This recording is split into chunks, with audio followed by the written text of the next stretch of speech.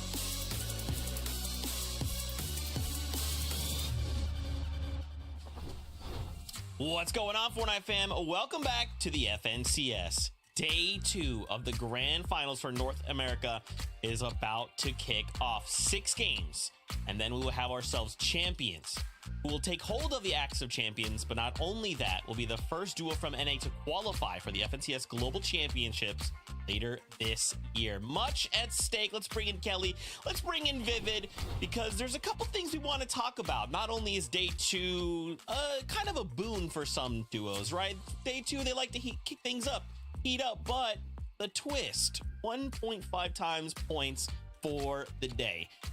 We've never seen anything like this before, Vivid. I'm excited to see how this will all unfold. I cannot believe that we've gone through qualifiers, semifinals over the course of weeks, and we have been talking about grand finals, players making it here to be able to compete. And not only is day number 1 of the competition complete, we are kicking it off with day number 2. Kelly, 6 games is what separates us and an FNCS champion. I cannot wait. I cannot wait either. And after watching EU just a few hours ago, we can see just how close this competition can be. Literally a single point separating first from second place again. I can't believe that's happened twice now. Also seeing these teams that were in like 30th place jump up all the way to 4th. I just cannot wait to see what happens over these next 6 games. Yeah, much will be decided, much will happen, and I'm looking forward to it, just like we hope you guys at home are as well. So what kind of led us to this moment? Well, I mean, it was a lot, okay? Like Vivid said, weeks, and then yesterday, the first 6 games kind of set the stage for us. Talk to me about some of the duos you guys are kind of like excited to see today. If I was to call out a duo right off the top of my head, it'd probably be Muzz and Paper. Yeah, and the reason why we want to go ahead and call out this duo here is because they were off to a hot start yesterday. They were actually in first place through the first 3 games, but unfortunately the back half of the day did not go so well for them, right? And that can kind of be mentally draining. So I myself wanted to take it upon me to kind of figure out how Muzz was feeling coming into day number 2. So I went over to his good friend Aussie Antics, who, by the way, shout out to him, pillar of the competitive community, and he reaffirmed me that Muzz was feeling comfortable coming into day number 2. And honestly, Kelly, I think they should be. Yeah, I mean, considering the fact that they got 10th place while being triple conned at Fencing Fields against the likes of Acorn and Cold, it showcases that they're still, even when they did have kind of a lesser performance in the second half of the days, they are still able to pull out games that I don't think a lot of other people would have expected in their certain circumstances. And a lot of that is their ability to handle these end games. Yeah, I mean, they came out swinging in day number 1. They won the first game, and I wanted to go ahead and break down how they actually won that. Some very key decision making coming out of the experienced competitors of Paper and Muzz. So once again, this is game number 1. Now, in this game, throughout the moving zones, fortunately enough for Paper and Muzz, the moving zone actually ended up bouncing back through some of their already placed builds, and they of course went ahead and used some of these builds. Now the reason why this was so good for them is because they have all these edits, which means that they can make plays like this. They can get refreshes. But the important thing to know here is that Paper keeps all of those mats to himself, even though Muzz is low on mats. Once he gets that refresh, he starts to look up the high ground. Now, this is where the information comes in. Paper not only sees that high ground is only building with one piece of material, right? Cone, there's no floor kind of supporting it. He also sees that instead of building off the pressure, here Cold and Acorn decide to just drop down to the next closest layer. In his mind, Paper's like, wow, they are out of materials. Paper just picked up the refresh. He has the materials to go ahead and build fight for that, fight for it. Key decision right there was one, to go ahead and keep the refresh entirely to himself so that way he could eventually go ahead and make that build fight. And then the information gathering just by looking up Kelly, so smart. I mean, the ability of them to observe not just what's happening on their low ground and to the teams in front of them, but also to the teams that are above them, and to see what's the best circumstances to put them into a victorious situation. And watching the high ground team, just like you said, Vivid, able to steal it and then able to convert that into this victory royale in game one, definitely set themselves up for success. My only issue, or it's not even an issue, it's a concern, that between games 2, 3, and 4, both of them had to solo clutch in these end games. And they still were able to grab 9th, 10th place, but eventually solo clutching can only get you so far. So obviously we can see what happens when both of them are competing together at the top of their game.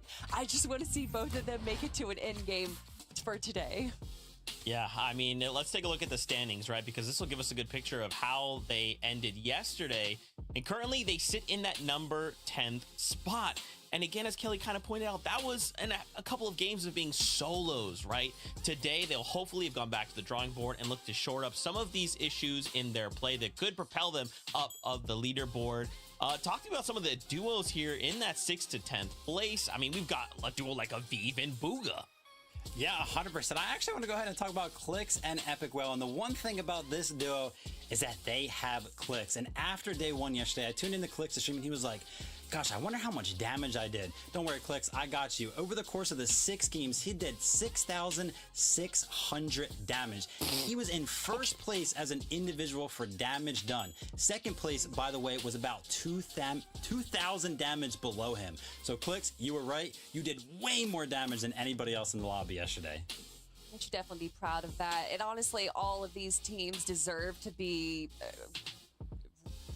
proud of their performance, and all of them have this opportunity to be able to take the win today, even though they might be 110 points with this new 1.5 times multiplier. They do have an opportunity to take that first place spot against a duo like Iamzo and Rise, who have had an incredible start to day one.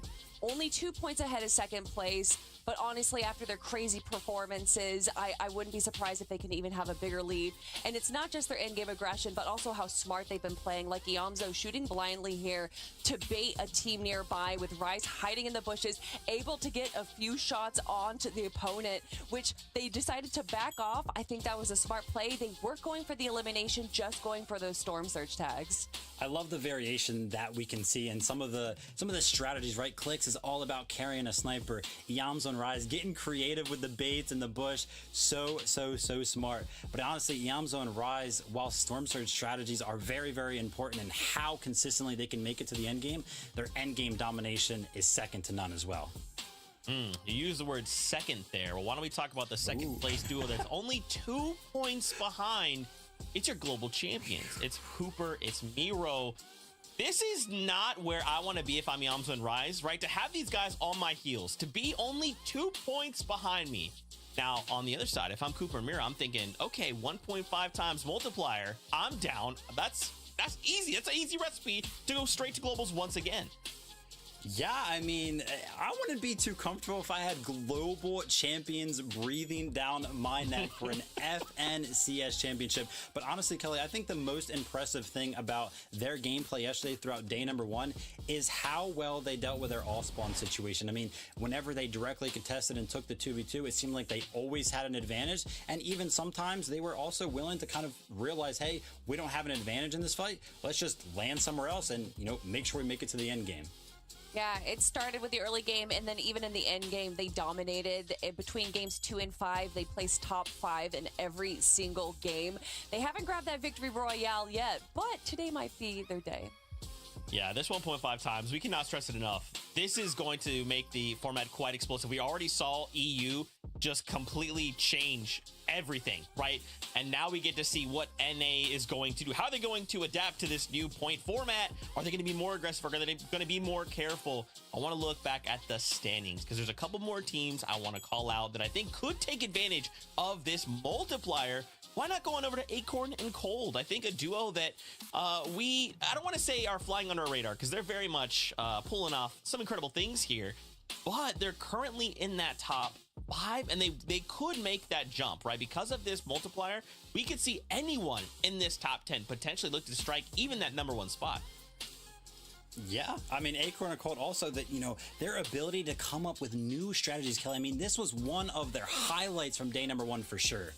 It was so good. We thought that they were going for this early heal off and were very confused, but instead they were allowing the team on the high ground be distracted, wait for their vision to be fully off of behind them, and then once they noticed that they were no longer looking behind them, grappled up, grabbed the elimination. And when you're on the high ground team, you typically look in front of you at the below. And I don't think they were expecting a team to be so far behind to be able to sneak and steal that height away from them.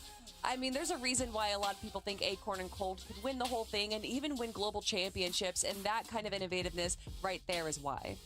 Yeah, I mean, hey, coming up with new strategies during the grand finals, showing us something new. Shout out to Acorn and Cold. Something that was not new to our eyes, though, was Re and Ritual dominating, finding themselves up in the top 5. And honestly, Kelly, we have to pay homage to their strategy based around going to the forecast tower every single game. And they were able to get it every single time as well. What an advantage for them. Yeah, and it's shown towards the end game as well what this knowledge gives to a player and what it can provide for them. They grabbed 2 victory royales during the day, and we saw them just absolutely dominate in qualifiers 1 and 2, grabbing 7 victory royales over the 2 days, 5 in 1 day, which was more than any other duo got between both weeks combined. So the fact that they're able to pull that out in just a week showcases how incredible they are. But then during the semifinals, it seemed like they weren't able to find their footing. Within each day of the semifinals, they were able to improve, but I think a lot of us expected them to qualify between days 1 and 2 and not have to go all the way to day 3. But yesterday, we got to see Re and Ritual from what we saw in the qualifiers, and I hope we get to see more of it today. Yeah, they're going to really look to push this top end of the leaderboard, right? Everyone's thinking the same thing. I'm sorry, you said there's an Axe of Champions on the line? There's spots to the global championships on the line? Of course, we have to fight for that #1 spot. Another duo to highlight, Poyo. I mean, these guys are absolutely aggressive. They are looking for a moment like this when we suddenly say, hey, there's a new multiplier. Do you want to be more aggressive, Peterbot? What about you, Poyo? They're thinking, hey, we already have the sidearms ready to go. Let's do this. Increasing the amount of points you get for an elimination while Peterbot and Poyo are in the lobby. Who decided that was a good idea? Oh my gosh, I'm sure we're going to see some insane swings from this duo. And I think, Kelly, we've said it time and time again, definitely the most mechanical duo basically in the entire world. And, to boot as well, another duo that actually was able to pick up 2 victory royales yesterday. I'm hoping they follow suit. Our top 5 is so stacked. Yeah, they were being conned at Ship It Station, but I don't think there's the possibility. I actually think that the team left them during day 1 because they do not want to face Peterbot and Poyo. I don't think anyone does. They were able to grab a handful of the forecast towers as well. My only concern for them is these kind of mid to late game rotations. But besides that, obviously, Peterbot and Poyo, we all know how incredible they are mechanically. I just want to see them make it to the end game a little more. Yeah, there's so much at stake here. Again, Axe of Champions, the global championships, and as well prize money. Let's take a look at the breakdown here for how this will all shake up. At the end of the day, the duo in that #1 spot, $140,000. And again, Axe of Champions, which is in itself an incredible trophy and accolade for the players in game, and global championship spots locked in on the battle bus later this year. I want to quickly talk about expectations with this new explosive format we're going to be seeing today. What do you think is something we will be seeing? Are duos going to look to be maybe a little bit more aggressive and try and take advantage of those points? Or you think maybe they're thinking, oh, we can't give away those points. We have to be more defensive and try and stay alive as long as possible? Well, hey, Zeke, whatever their strategy is going to be, right, they're the professionals. We'll go ahead and leave it to them. I'm expecting to see some great battles between the teams that are already top 5. But Kelly, with this format, as we saw over on EU, I'm expecting to see some big changes. Some teams that are in the bottom half of the leaderboard just flying up, coming into today with a new strategy that proves to be worthy of, a top 10 or even a top 5 in some cases. I could definitely expect some comebacks out of these teams, but also there's a lot of teams out here that have proven themselves to be day 2 teams. Eonzo and Rise, historically speaking, in Chapter 4, had a much better performance in day 2. And actually, with the current meta, in Major 3, I believe, of Chapter 4, they would have actually won if the 1.5 multiplier was there. So they're already in first. Let's see if they can keep it going. Well, I am excited to kick off the competition because today, champions will be crowned. What makes a champion? A champion is someone who ain't afraid of the big stage. A champion is someone who stands tall against any opposition. A champion is someone who can do it not once, not twice, but 5 times.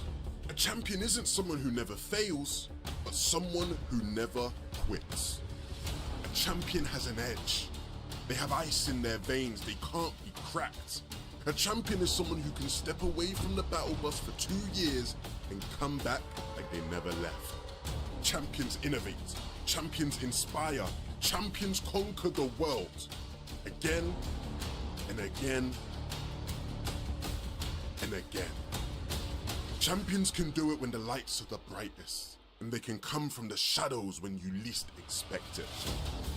Champions come from far and wide to show you how great they are. A champion's journey begins long before a title is won. But the grand finals is the road all champions must take to reach their destination. This is the place where they make it known. Are you ready? This is where champions are crowned. And we get to pick up right where we left off, coming in hot here for the FNCS Grand Finals Day 2. It'll be, of course, Monster D-Face and the best Taco back on the mic. Taco, are you ready to pick up the pace here again? Look, MDF, after witnessing the greatness that took place in EU earlier today, I have never been more excited, especially when you factor in, just as the analyst has told, our top 10 here today, it's going to be a lot of work to maintain it. We talked a lot about how things worked for players yesterday, what all went right. However, we didn't really get to dive. There isn't enough time to dive into the adjustments.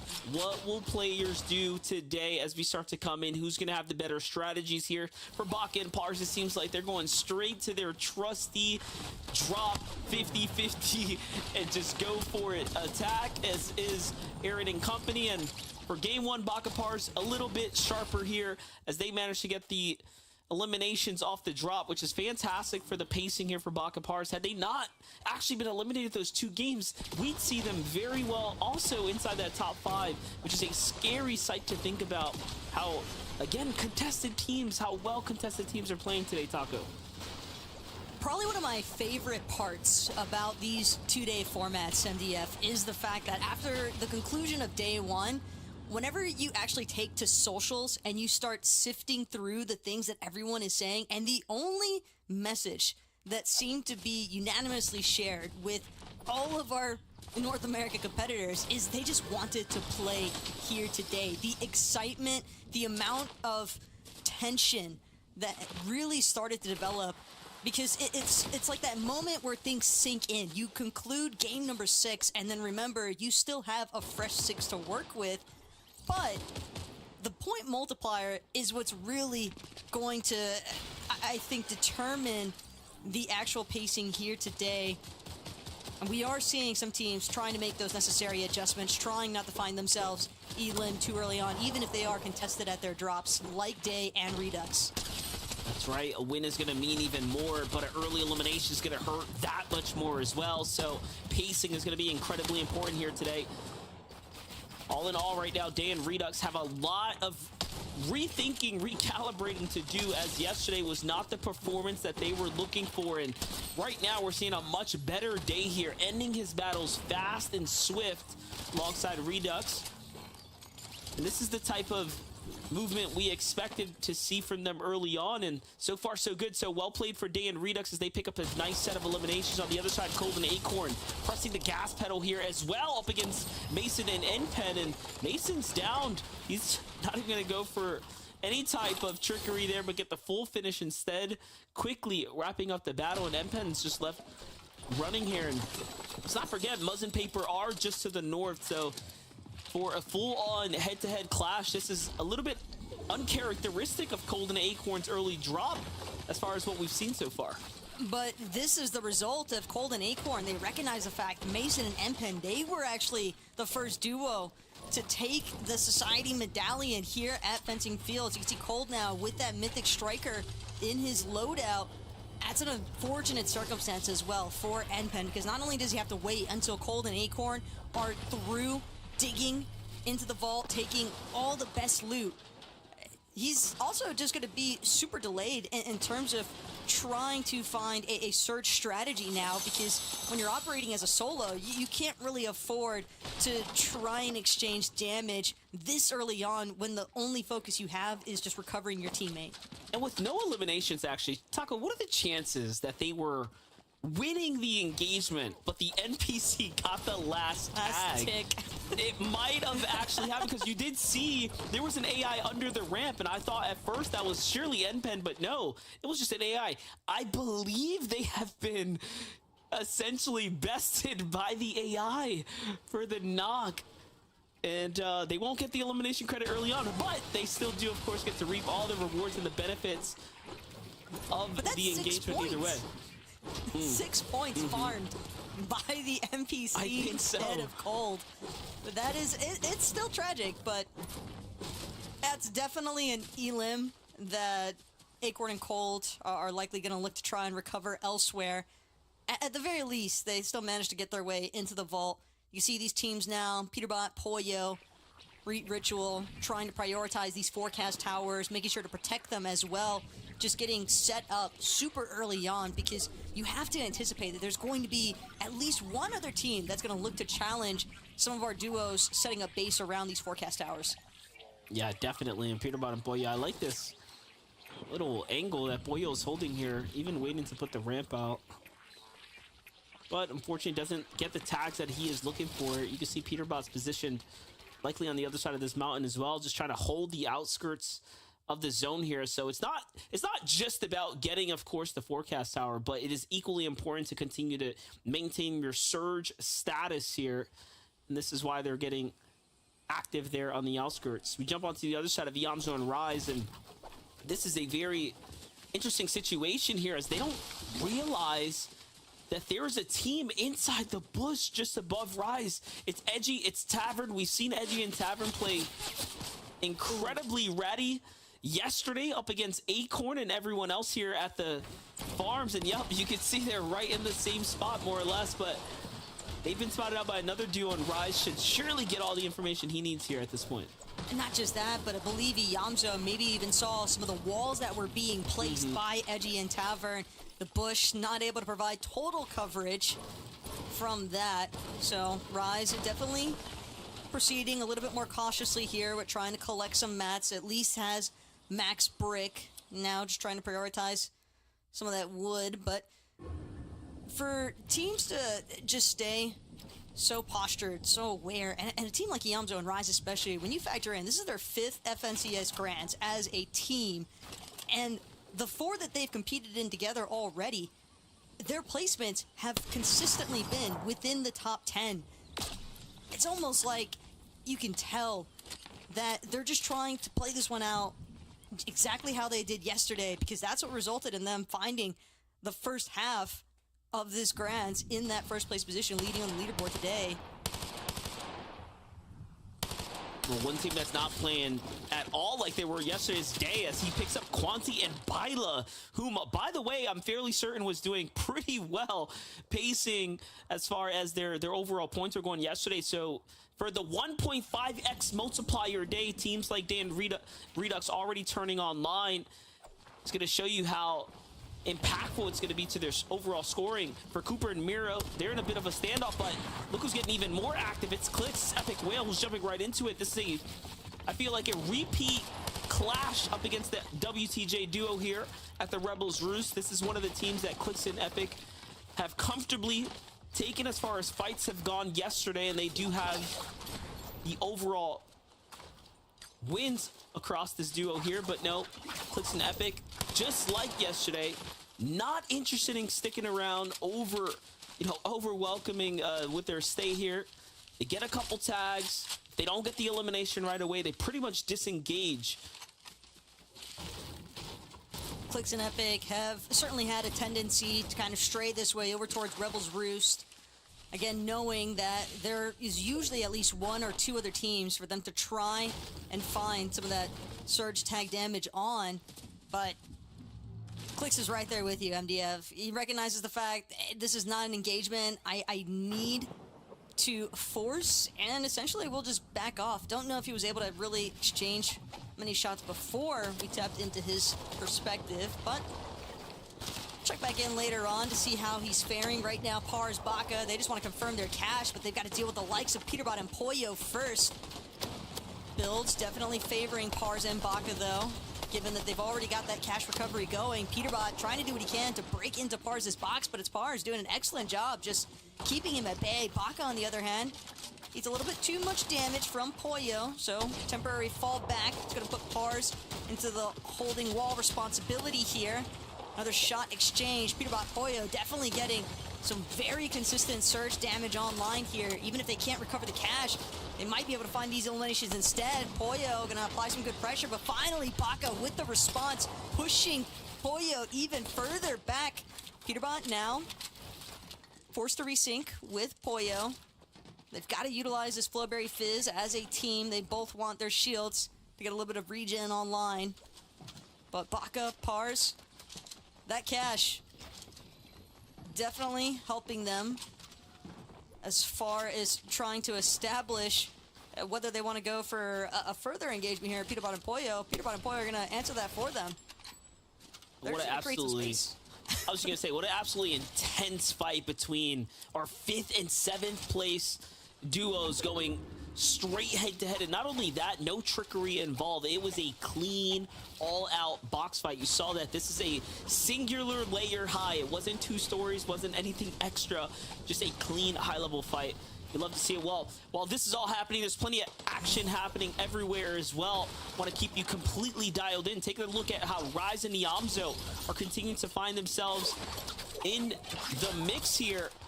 Yamzo jumping in. You have down bodies of Bacon and TK here off to the side. Other teams fighting South the Ruin Reels, but they don't care. The grapple hook is going to allow them to close the distance, get their eliminations, get the finishes, and more importantly, set themselves up for success here. And Yamzo and Rise are that sleeper duo to keep an eye out on, as they have the most victory royales this weekend so far. TK, though, probably kicking himself for that one. Not sure what led to the fall in the first place, but the fall damage is going to be what sparked that initial knock. And Yamzo and Rise, they're all for it. I mean, when you get a freebie elimination served up to you like that, MDF, don't know many teams that wouldn't look to try and follow up with even further pressure. Tough start to the day. Bacon and TK as well, just encountering some very unique struggles in their day 1 competition, but it's the mental fortitude, I think, at this point that could really be the ultimate separating factor between the top end of that leaderboard and the bottom half. And Muzz Paper, they're certainly not a team that's going to be content with their current 10th place standing. They want to pack a punch, and they want it to start here in game number 7. You can see Muzz, how adamant he's being, constantly scoping their area to see if there is a possibility for them to look for a little bit of follow-up. They can get even one tag online, a shield crack. That's all it takes for teams to feel comfortable with them trying to apply more pressure. Seen it time and time again.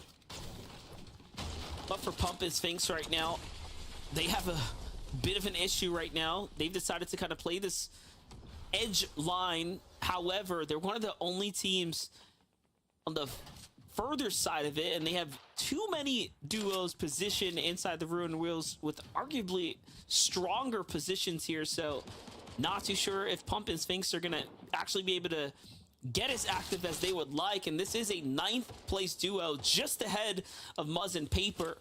It's one of the few chances Pump might actually have to find a tag, and if he doesn't hit it, they'll just be slipping behind. But back to Pars and Baka, the action doesn't stop here as they continue to fight for theirs. Polarized and Def don't want anything to do with this duo. I think they might have recognized the skill set behind Baka and Pars. Sometimes you could just tell, you know, this team is dangerous, and with how they fended off Peterbot earlier just a couple moments ago here at this exact spot, I wouldn't be surprised if Baka and Pars are playing above average or just about primed, right, as far as what we can expect from them. Baka and Pars are essentially in a never-ending box fight, it feels like, with the lobby. Just every time we look at them, they are constantly being challenged, either for their position or just for that forecast tower, sometimes even the combat cache. But obviously here, leading into the 4th zone, Ritual and Reet saw how well they were able to establish their positioning in some of those end games with that forecast tower knowledge, but the focus right now is going to be on Clix and Epic Whale. Whether or not Clix has been able to connect with some early sniper shots, as Vivid already called out earlier today. This man led in individual player damage on day 1 of Grands, and he's looking to try and do it again. Spicing things up here between Cam and a Minish, but Clix just dancing back and forth between these wall holds. And Minish gonna eat some decent tags there. Mythic Frenzy just proving to be a little bit better in these kinds of close-face circumstances, but Clix still trying to be wary. Doesn't want to find himself too split from Epic. He definitely wants to make sure that his duo can help support him in this circumstance. And I'm starting to wonder if whether or not their disengages in the early game and picking up different fights with all types of other duos is attributing to the damage that, you know, he was able to lead with compared to other teams yesterday. But this right here, this seems like an all or nothing type situation, and other teams are now starting to look inwards. So this is not the cleanest battle, especially for someone like Clix and Epic Whale, who have been very strategic with what teams they decide to fight. Most of their 2v2s have been isolated. They've been unaffected by third parties, and they've been very deliberately chosen. However, with the pressure of the Storm Surge here, this one feels just a little bit different. But on that note, Clix and Epic, even if they had that medallion to exchange and get their shield back up to full for the most part, Clix and Epic, they know that they've got at least 2 teams trying to hold them. Trying to use that crash pad to rotate out.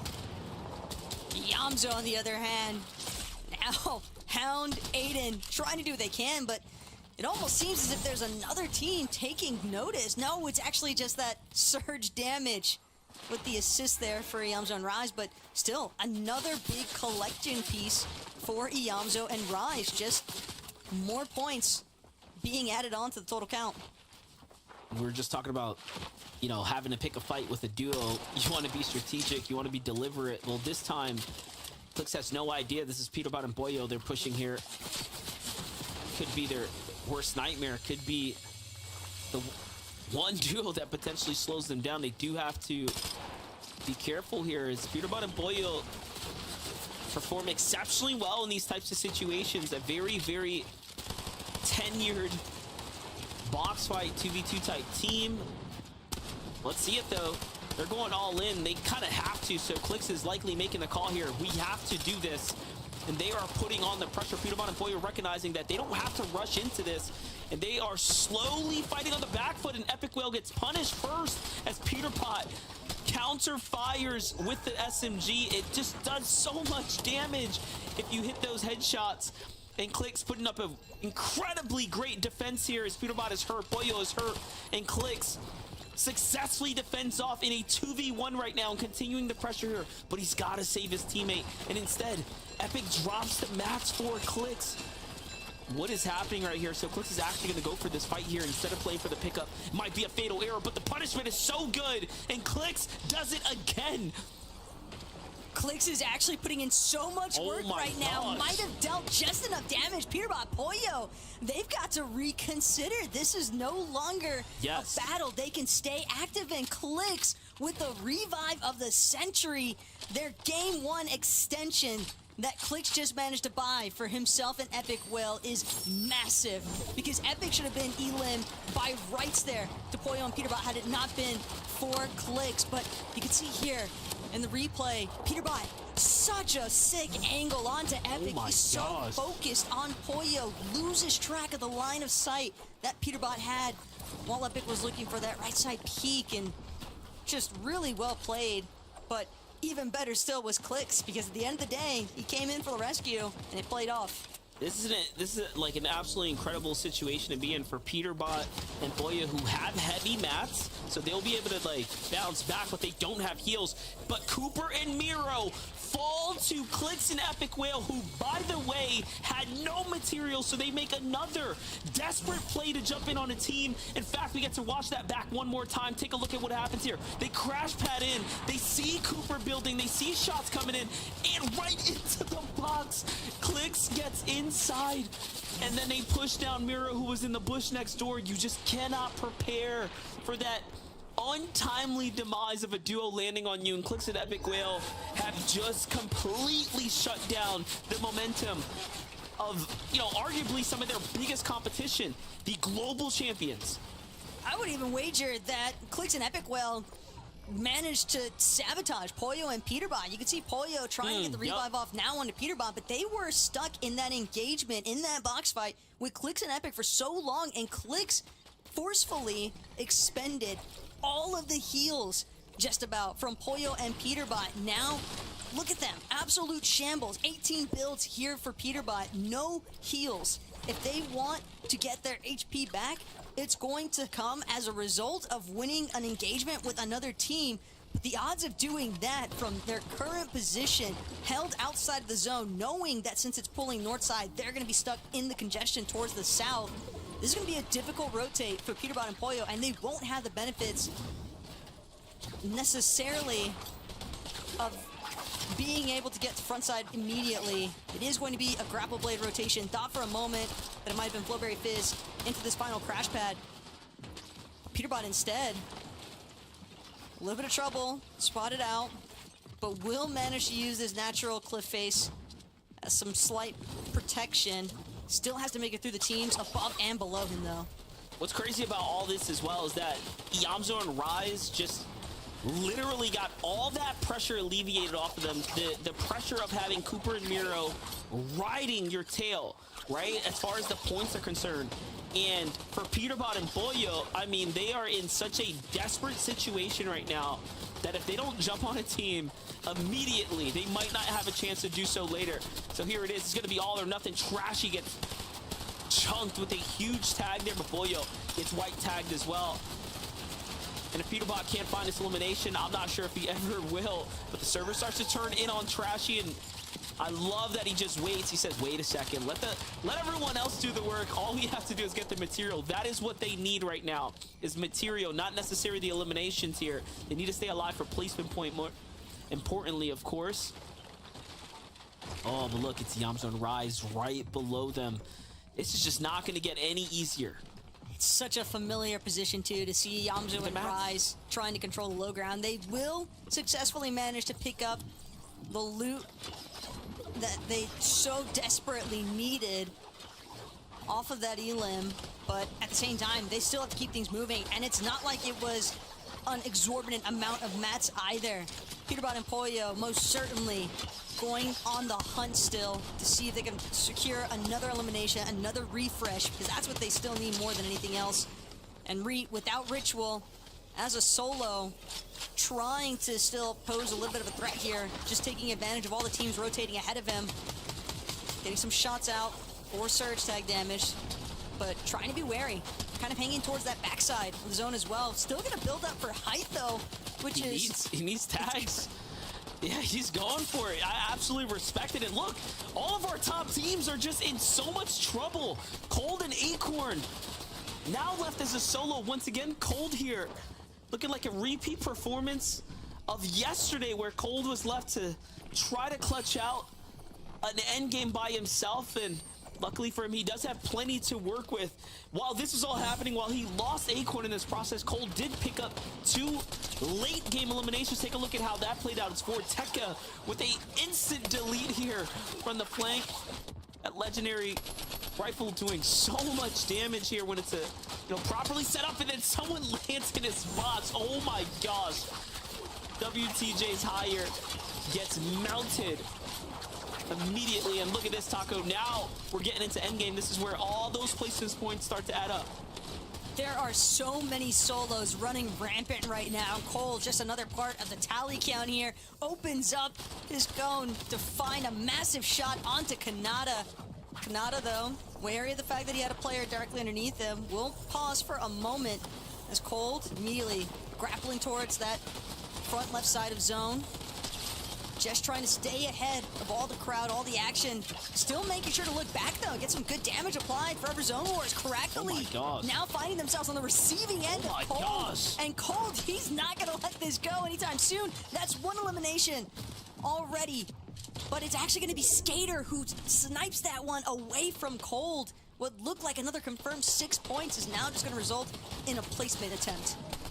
The way Cold is putting down these players right now, I mean, it is looking like Cold is absolutely primed up right now. He's playing so well. And look, even gonna go for the smart placement play here just to go ahead and hold it out. Really allow things to happen in front of him here. He's gonna buy himself plenty of time, and somehow Ree is still alive. Listen up, don't forget, these are worth 1.5x placement points and eliminations as well. So every single moment and opportunity right now for every team that falls here, it is just so much more important.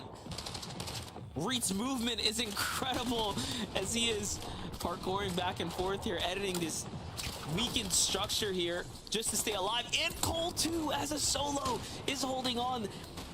The script cannot be written any differently right now.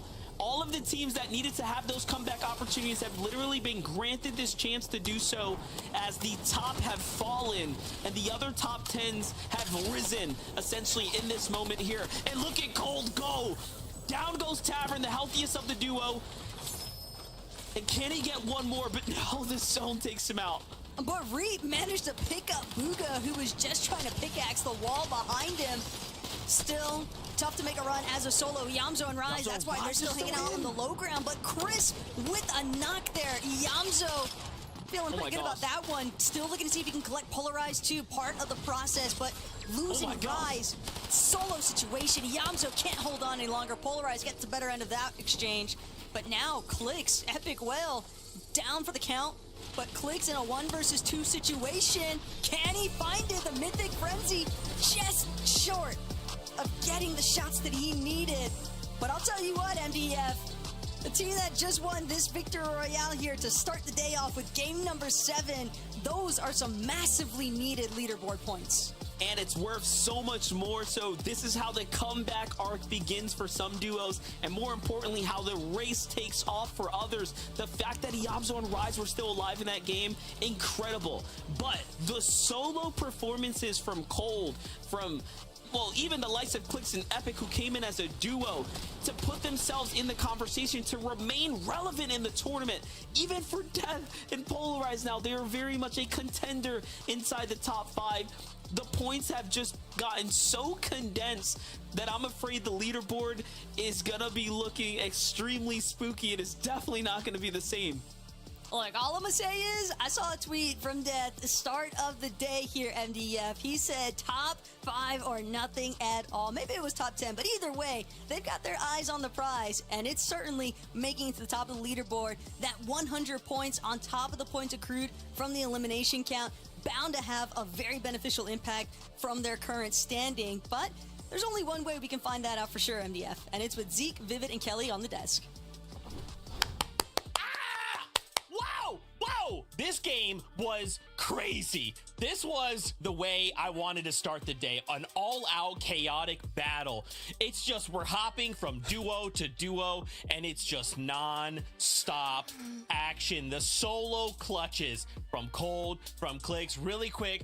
Death, let's go, brother. Victory Royale, as the casters called out, because of this multiplier, these Victory Royales are going to really shake up these standings, Viv. Yeah, what just happened that game? I mean, seriously, I have no idea where to begin. I feel like my jaw was just like that the entire game. Yeah. I think we have to talk about, I mean, of course, Death, Polarized coming out swinging game 1 of day number 2.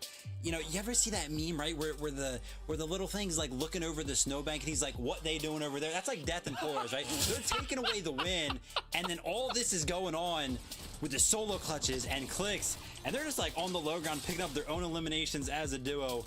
What a game, Kelly. Yeah, Death and Polaroids on the low ground, grabbing 10 eliminations, being the 3rd team to grab a double-digit elimination game. And bless Clix dropping down here. I think he knew that between it being a 1v2, he had to go for it. He didn't have the heals anymore. And how could you blame him after the most obscene run of a player I've ever seen? I cannot even imagine what Clix's stream and chat is like right now. Going all the way back to the fight with Peterbot and Pollo, to then going to Miro and Cooper, then to have a solo run. Vivid, I can't handle this. If this is just game 1, I think I might start crying. I don't know. Yeah, I mean, Clix literally deserves like some sort of MVP for that performance right there. I mean, Epic Will's down, like you said, clutching up to fend off Peterbot and Pollo as a duo. I don't even know. They end up on high ground. Zeke, what's going on? Well, you know what? We can find out. Let's look at these standings. This is going to tell us everything we need to know. So coming into that, Death, Polarized, we're in 13th place. But look at this. They've jumped up into 4th out of nowhere. Wow. But look at this. I think the story has to be Iamzo and Rise. It doesn't matter what anyone else is doing. These guys still have this top of the leaderboard. But how long can they hold on? I don't even, I was so distracted during that game, I forgot Iamzo and Rise were even playing. Hey, listen, shout out to them, right? Holding on to 1st place, coming out of the gate swinging, holding on to that top spot on the leaderboard. Kelly, a big thing that we talked about yesterday, the last 3 FNCSs have been won by the team that's in 1st place after day number 1. Holding on to it after game number 1 on day number 2. I don't know, we could have our winners here after 5 games. I mean, they did such a good job on the low ground. Inevitably, they did go down, especially with a team like Death and Polaroids that were also in the low ground. Eventually, you're going to have that contention with the 2v2. But just so many solo runs we got to see there between Cold, who I don't even understand how he was able to stay alive. He was at 10 HP at one point and still grabbed an elimination. We saw Reet with no builds and no heals staying alive. There was just so many of our top duos somehow a solo. Here we have Cold's game going on. This is a little bit earlier on, but you can see he was a solo from Zone 8, if not even before. Yeah, he was a solo for a very long time, and he just makes it work. Look how many mats he has right now. Of course, that refresh that he ended up finding, and then the second one ends up coming in right here.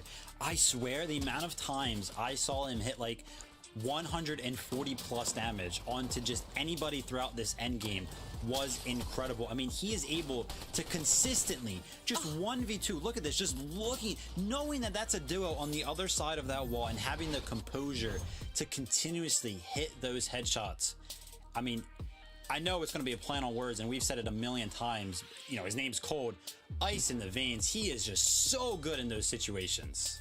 It was crazy. At one point at Zone 9, when he was a solo, he was 1,200 above Storm Surge, which duos have issues with that. I can't believe as a solo he was able to do that. Just crazy. This was just game number 1. Yeah. To think we have 5 more games of this. I can't do and to it. just tell how different these games are, right? This multiplier, it's really shaking things up. So many of these duos are put in these situations where they're either shambles or they are shambles, and they're thinking, I'm just going all in. I have no other choice. I'm looking at you, Cold. Wow. 5 more games of this, Vivid. Yeah, I mean, those are the type of, performances we need if you want to make yourselves an FNCS champion. I really feel like a lot of our top 10 teams there were really showing us everything that we had. But, Kelly, coming into day number 2 here, a lot of those teams being solo, we haven't really seen them as a duo kind of perform yet either. So I'm excited to see some of those solo performances be turned into duo performances, and they'll perform even better. And if we're going to talk about solo just real quick, it was exciting to see Kanata there. I am a bit confused as to how he had high ground over Clix and Epic Whale for a moment there, but Kanata and Agers obviously didn't have the performance that they wanted to in day 1, but to see him being able to hold that strong and another solo performance is exciting to see. I am locked in, and I hope you guys are locked in as well. We have game 2 ready to go, so let's just jump back into this one more time for game number 6. This is insane. This is definitely really starting to turn up right now. And you know what? You have to call a spade a spade. The fact that Epic Whale fell off the high ground, there is just no excuse for losing out on those points when the competition is this close. And now Cooper and Miro have to play catch up, but they're a team that has done this in the past here. So Taco, we have a lot of new developing storylines happening. There's plenty of new developing storylines, but the one thing that has managed to hold true for at least first lobby is the fact that Yamzo and Rise still maintaining that first place position on the leaderboard. Doesn't matter what everyone else is doing. As the analyst so kindly pointed out, it's all about just focusing on your own game, focusing on where those consistency factors were at, because Yamzo and Rise, they made excellent work of being the third-party bandits, essentially, towards a lot of those engagements. A lot of the elimination points they found in this 7th match did come as a result of them just being in the right place at the right time. And also just how in the world did Cold and Reed do what they did as solos in that lobby? Well, guess what? We get to continue the action here. Let's jump in with game number 8. All right, game 8 of the grand finals is just starting to get cooking here. Battles that we know to look out for: Miro, Cooper at the drop, Baka, Pars at their drop, Cold and Acorn. Will the AI put themselves on a leaderboard again? I don't know. Let's find out here as we start to take on to the world. And does look like Baka and Pars have a lot, of course, to think about here. Baka, Pars, half the lobby at their drop. Not actually, but still, getting triple contested is certainly not fun. As usual, though, it's going to be Chance, it's going to be Aaron. Actually, Chance and Aaron getting tagged up a little bit here. Immediate launchpad away. Baka with that Enforcer AR, still managing to collect. He actually gets the knock confirmation onto Chance. And with those Shieldfish, Baka, Flowberry in hand as well.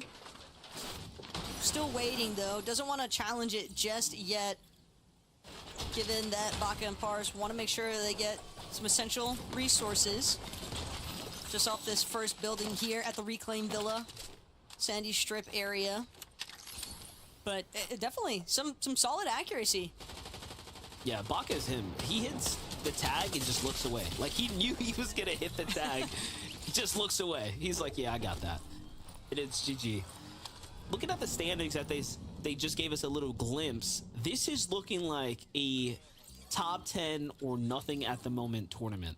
I'm finding it extremely difficult now as teams that are from 11th and below, that they're going to have a chance to get into, the top 3, because essentially these points are really starting to rack up right now. You're seeing the effects of a 1.5x multiplier essentially here on the day for all of your performances. But look at this, Baka and Pars go from one team directly into the next. They are not happy with the shots that came in just a moment ago, and they say, you know what, you're a little too close to us. They want to take that fight, but another squad jumps in. Now what is happening here? It just doesn't stop for Baka and Pars. Again, I said it last match, but it's literally just never-ending box fights with these two. They drop in a spot where their intention is to try and contest the Forecast Tower that's east of the hills from Reclaim Villa.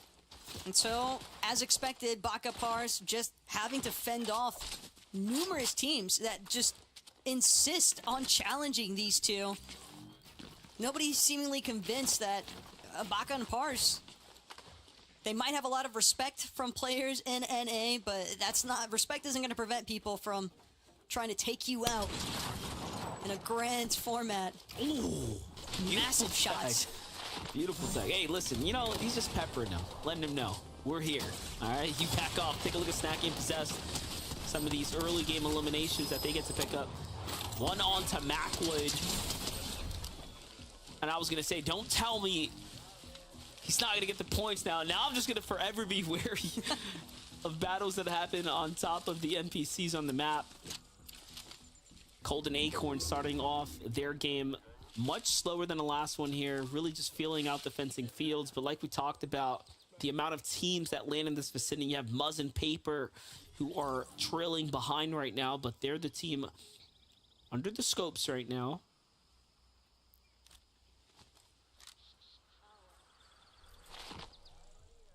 And I don't blame Acorn and Cold for taking things so slow there at Fencing Fields. Seems they're a little bit more convinced that it's better to just wait. There's no waiting around though for Cooper and Miro. They want this exchange with Cam and Diminished, and they want it now. If they can find these eliminations quickly, it'll be a lot easier to handle things if a third-party situation does start to unfold. But Cam and Diminished seemingly a little bit better boxed up in terms of defending that forecast tower. Miro, Cooper, they recognize the fact that Cam and Diminished kind of beat them to the punch in terms of basing up around the forecast, but that doesn't mean that Miro and Cooper aren't still going to try to challenge them for those Legion tactical grunts. They want that forecast key card, and I can't fault them for it. Just so impactful when you know every single zone for the entirety of a lobby. Oh my gosh. Rise. A little bit higher, and Rise rips that guy right out of this game and onto the battle bus. This is the difference for Rise and Yamzo right here. They have this center map just on lock, but let's take a look at Muzz and Paper, who have been jumped on by NPen. Okay, so their Fencing Fields contested teams goes in the way of Muzz and Paper right now as they finish off NPen and Aaron pretty quickly, I might add. As soon as we jump in, the battle is over. And yeah, look at all the extra heals here as well. So this is really, really important, because not only do they have the zone on top of them, now they have this excess amount of additional resources to play with for a second here. And they're going to give it up. They're going to say, all right, well, now we got time. Let's go ahead and cap off our material, come back. Can maybe expect to see Muzz and Paper a little bit later on, more towards the combat cash exchange, because at Fencing, it's one thing that they probably will have a little bit of struggles with, is getting metal from that POI.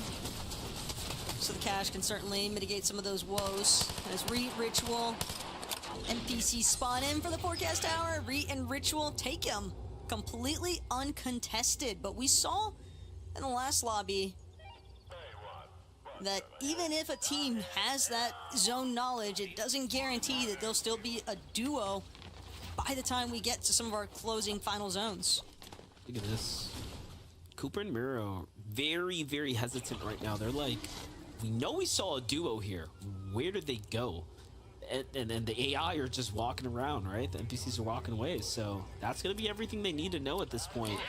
And it just shows you that some teams are, yeah, they want, of course, the information from the forecast tower, but they're not willing to throw their tournament away, let alone take a potential clash with a team that has a heart to contest them at it. And they just give it up. That's, if anything, more of a surprise than I was expecting for how this is going to play out. Definitely had anticipated Cam and Diminished to duke things out a little bit further there with Miro and Cooper, but they probably know something we don't, and for them to back off in the manner that they did, likely just a circumstance where they felt they needed to prioritize getting some surge damage online and didn't want to risk finding themselves being elimed, because these players, a lot of them tend to do tons of creative, tons of box fights against each other. Cold Acorn found the perfect time to strike up against the likes of Vanillas and Convic. Convic and Vanillas, though, will manage to fall back. This is sneaky, though, from Cold and Acorn, just waiting directly outside of the vault here at Fencing Fields to see if anybody might be trying to scurry in, grab some leftovers. But Cold and Acorn, they gotta make their exit eventually. Although they do seem rather content for the time being to kind of just wait things out and really just soup up their weapons off the mod bench. And I think it's like really worth mentioning the fact that they are absolutely baiting these wood walls. Like they know exactly what they're doing. This is intentional. Cold and Acorn know better than to sit around in a wood base, right? That's not a base set up for defense. So they were on offense that entire time, whether it kind of realized it or not. And it's the little things, right, that give players the advantage. But now we jump in with this team here, Crackly and Mr. Forever Zone Wars, as we all know. It's a little community homage here. I'm almost surprised that this guy isn't just like contesting Jiven with that kind of name every single game, but I guess everybody's got their own favorite bowl of cereal that they like to go for.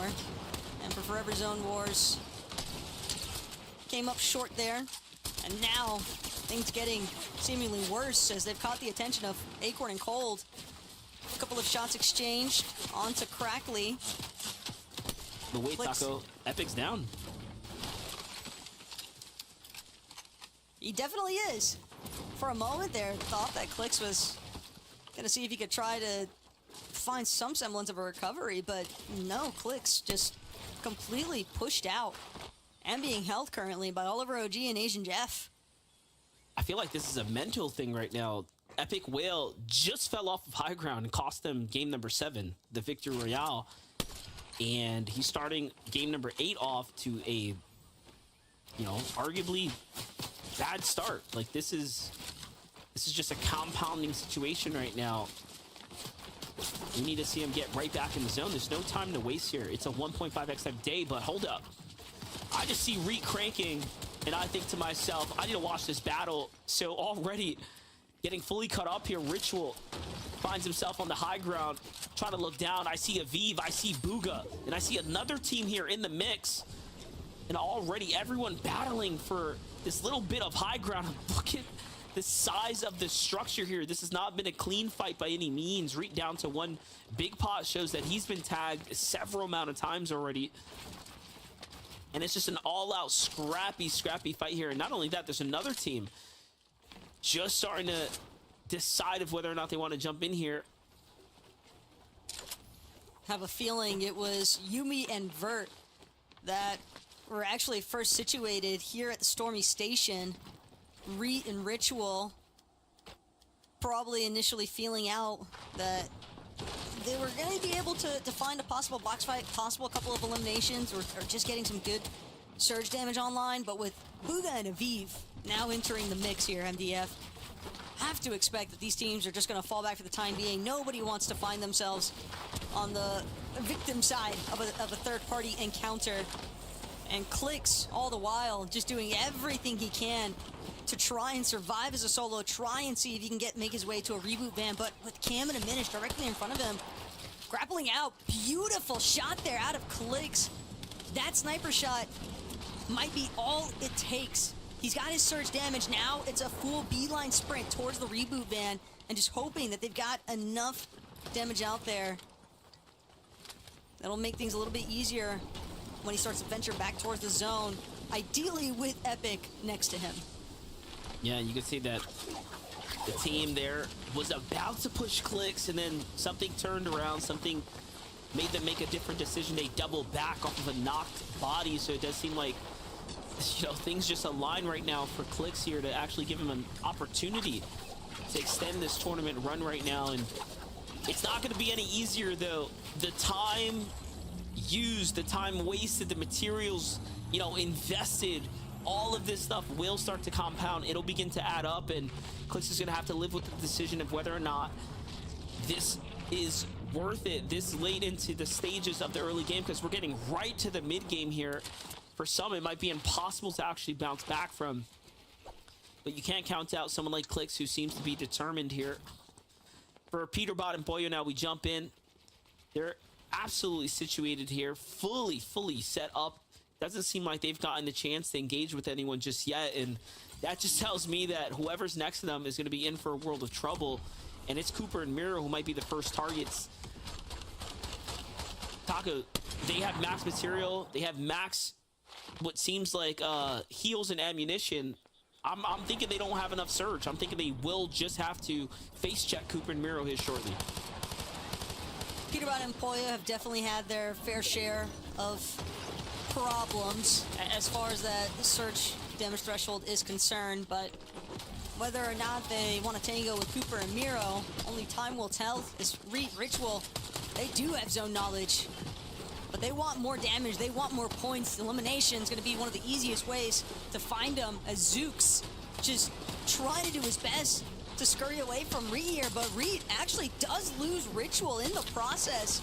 Pretty massive blow here. Now for Reed, he has to commit. He pickaxed him down, but no, then gets found out by Bolt and then gets pickaxed back. It seems like, what just happened? It was looking so good for a second for Reed and Ritual, and everything turns upside down. We are seeing the collapse, the downfall now of team after team, top teams as well. Last game, Reed had to put everything on his back, and it might be Ritual who's having a tough time here as far as that duo's performance is concerned. Just like it might be Epic Whale who's having a tougher time with his performance right now. So it's crazy to see how, a duo really does come down to both players being in peak performance. Can't be one or the other. But for Reed and Ritual, and being a team that gets an uncontested, confirmed forecast tower every single match, for them to be so low on Surge that they feel the necessity to go for those desperation box fights, and they're on fringe of zone from that position as well, by the way. Not even sure if they had been successful with eliminating Bolts and Zooks there, that it would have even been a super lucrative engagement, because sure, you would have gotten the Surge, but then you're being held.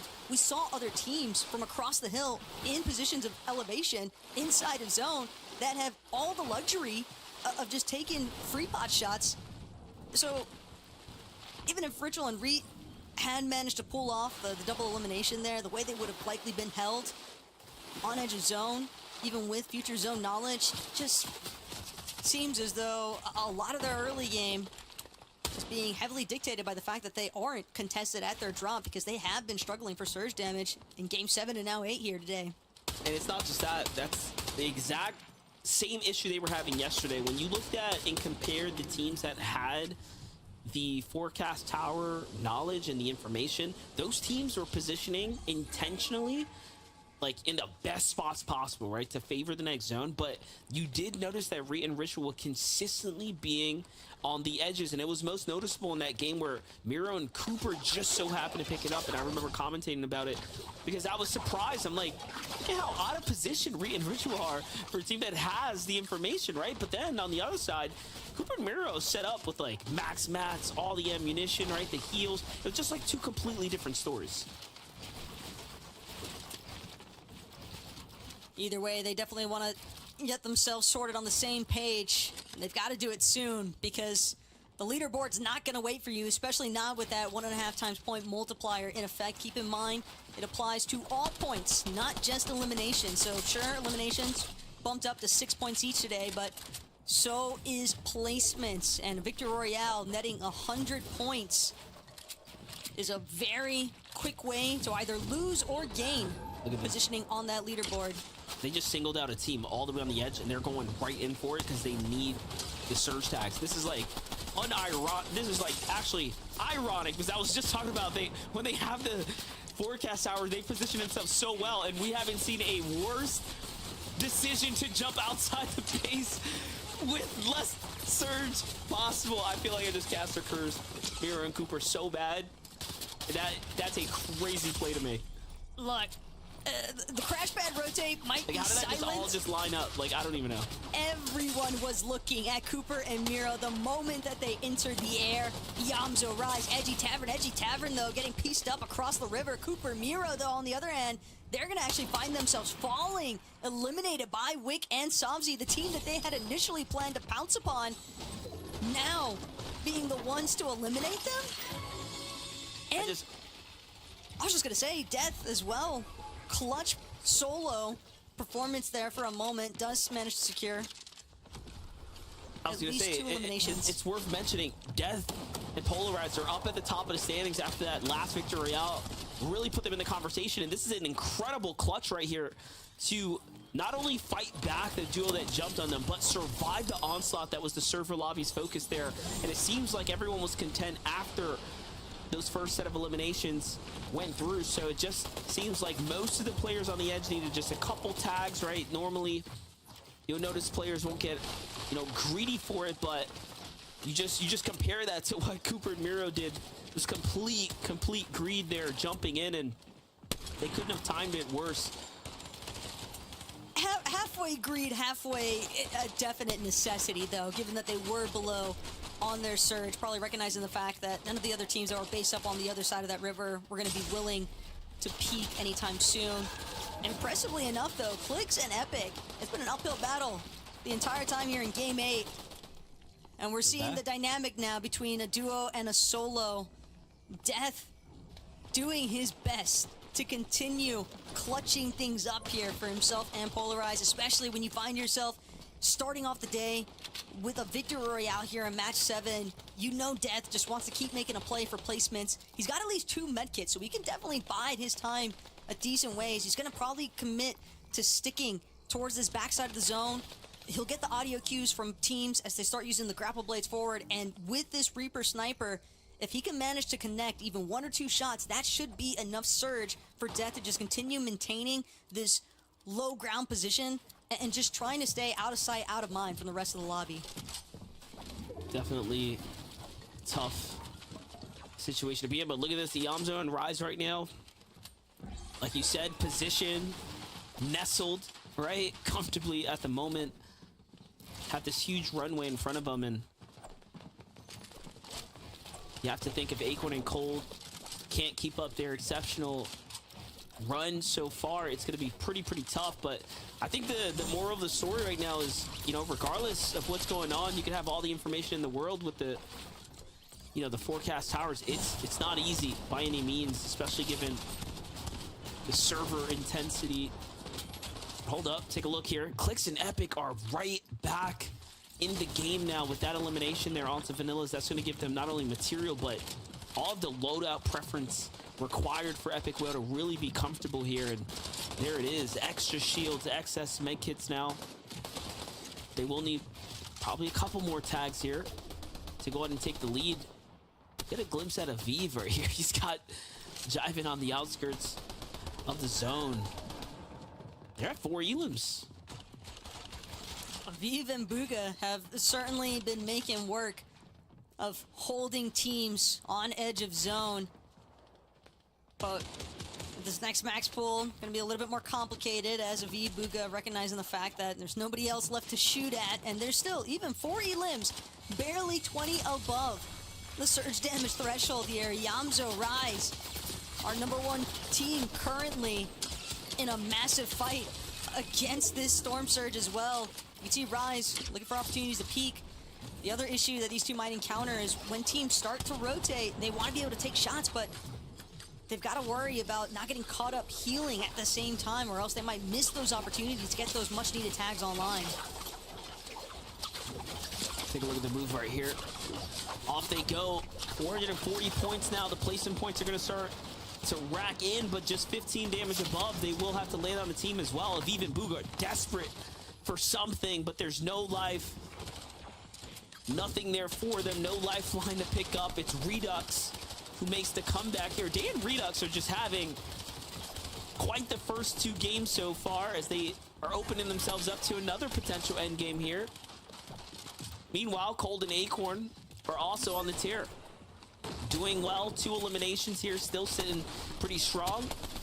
Oh no, they singled out the young New York City's prodigy. Death here, who's back against the wall now, forced down into this ultimate low territory. Not ideal position to be in by any means, and look, he's starting to run thin on material here. But again, with these 2 medkits, he could potentially hold Acorn and Cold at bay. There is a cache next to Death as well, so he might have an opportunity here to come up big, but it's just going to depend on Acorn and Cold. Yeah, he's just going to give this up. He's like, you know what? I don't want to be here. I need to get up this low ground. I need to get away from the surge or the storm here. And then he has to deal with this surge here as well. He's going to swing around, picks up some of that cash. Oh, he does secure some loot. Acorn and Cold leaving made that a possibility for Death, so he was able to hold out just long enough. Now, utilizing this med kit, but Yamzo, Rise, saw them at the top. Now Yamzo stuck at the bottom here as he gets knocked. Rise is going to keep things moving forward. Pretty aggressive rotation there from Rise as well, cutting directly through the center with that grapple. It's incredible that it's only Yamzo that falls for the time being, but Cold, Acorn looking to shake things up even further. One more elimination being added to the count. That's going to be onto Chris here. And Death still hanging on. Not only that, Clix and Epic Whale are actually on high ground right now. I can't believe they're trying to play as a high ground team in this very difficult meta with grapple hooks in place. That's insane, but look at this. Death almost, literally almost ends Cold and Acorn's run right there. But he only clips him with a body tag and not a full-on headshot. And then he gets spotted out by a friend of his from Prodigy there too. But look at this, Peterbot goes for high ground. Clix and Epic Whale now has to fight for it. Down goes Boyle. Wow. And Clix is playing so well. But the storm is relentless. The damage comes in, and no, he doesn't see the team lurking next door. And now it's up to Epic Whale here to make up for the last game. But Epic, he only has, actually, he's completely out of materials, but Rise is completely out of his own life. An elimination and well-placed shot there. Now, Peterbot operating as a solo because of Clix and Epic Whale taking out his teammate. Peterbot, final medkit has been expended. But take a look at the high ground. It has swapped around. Dash of Rooney and Seek now way up above the rest of the lobby. Baka and Pars, on the other hand, we've seen these two be warriors of the lobby and still standing tall here. Stinks transition into the final moving zone. Baka, Pars, they want to make sure that they stay tarping through these mid-ground layers. Height, you have to expect they're going to look to chop it sometime soon, but that's only if Peterbot can even work his way up there. Zooks gets delivered right into the hands of Baka and Pars, though, as they start to turn up here. 7 eliminations and still counting, but they're out of material now. Can they find, what did they just pick up there? Hopefully it was something to do with mats there. Zeus is on the heels here. Baka and Pars, if they don't quickly finish this elimination, the pressure from up above is going to start to catch up. Here comes the counter shots. There goes the wood builds. But Metal starts to come out here. They still have a chance here. Anything can absolutely happen right now. Dash and Seek are just in the game with some material, but it seems like they're indecisive of how exactly they want to execute here. But it's going to be all or nothing. And I like that they're holding back here. If they jump in, it might just be the end of them. One goes down, and now they have the advantage. But Pars, too soon, too early, goes back for the heal off. I don't think he's going to have enough medkits to survive the storm here. But at this rate, who knows? I'm wrong. He's got 5. Wait, but he's storm got sickness. It looked so promising until it wasn't. Seek and Dasher Rooney probably counting their lucky stars, because the moment that they watch this one back, MDF, and they see Pars running around 5 medkits in hand, they definitely find themselves a little bit more on the fortunate side of things here in game number 8, but a win's a win. And to start the day off, game number 7 didn't exactly pan out for them, but game number 8, they definitely found the points they wanted. That had to be storm sickness, right? Like, he had 5 medkits. I think he had enough time. It should have lasted likely a little longer, but you know what? Ultimately, Seek and Dash get a victory royale under the 1.5x point multiplier, which is going to give them a huge opportunity to get up into some new prizing brackets, if anything at all. So getting a win during a grand finals weekend is absolutely impressive. And it's crazy too, because they really slid in at the last moment and just played spoiler to the teams that were trying to tackle height. But We didn't get to follow along with Zeke and Dashruna the entire time, but you know who might have? It's the analyst. So Zeke, we'll get it back to you guys. You know, I love that MDF kind of calls out there that they may not be playing for these top numbers, but these guys with that victory route will now be jumping up to attack higher brackets here when it comes to that final payout. That's huge, right? When we're talking about life-changing money like this, being able to suddenly find yourself earning more money because of a single victory royale, that is massive. Congratulations to Seek and Dash Aruni. You guys got yourselves the victory royale. And as we've already seen out of just game number 1, because of this multiplier, even just the victory royale is so vital and can make such a big difference to how many points you end up with. Yeah, I mean, that's 100 plus points for them right there. They were sitting in 29th before, or no, not 29th, 31st before that game. So that's going to be a big jump for them. And honestly, it's just a classic. We saw this, Kelly. A lot of teams were fighting for high. In fact, 2 of our big name teams, Clix and Epic Whale versus Peterbot and Pollo on the higher ground. Kanan and Aegis was also getting a little bit involved. But the fight, it just doesn't go either of their ways, right? Trades on each side, and Seek and Dash, they see the opportunity and they go up and they win the game because of it. And I think this is a lesson that a lot of these duos need to kind of realize, is that trying to take height around zone 9, zone 10, it's tough. Just it is rough. And if it works out great, right? You're able to get refreshes, you're able to control the lobby, but it just doesn't seem to be working out. And it's these duos that are grabbing height at zone 11, if not even zone 12, that are able to actually win from high ground. But it's not like they're holding high ground, right? It's such a rough position to be into. And to see teams like Clix and Epic Whale go for it time and time again, especially after having such incredible comeback games where Clix repeatedly is bringing back Epic Whale live, we know that they can grab the victory royale. They just have to change up their strategy a little bit. Yeah, and so the duos, right, in that situation, they also didn't have much, right, from Seek. If that had been Clix and Epic Whale, like, things would have been different. But a lot of these duos, like you're saying, Kelly, they're trying to attack that high ground very, very early. Let's take a look at our standings. I want to see how things are going after just game number 2 on the day. With 4 more games now, this could go any which way. Iamzo and Rise still holding down that number 1 spot. I don't know how they are managing to still just keep this lead ahead of Acorn and Cold. It seems like whatever Acorn and Cold, every time they have even just a moment, it's like, nope, Iamzo and Rise, they've managed to do enough just to keep you guys at bay. Yeah, crazy stuff. I mean, a 15th place right there, 3 eliminations for Iamzo and Rise. So not technically the best game, but still enough to hold them in that top spot. We got to give a big shout out to Baka and Pars there. 3rd place, up 7 places on the leaderboard right there. Kelly, they have been contested every single game. I feel like we've seen the fight as well every single game. How do they just keep continuously winning off spawn? It's supposed to be a 50-50. I don't think we can consider that a 50-50 anymore. No, definitely not with this duo right here. I love to see them rising up. They were in 10th place before that game, so to see them jump up like that is exactly where they want to be. And there's a lot of duos that seem to be, I mean, I thought Iamzo and Rise fell short there, but clearly it wasn't that short enough. So still being in 1st place, I think that this is still anyone's game. If Iamzo and Rise has another game like what we just saw right there, it really does give an opportunity for teams like Acorn and Cold and Peterbot and Pollo, who also jumped up a few placements as well, to run away with this. Yeah, Monster DFace kind of called out and said something really interesting to me. He said this is a compounding situation. So either you're going to stay alive and you're going to start to compound these points, right? You're going to start to develop this lead, or you're going to fall. You're going to fall way too early outside of placement without elims, and suddenly everyone is just going to be walking up to you or surpassing you, right? Because of this multiplier. With 4 more games to go, what do we need to change up, right? What are the things we need to do right here, right now to find ourselves in that number 1 spot?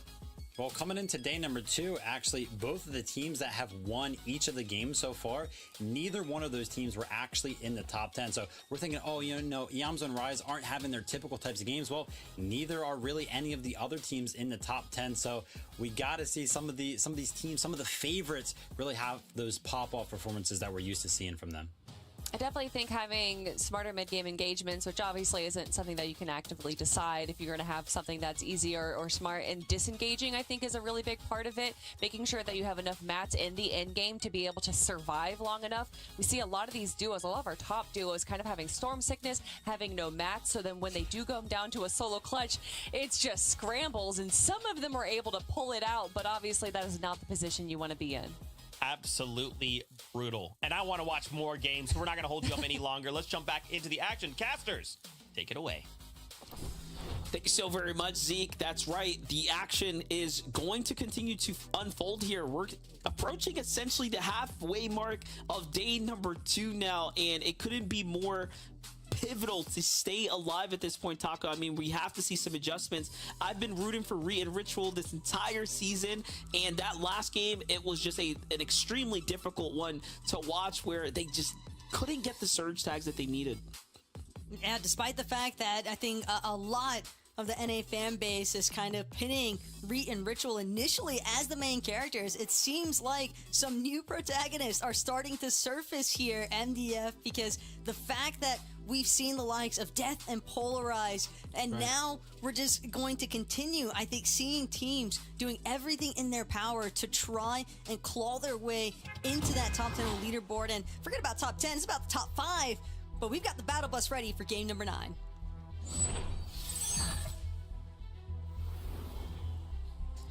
Well, that's right. The battle bus is ready. So here we have it. One thing to think about, I know the leaderboard might seem a little bit intimidating when you see first place 30 points ahead of second, but that's really not much.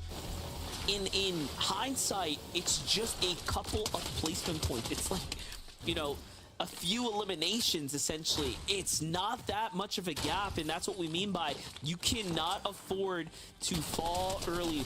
Bak and Pars here being contested. It's like a blessing and a curse right now. The blessing side of it is that they are winning so quickly here that it is just giving them a ridiculous amount of points and a nice, comfortable lead on Surge. But not only that, they get to loot their draw spot extremely quick and put the pedal to the metal when it comes to the teams nearby for fighting for that forecast tower. On the other side, Acorn and Cold have a completely different situation on hand. Their games have been, again, notoriously slower. However, still, they're securing the vault, right? And they just have to survive this drop, being that it's triple contested. It just doesn't get any more difficult than that, Taco. For sure. And want to elaborate a little bit more in terms of Baka and Pars' storyline, how it's shaping up here today. But first, we got to get to the likes of Rapid and Batman Booga one more time, facing off in an immediate off-spawn contest with Skater and Dalty. And you have to remember as well what happened yesterday at this drop. Skater and Dalty, doesn't matter how out they might seem, you can never really anticipate them to be a fully written off duo here, because the way that they managed to turn and burn on Rapid and Batman Booga in yesterday's day 1 matches was something that I don't think many people would have ever expected to see happen, especially not to a player like Rapid, but happens to the best of us. Sometimes you just don't get the shots that you need. Misplace a couple of edits here and there, or miss entirely, but Rapid definitely wanting some redemption here. Tries to tackle this initial 1 versus 2. He does have Batman Booga now wrapping around. And with a slight elevation over Dalty and Skater, Rapid and Batman Booga, they've got to chip away at the build first. Take a look at this. Great tags here from Batman Booga, but he doesn't like the fact that he nearly loses his shield, gets right back to his teammate. And while this is going on, you know, a question's running through my mind. Like, Coop and Miro have been contested. Have they been pushing off, you know, Veer and Soneto on the drop? Have they just been outlanding them? Have they even been able to even take that battle? So I'm not sure what's been unfolding on that side, but hold up. Things almost go south here for Rapid, but he does manage to fulfill the elimination there. Here's a look at Aviv and Booga, who are creeping up the standings right now. We haven't covered too much of their mid games, but we are seeing them here and there sprinkle their way into endgame, and just look at the points, right? Things are starting to add up here. Yeah, but for Aviv and Booga, down at the lovely lodge. What's surprising to see, no, actually, it's going to be the Unmoored Manor. Take that back. That explains why the likes of Edgy and Tavern are trying to intervene. Seems as though Bugha and Aviv made a really smart rotation to pick off at least one of the two. That's 6 points for Aviv and Bugha to start game number 9, and Aviv still looking for more, but just gonna come up short here. You see Bugha, the lock-on pistol, I believe, just looking for some of the freebie surge tags, but from that range, probably only 17 a pop, what I would expect, but every little bit counts at this point. Well, everything's looking good here for Bugha and Aviv right now, as they will have all the time in the world to go ahead and get into the action here. Polarizing Death, though, in a fight against Cam and Aminish, and it just seems like the situation's been flipped upside down. Yesterday, Cam and Aminish were off to an incredibly strong start, getting a glimpse of top 5 for a couple rounds there.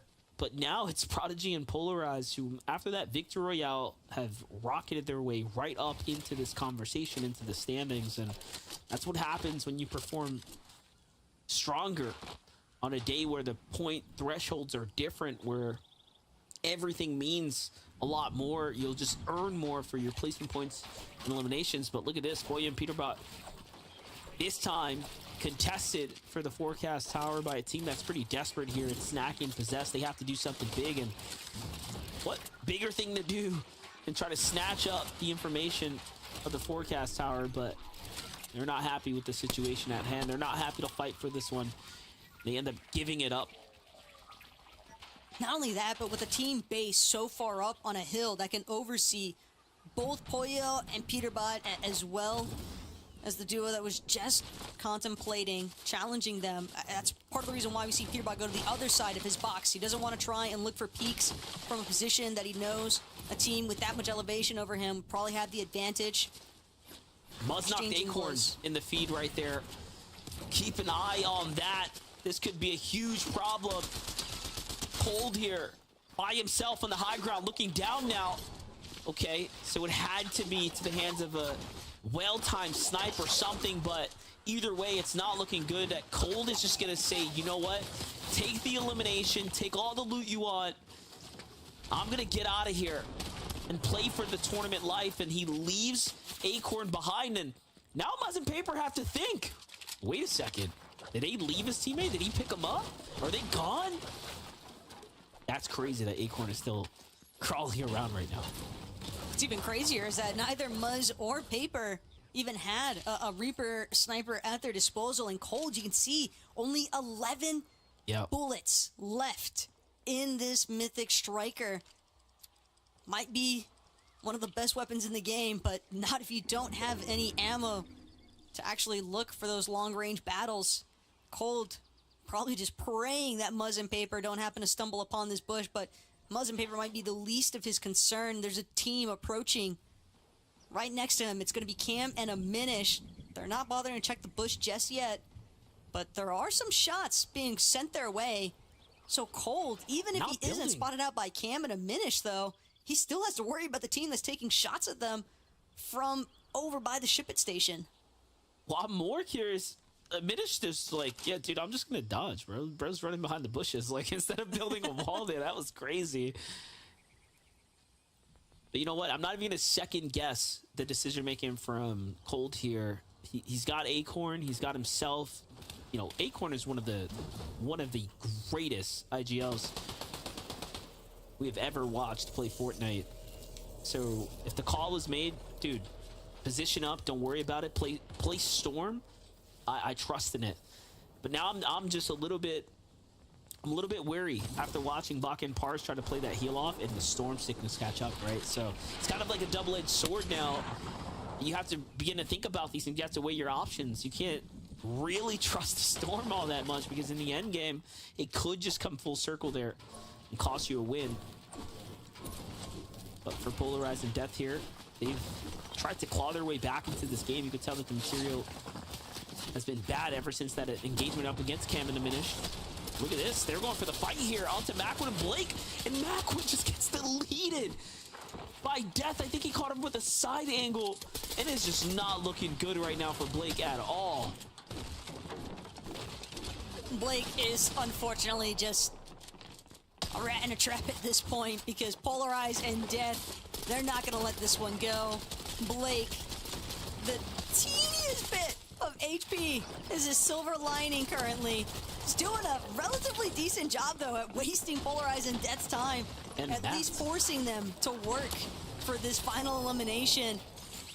But he will inevitably fall. Just too much pressure being applied, but definitely got a good chunk out of Death's HP in the process. Granted, there are ample heals surrounding Death and Polarize, though, so they should be able to regen their shields, no problem. Peterbot, though, shit. Oh, yeah. Now we know where the issue stems That's from. how it happened. So Peterbot is Blame him. He's actually the origin story of the woes of Blake and Macwood for game number 9. I'm laughing because TikTok's gonna love that one. Chat always goes crazy for Peterbot plays. The fact that Macwood was that exposed and didn't even recognize the fact that there was a possibility of someone like Peterbot managing to find an angle on him. Did you just see that? The leaderboard just flashed for a second. Yamcha and Rise are down.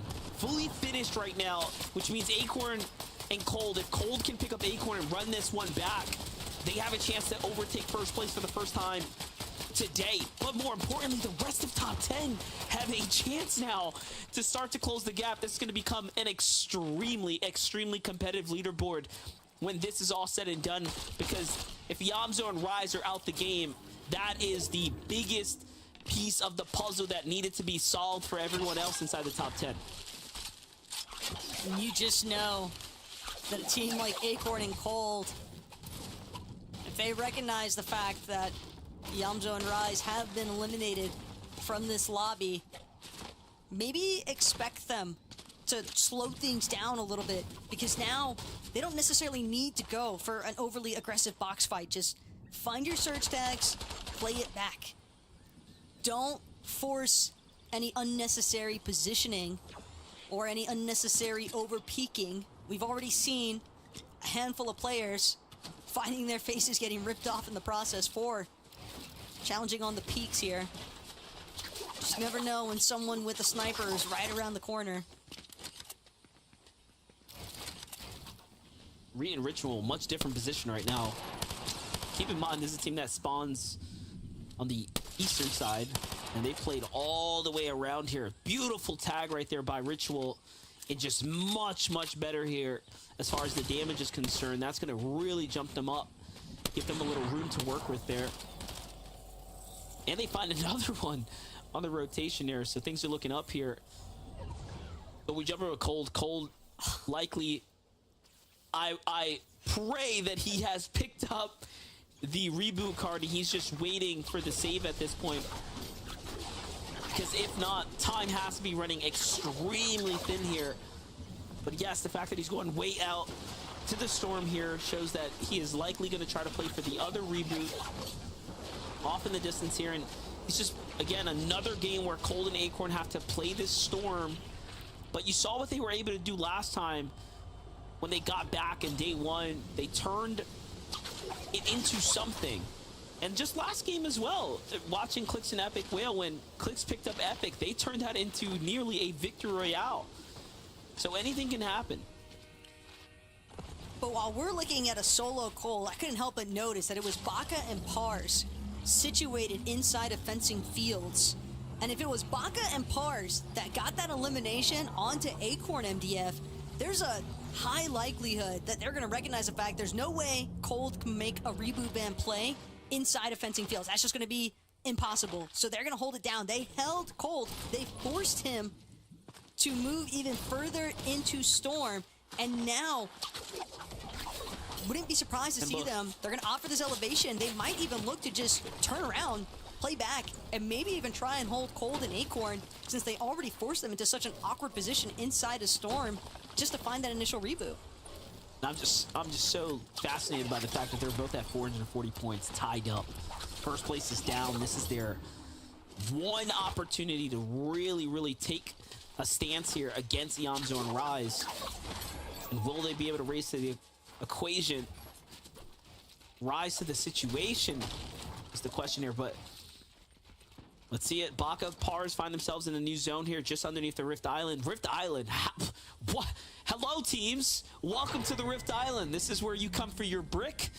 Maybe even a little bit of more material, heals, and weapon upgrades. My gosh, there's so many teams up here.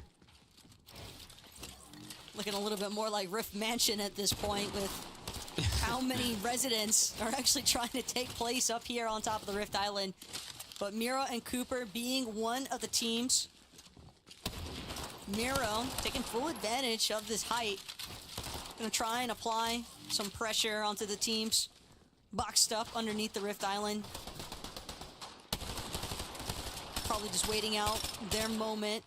They have the launch pad. They've also got Rift surrounding them for fast rotates. And with that Flowberry Fizz, if Cooper doesn't have any crash pads, then Miro can still make a relatively safe departure off of this Rift Island. But just a slow play right now. Miro and Cooper, they're not really trying to overexpose themselves by any means. They're just looking for teams that get slightly distracted. I'm glad we can check back in though with Cole and Acorn. But keep in mind, there is a team. This is where Baka, this is where Pars, the moment they might have been waiting for. And as Cole makes his way into zone, he's gonna spot their boxes already under such heavy fire, and maybe even coming from Maxo and Dolzier on the opposite end of this hill. Yeah, a lot of shots coming in. Pressure's on. HP's low here for Cold and Acorn. They're sitting up right next to Baka and Pars. Of all the rotations that any of these teams could have made, the fact that they landed right around the same spot is concerning to say the least. But look at this. Everyone's heading west. I'm curious to see why Baka and Pars decided to go in that direction as opposed to another, but maybe it was for the rifts there. And yes, it is. They go straight for it. Everyone's off.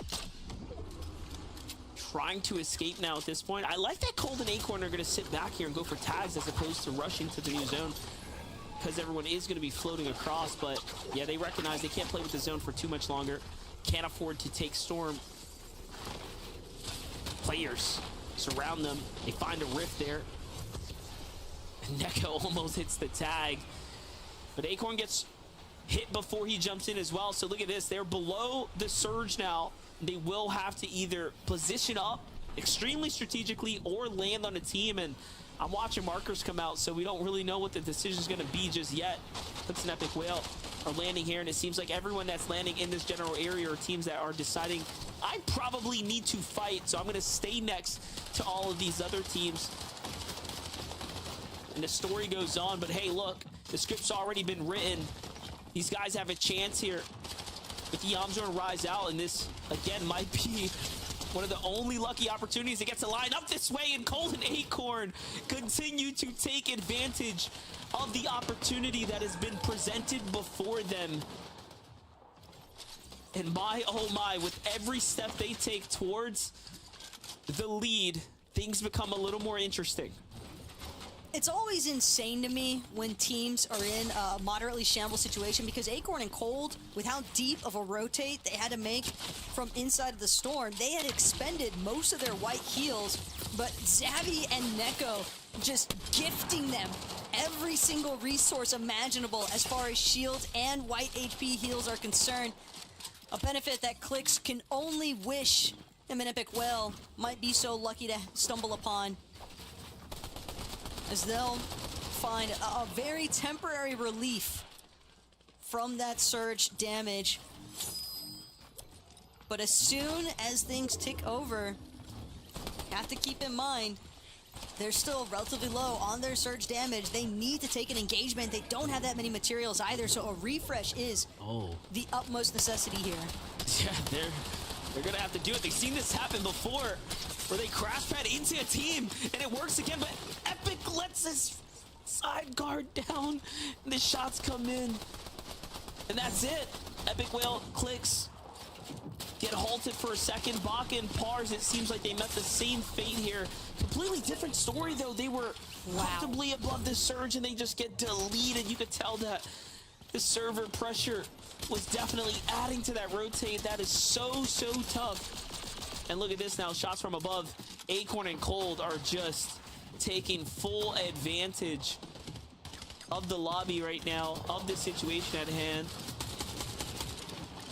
It's the fact that Cold and Acorn are even in such a favorable position in the first place, though. The fact that they didn't get held and were able to find such an immediate refresh. It's that last refresh onto Xavier and Echo Balls that might actually result in netting Acorn and Cold a victory royale here in this lobby, because they have materials, they have heals, and they've got everyone inside of that top 3 down for the count as well. So this is all the Acorn and Cold show, and seeing how far they can actually go, because they have a really strong chance to leapfrog Yamzo and Rise in that first place position here now, MDF. If they just stick to playing their game and keeping their cool. Yeah, here's the thing. This is where it's going to happen. This is where the placement points are going to start to tumble on in.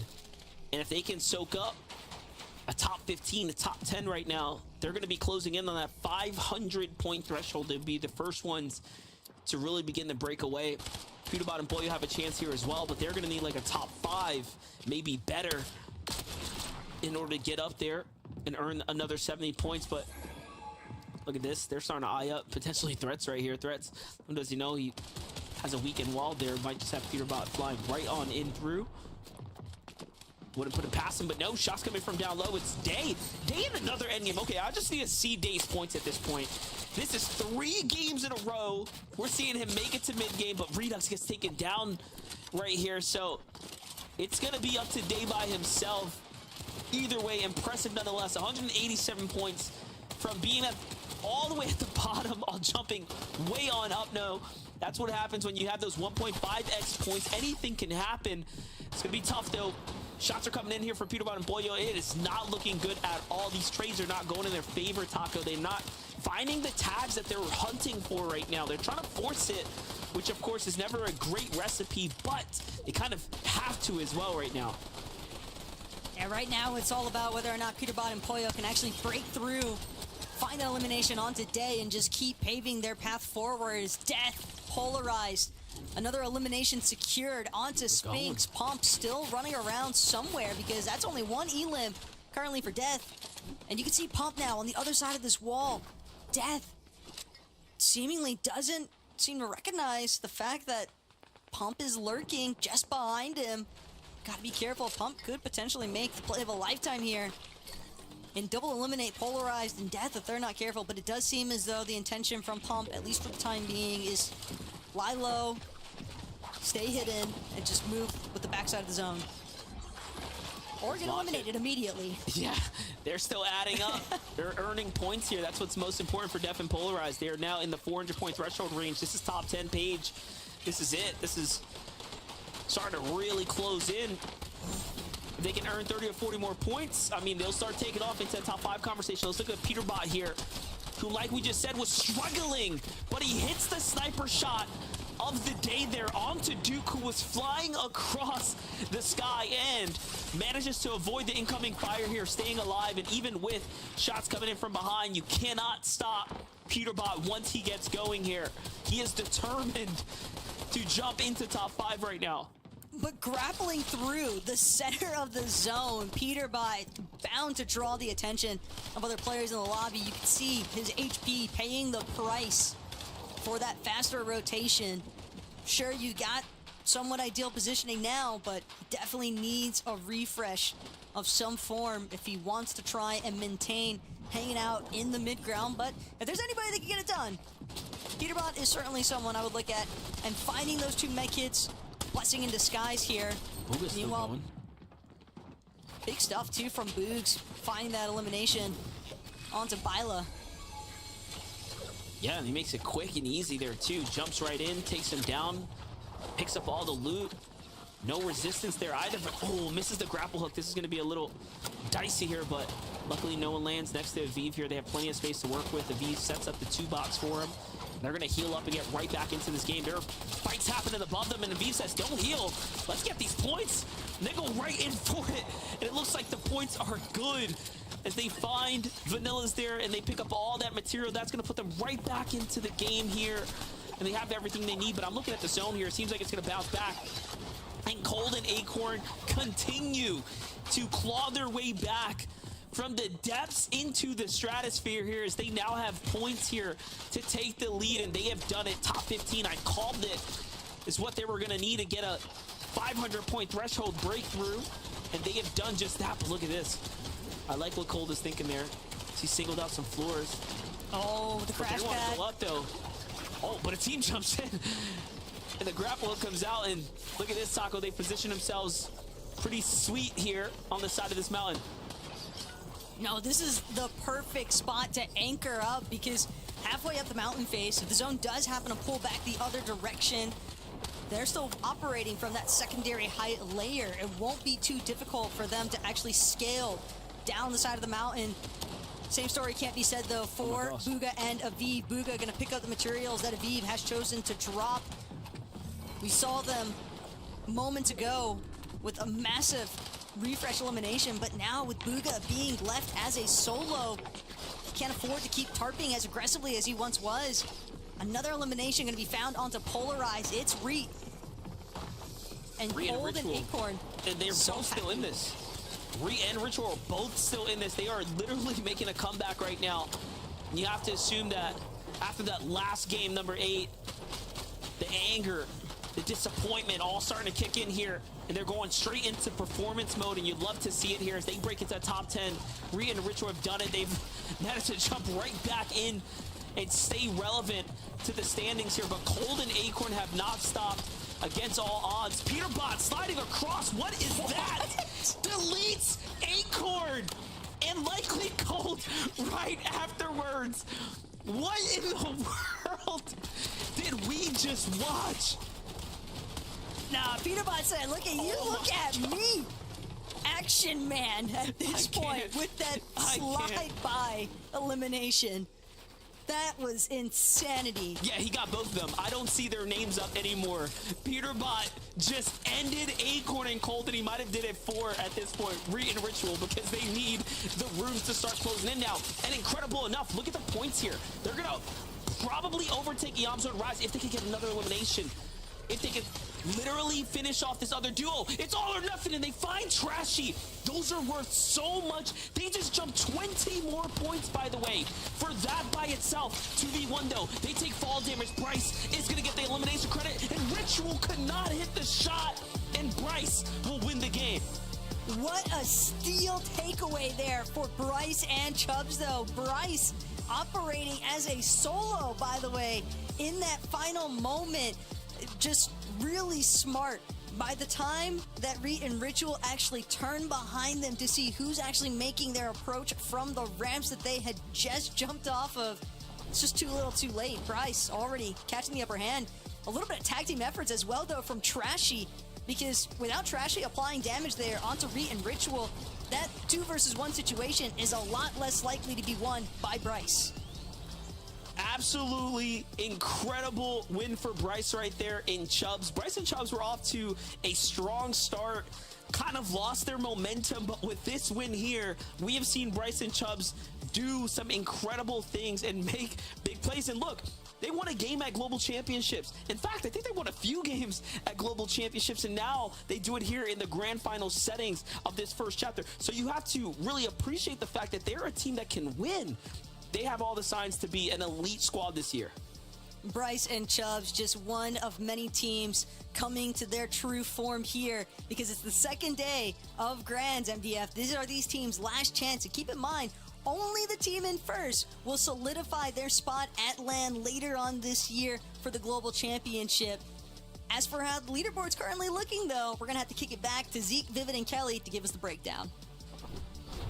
Thank you guys so much. Bryce and Chubbs get themselves the Victory Royale. You saw I put in his name, Day 2 Prodigy. Some duos just come alive on Day 2. But not only that, paired up with that Victory Royale, which again, we continue to stress because of this multiplier in day 2, this means these guys are going to be moving way up the leaderboard. So Bryce and Chubbs on 213 points. Of course, this Victory Royale contributing a lot. But guess what place they were in coming into day number 2?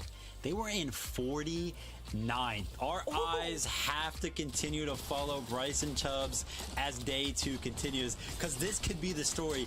This could be the comeback that this day 2 format kind of allows for, and it would be awesome to see. What a win for them.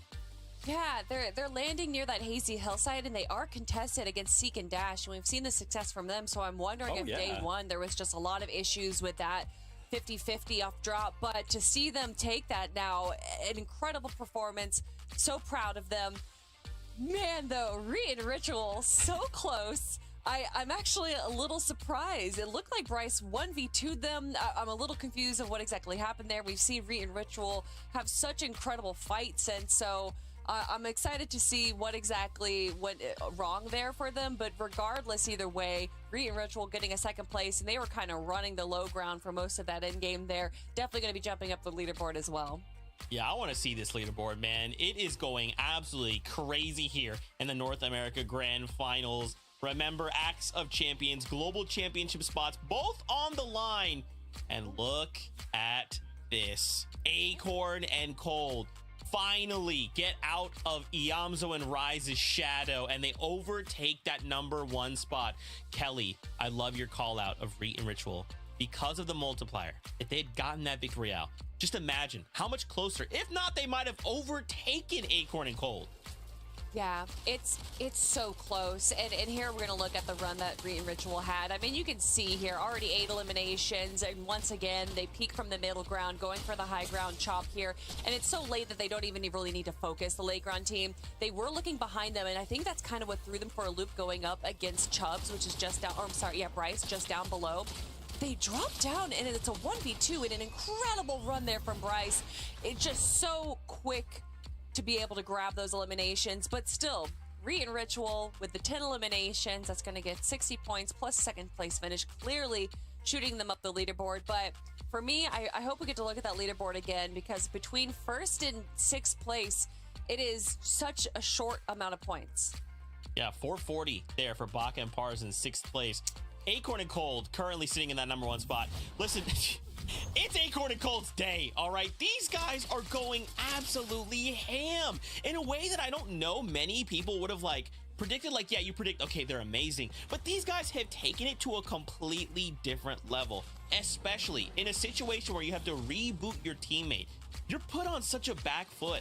But for the duo, Vivid, it didn't matter. It was like they just played out their game like normal, like nothing happened. Yeah, you were going ahead and saying there that, this is their day. I'm going to be honest, it really hasn't been. I feel like every single game that we've watched so far, we've seen, Cold multiple times in a solo situation. Multiple reboots have to happen for this duo. There have been mistakes for this duo. Honestly, it's almost impressive that they're in first place right now, because they're really fighting an uphill battle against pretty much themselves. The mistakes that they're kind of making at some points during the game are making it so much harder.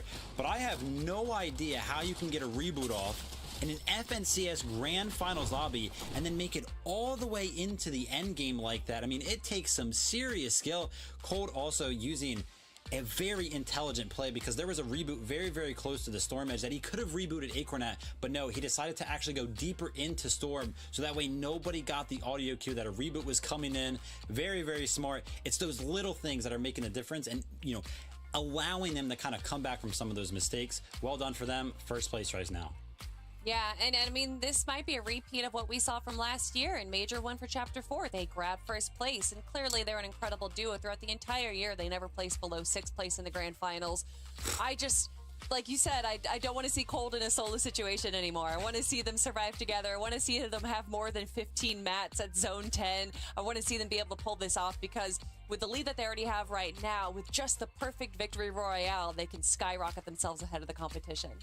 That's right, and this is just we're halfway. All right, this is it. We have this last half, only a handful games left to go.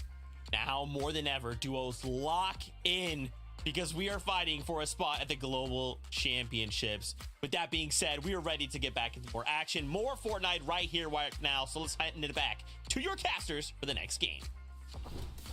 Yeah, I think it's important to mention that you got to take a deep breath right now and really settle in to what is going on right now. I think Vivid put it best to me, Taco, just now.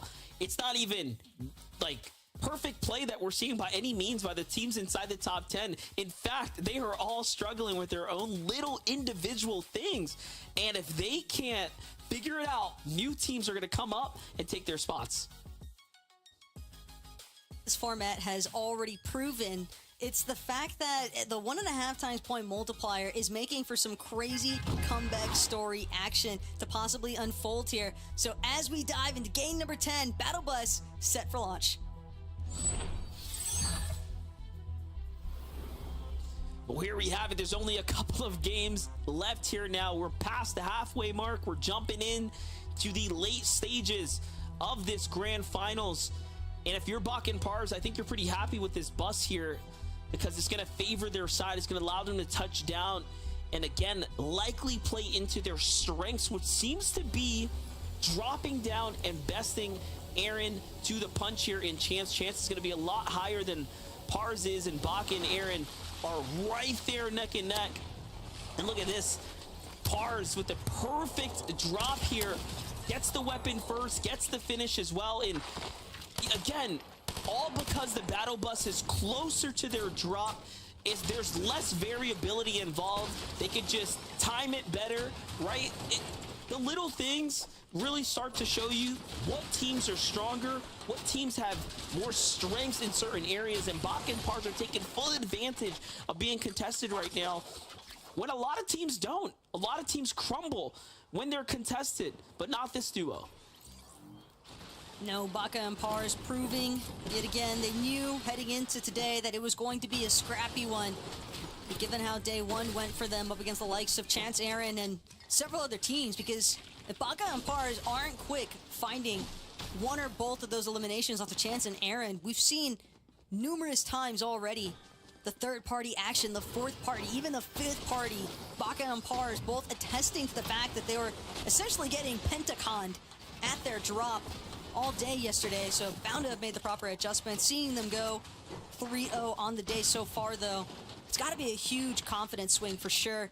And confidence is something that Batman Booga is going to need a lot of. Operating as a solo currently, lost Rapid relatively early on over by the Research Rock, and it's Dalty, it's Skater, trying to just finalize the second half of what they started. They get this elimination quickly enough onto Batman Booga. It could open up Dalty and Skater for a little bit of an easier time positioning through the mid game because of the surge damage that they'd be able to acquire right now. Well, the action continues here. Dalty is on the move here, playing around the outskirts. Batman Booga doesn't recognize he's there, but does throw the walls down. Dalty plays it smart as well. Couple cones there. It's all textbook here, but because they have no tags, Batman Booga and Rapid are going to get out of there. But Rapid, of course, is down and out. So since he can't do anything big, it's a full-on disengage right now. Some teams fighting untold struggles here today. But for Cooper and Miro, it's all about just locking in.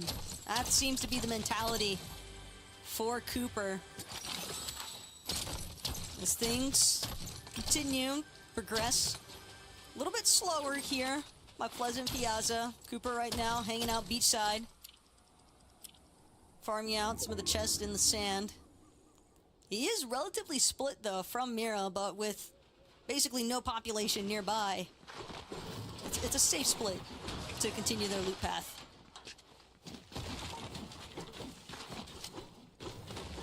Got Reet and Ritual here at the railways, but there's a team moving about their drop as well.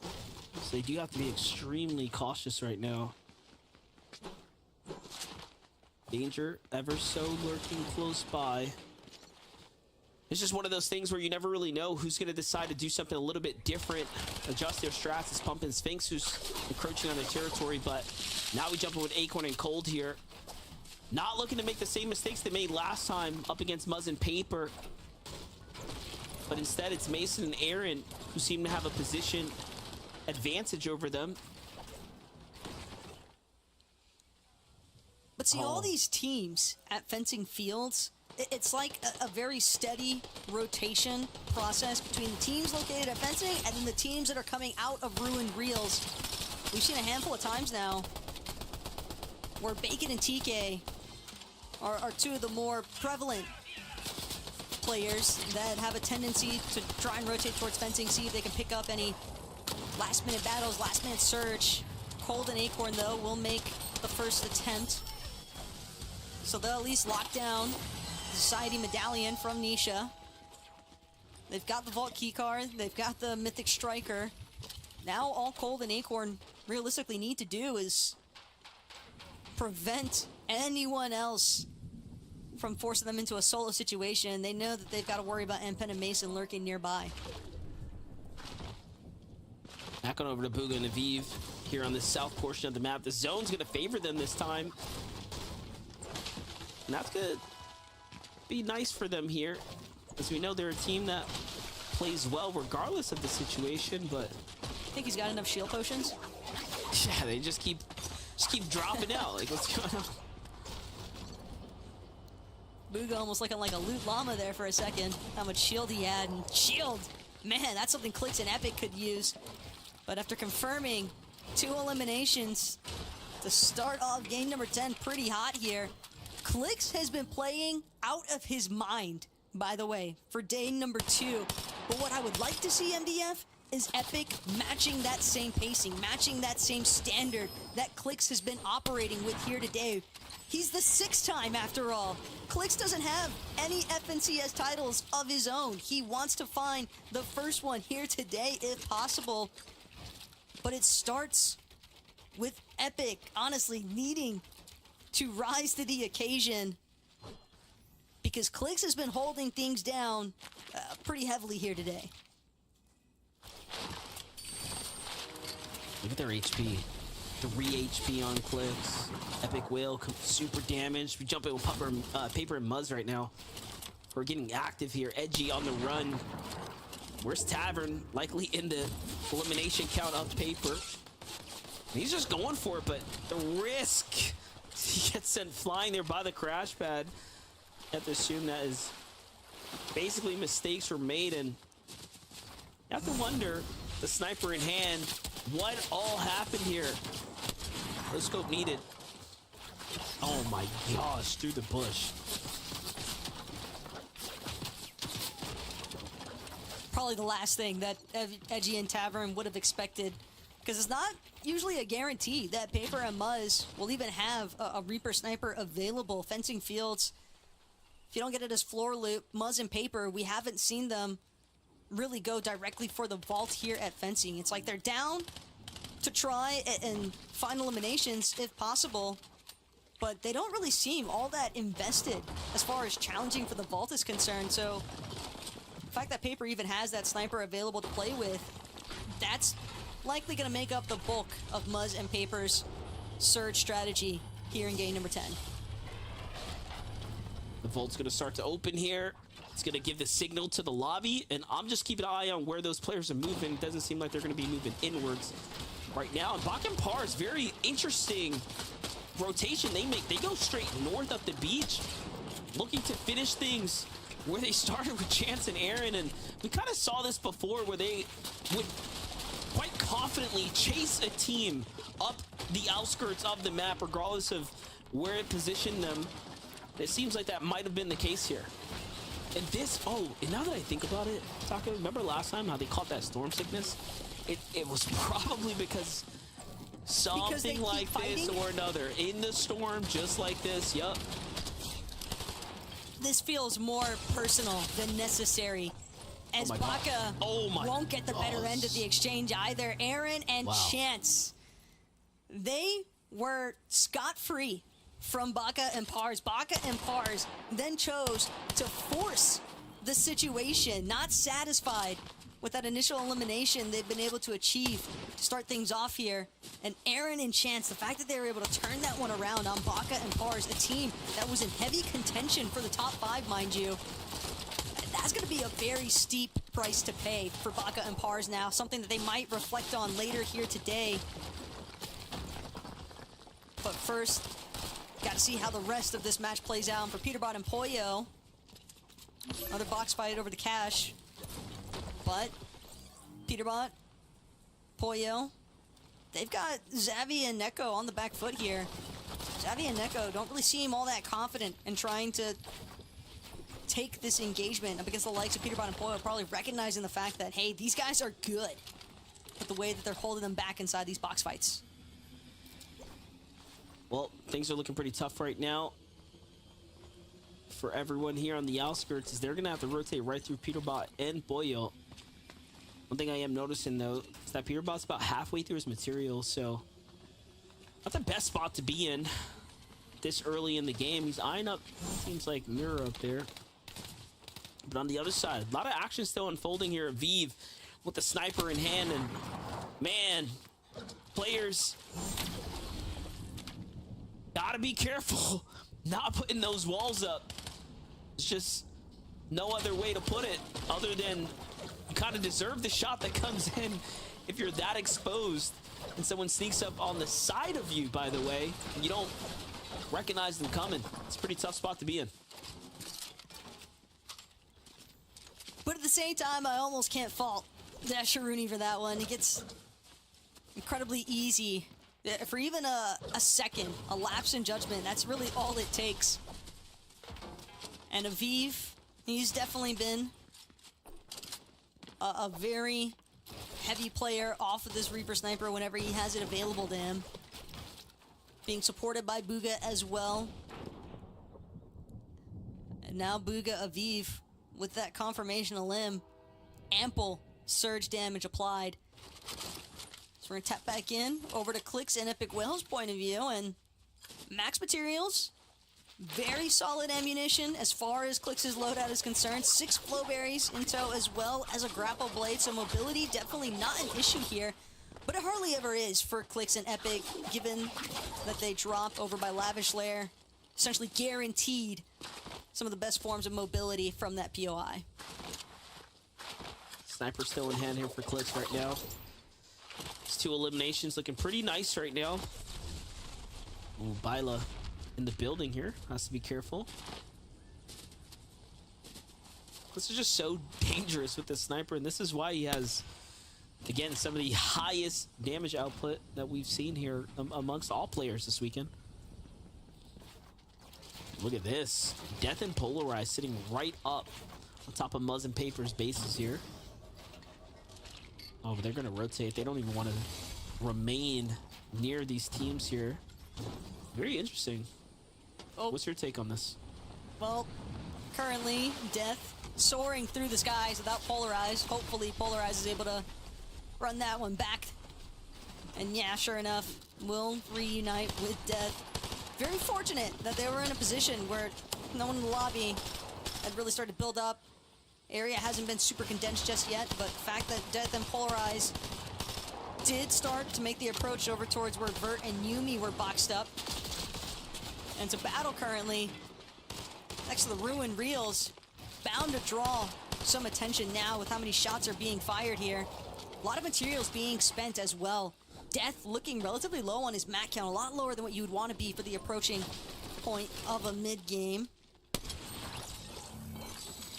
And of course, they're going to get the big sniper shot there. And one thing I just want to mention, as we kind of go through this quick highlight here, Peterbot pushes up onto Redux, and Day, who had full control here of the Rift Island burst, and then hits the most disgusting sniper shot. Peterbot is just a walking highlights reel this weekend. At this rate, if he wins the FNCS Grand Finals this weekend, he will have one of the craziest montages and reactions I think we've ever seen a duo put on. So I'm at a loss for words. I had a thought to finish about the previous duo. It doesn't even matter anymore.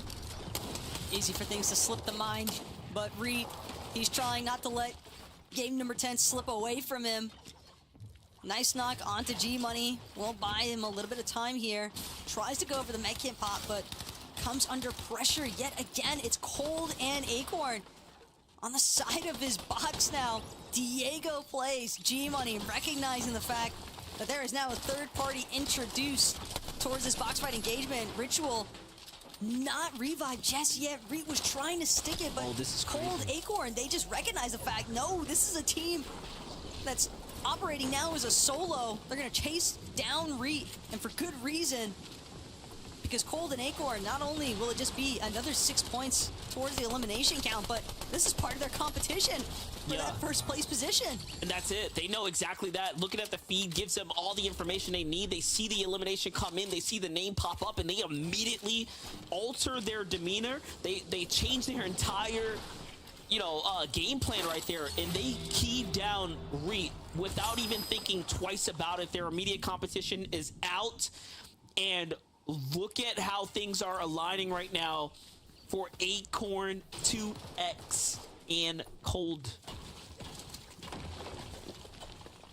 It's almost like the stars are definitely aligning for this duo here today. Crazy. At this rate, can Peterbot and Pollo stop them? I mean, Peterbot, like I mentioned, is a running highlight reel right now. But their play style, what they've been doing is a lot more volatile, right? Much more like a tug of war. It's back and forth. They're explosive. They take risk where sometimes you might think it's not even needed. They're definitely different. Peterbot's mentality, 99% of the time, just seems to essentially boil down to, I think I'm better than you. Oh, yeah. And that's why we see Peterbot, Pollo so regularly engaging, even in situations where they don't need to. But to be fair to Peterbot and Pollo, day one of Grands, they definitely had some struggles with their surge strategy.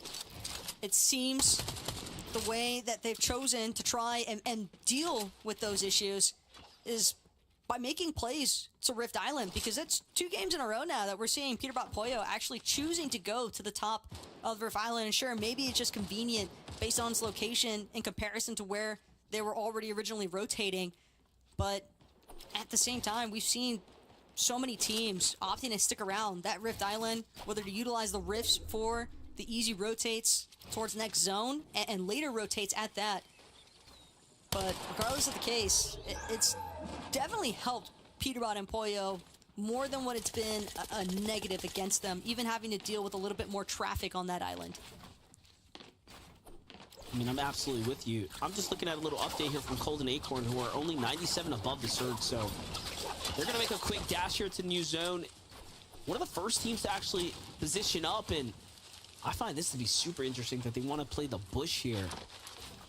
Look at the standings, 37 points separating them from Peterbot and Pollo. Just a quick story about Peterbot. I'll never forget the fact that I came across him at the mall in Copenhagen at the Global Championships, and he had nothing but the worst things to say about all of this EU competition. He is that confident when it comes down to what he's capable of and what he thinks of the general player, not only, across the seas, but around him. He truly believes he is the best in the lobby at all times.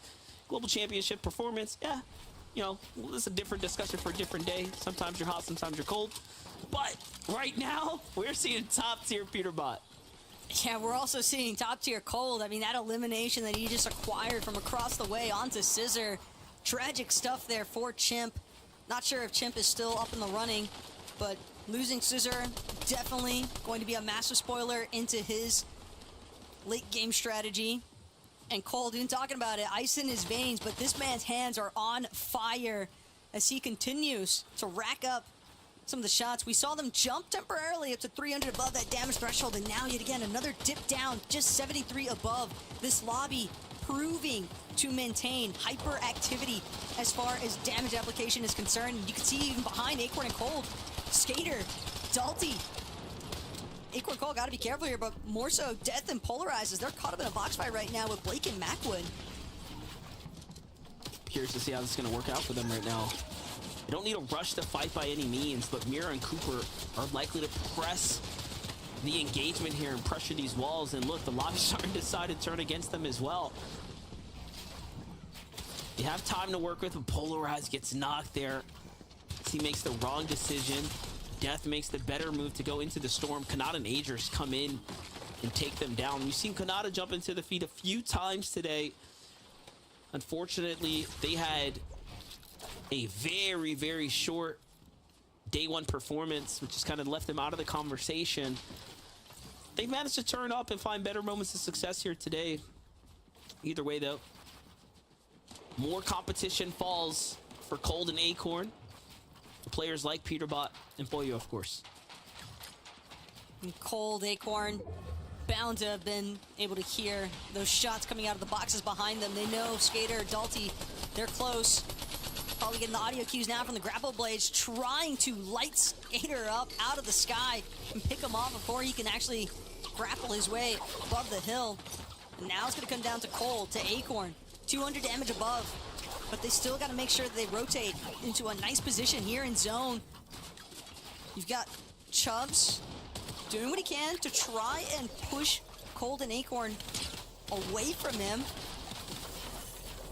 Small tags into Cold, but he has more than enough shield to work with and more than enough protection here at Hazy Hillside, where the zone has pull towards.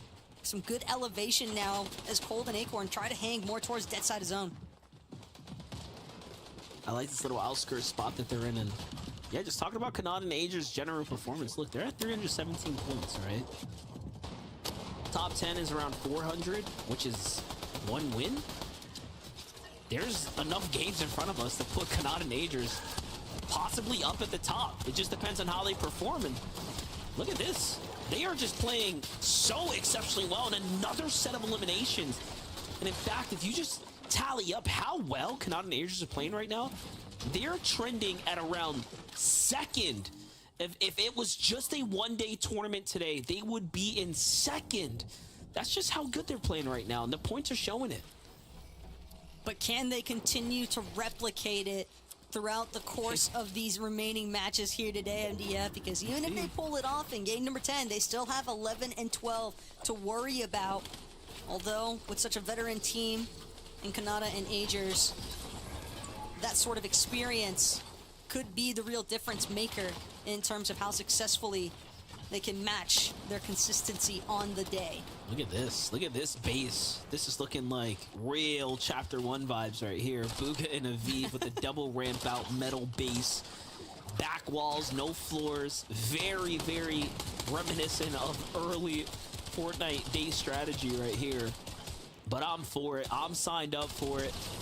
We haven't seen a team really find success this early in the high ground. In fact, even teams like Clix and Epic Whale, who are going for high ground in Zone 8, have stopped in this round here because all that they've gotten from it is a world of trouble and a lack of material after teams start to contest them. Meanwhile, on the low ground, though, 5 eliminations now for Cold and Acorn as they start to turn on the gas pedal here. Down goes Aaron and Chance, and Cold picks up a double elimination for his troubles here, Taco.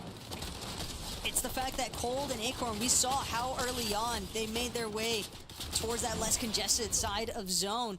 And that positioning is going to be the real completion factor as far as finding those next couple of eliminations. But Bugha, Aviv, they're up there. They weren't initially that invested into hype, but recognizing the fact that the zone had pooled relatively favorable for them at the start, now find themselves having to venture forward. They want to make sure that they maintain front side position on that zone, though.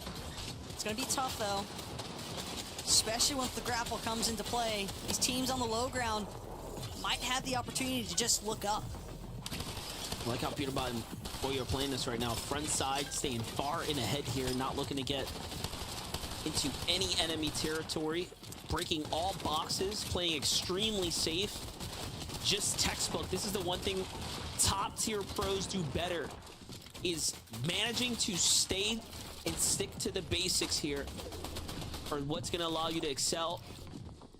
And look at this, reading the zone perfectly. They get the essentially get the next pull here. Meanwhile, Aviv and Bugha on high ground, continuing to put this top-down pressure. Clix and Epic Whale have also elevated themselves up to second height. Are they trying to go for a late game take? It's looking like it could be a potential play there in the books. Don't count them out. But on your screen right now, you are watching the two greatest duos in the lobby right now pace ahead. But Peterbot and Poyo, these are all their pre-existing builds. They've been on the low ground, tarping their way out for so long. Muzz Paper, they got to be careful not to get themselves fully boxed here. But Peterbot, Poyo, Chance slips away. They're going to have to hold out just a little bit longer for their next opportunity there in the low ground. But Epic, Clix, Epic forced into the med kit now. As he waits for Clix to also look for an opportunity to get a little bit more HP regen. Empen, though, might not have spotted out that Epic Well's there. Epic Well just going to finish off that med kit and possibly look for an opportunity for elimination points onto Empen. Empen with no shield, by the way. He's going to try to grapple up through the high ground just to catapult himself to the front side of zone, but immediately Bugha senses that one out, takes Empen down.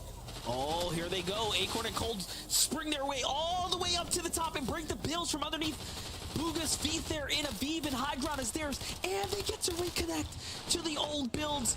It couldn't work any better for them, but Bugha lurking on the backside here, edging his way in, looking up. Aviv hasn't quite given it up. He didn't want to commit down low just yet, but Bugha makes the call, and they have to, and Acorn, Cold come down now. This is their game to win at this point, but they will have to fight for it. Meanwhile, Epic Whale from the zone continuing to heal his way through it here. But Mira Cooper is still standing there. Taco Cooper's in the zone. All Epic wants to do is keep a low profile. Every placement counts at this point for him and Clix. But Poyo, oh my gosh, massive shot there onto Sphinx. That's going to be an instant knock. Right under him. Can't find Pump though just yet. Instead, Poyo's got to keep his eyes focused on what's directly in front of him. This mid-ground not safe just behind yet. him. Oh, he doesn't even know there's a player behind him, but it doesn't matter. He finds Aviv here, who gives up the high ground. The zone takes down Poyo before he can earn more points, which is so unfortunate. Bugha's already down. Aviv on the low ground here. Player falls in and also gets eliminated to the storm there, and just like that, Aviv gets granted with some mats, but it's Cold and Acorn who will surely take this win right now and break away with a monstrous lead here. And this is the kind of breakaway that might just be devastating to all of our other teams inside of that top 5 currently, because Acorn and Cold, the way that they overshot Aviv and Bugha to forcibly remove the high ground from them, we saw Aviv desperate to try and hold on, but it was just too much pressure. Acorn and Cold absolutely recognizing the fact, hey, high ground's distracted, and the fact that they could pounce upon it so quickly as well, like the attempt though from Quanti, just not gonna be enough. You know, he really did try, but take a look here. Acorn does hit the shot there in the end. A 9 elimination victory royale is just incredible, especially when you are entering into the game in the lead, right? So now all of a sudden, second place fell early, third fell early, and that's just all the room that they needed at that point to continue to really run with this. But you know what? I think we're going to see some more top 10ers start to shake it up now. That might be the idea, but first of all, we got to see just how much of a lead Acorn and Cold were actually able to accrue in this last lobby, MDF, and who better to tell it than Zeke, Vivid, and Kelly. Well, this is what happens when Vivid decides to impart some knowledge to a duo, you know, halfway through the competition. He's like, hey, you know, Acorn and Cold, you guys just fix up a couple of these things. They're like, oh, sorry about that, Vivid. Sorry about that. We're going to do that right now. And suddenly, victory royale, the very next game. 9 eliminations on these guys. Vivid, I'm very proud of them. And I'm very scared for everybody else because these guys have now created a lead that all they have to do is hang on to. And these could be the first duo going to global championships from NA.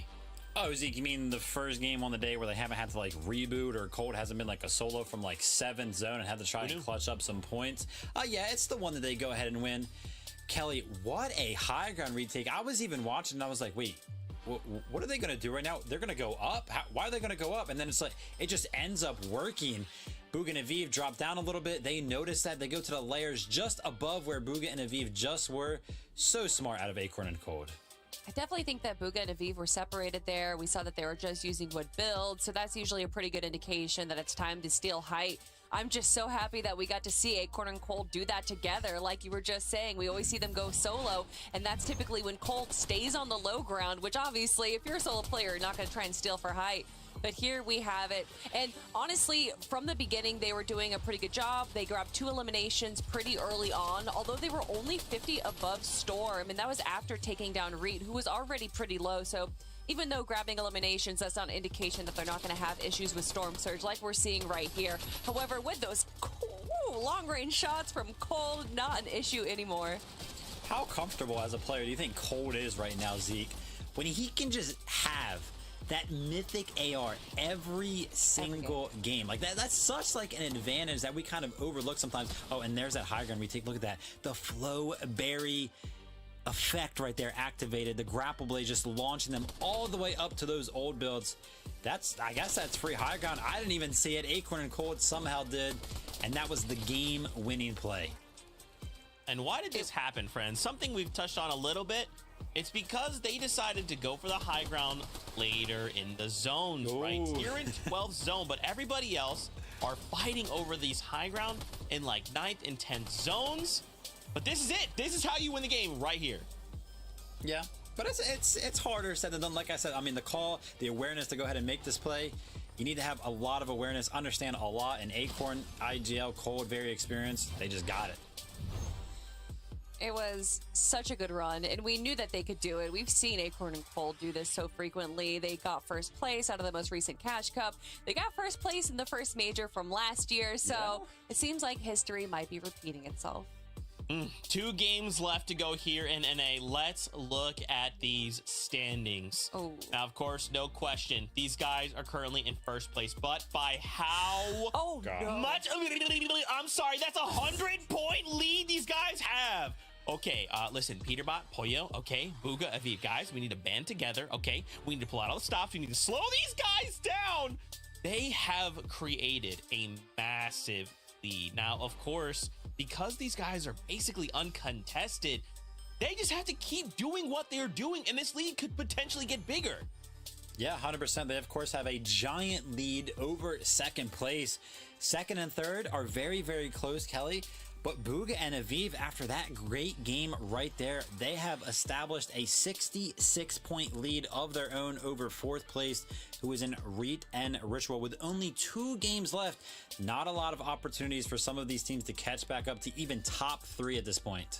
Yeah, and unfortunately for Ritual and Reet, who were in a good position last game, they did go down a little early to Cold and Acorn, and that is the worst. If you're going to go down, you don't want to go down to the first place team.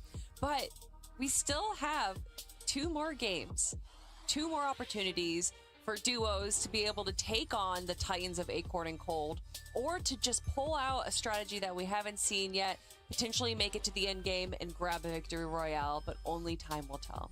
I mean, there's a big lead. I still think it's anybody's game, though, Zeke. These 1.5x points, 100 points for Victor Royale. There's a lot that can happen. Man, it could come down to that single Victor Royale. Could be the difference maker in sending a duo straight to the global championships.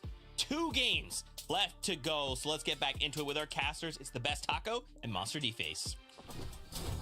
Well, that's right. Anything is possible. You see the top 10 now, Taco, a clear, definitive breakaway from our, I would say, top 3 teams right now, as we have game 11 and 12 in front of us. But a lot of new teams are jumping into the top 10. I counted about 3 or 4 new squads now are on that front page.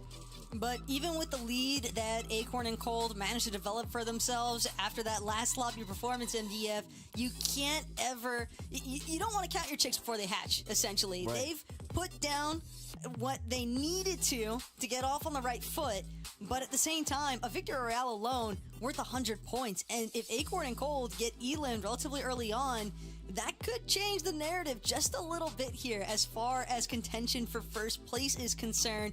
But with the second to last lobby, game number 11 on the horizon here, MDF, I think the main focus for not just Acrid and Corn, but a lot of these teams in the lobby is going to be to maintain your composure. You don't want to find yourself autopiloting as we head into match number 11 of the day.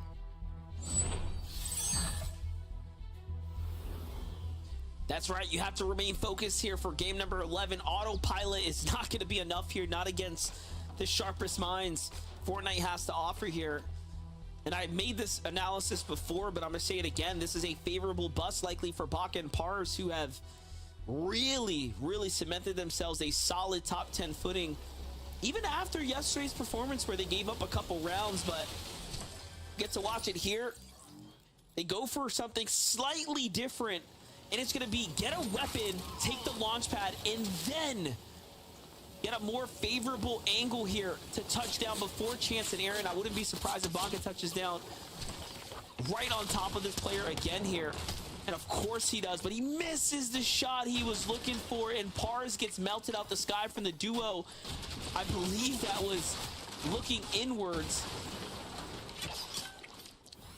Oh, this is a huge ask right now of Baka, and no, he couldn't get the heals off in time, and Baka and Pars they really did have the strategy, but the unforeseen additional duos ruined it all.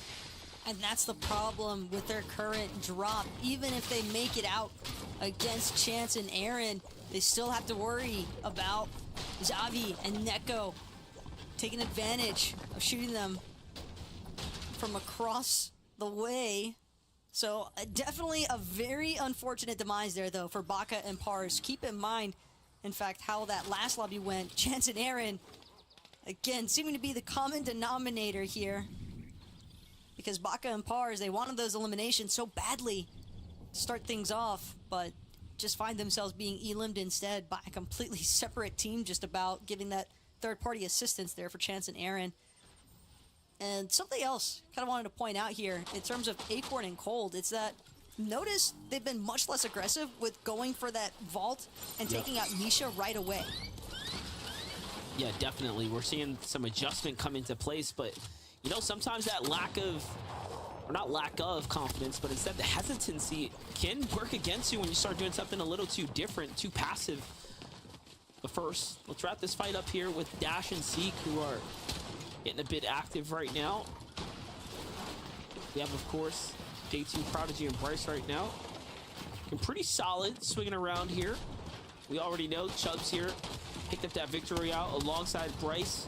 Like we mentioned, this is for sure the team to look out for as far as big up-and-comers for this year leading up to the Global Championships. But right now, Shieldbreaker has to come out in desperation there. It does end up connecting, but it's not looking too good here.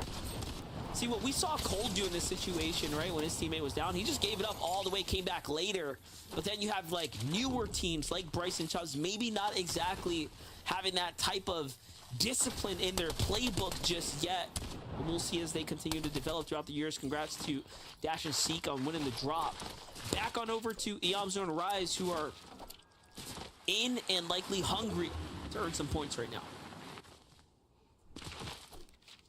Got a lot of ground to make up for, fighting a battle very unique to just them in comparison to everyone else in this lobby. But Eomzo and Rise, we know that they are capable of that level of greatness.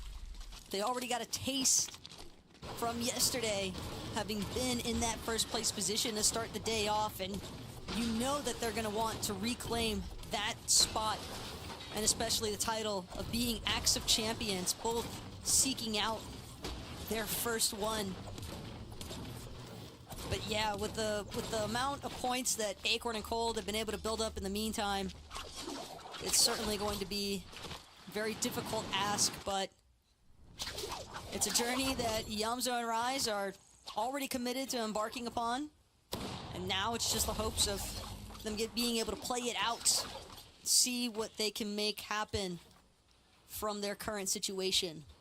Yeah, the real anomaly for top 5 is the fact that Acorn and Cold have 200 or 100 points ahead of second and almost 200 across from everyone else. So unless something goes terribly wrong in one of these two games, then there's just not going to be an opportunity to close the distance there. But they are triple contested. So like we said, you literally cannot count them in as a winner just yet. This game, next game, still triple contested. The real difference maker for Acorn and Cold has honestly just been the fact that they've been in positions, both in games 10 and 9, where realistically they should not have been able to make it as far into an endgame as they did. But they just took full advantage of every opportunity and have found a way to minimize mistakes as much as possible here in day number 2. Aside from the fact that they found themselves in a solo occasion, the successful reboots into recovering enough to then find ideal positioning in later games, that alone is definitely a testament to just how strong of a duo Acorn and Cold are. One thing I really like about Cold, I feel like he, for me personally, right, from like what I've gathered from his playstyle, he is exceptional with the shotgun. It reminds me of TSM's Commandment. Commandment used to go by the moniker, you know, the nickname, essentially 200, just like Saf, 200 Punk, right? Like they were always putting that in their name because they were just that dangerous with it. And Cold, man, I know he doesn't flex how good he is because he's very humble, but he is good. Actions speak louder than words most of the time, and Cold's performance 99.9% of the time. It definitely and more than enough to back up that kind of statement. A little bit of trouble here though, more towards the north side of the map, far northeast even.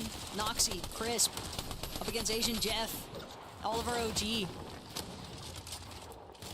No other teams in sight though, so third party probably least of their concerns, but both of these teams expending a good amount of materials. Seems as though Noxy and Crisp, they really want to commit towards this engagement, given how much they've already opted to use up here. They're gonna need that siphon materials out of Oliver OG or Asian Jeff, and vice versa, Oliver OG, Asian Jeff. They probably want to force this engagement. Noxy already kind of hovering near that launch pad because, as you can see, Asian Jeff eating a good amount of damage. Shield's not fully intact. Noxy now trying to see if he can creep around, find a nice angle into the box of Oliver OG, Asian Jeff. Gonna get the markers from where the pickaxe is coming through. Oliver OG, Asian Jeff just trying to reclaim some of the space inside this box fight. But again, if Noxy and Crisp, if they don't act soon and close this engagement off, it's gonna make things incredibly tough for them to try and challenge for a forecast tower or even a combat cache. Yeah, I like the discipline here, though, from Noxy and Crisp to play the distance with all this extra AR ammunition that they have to use.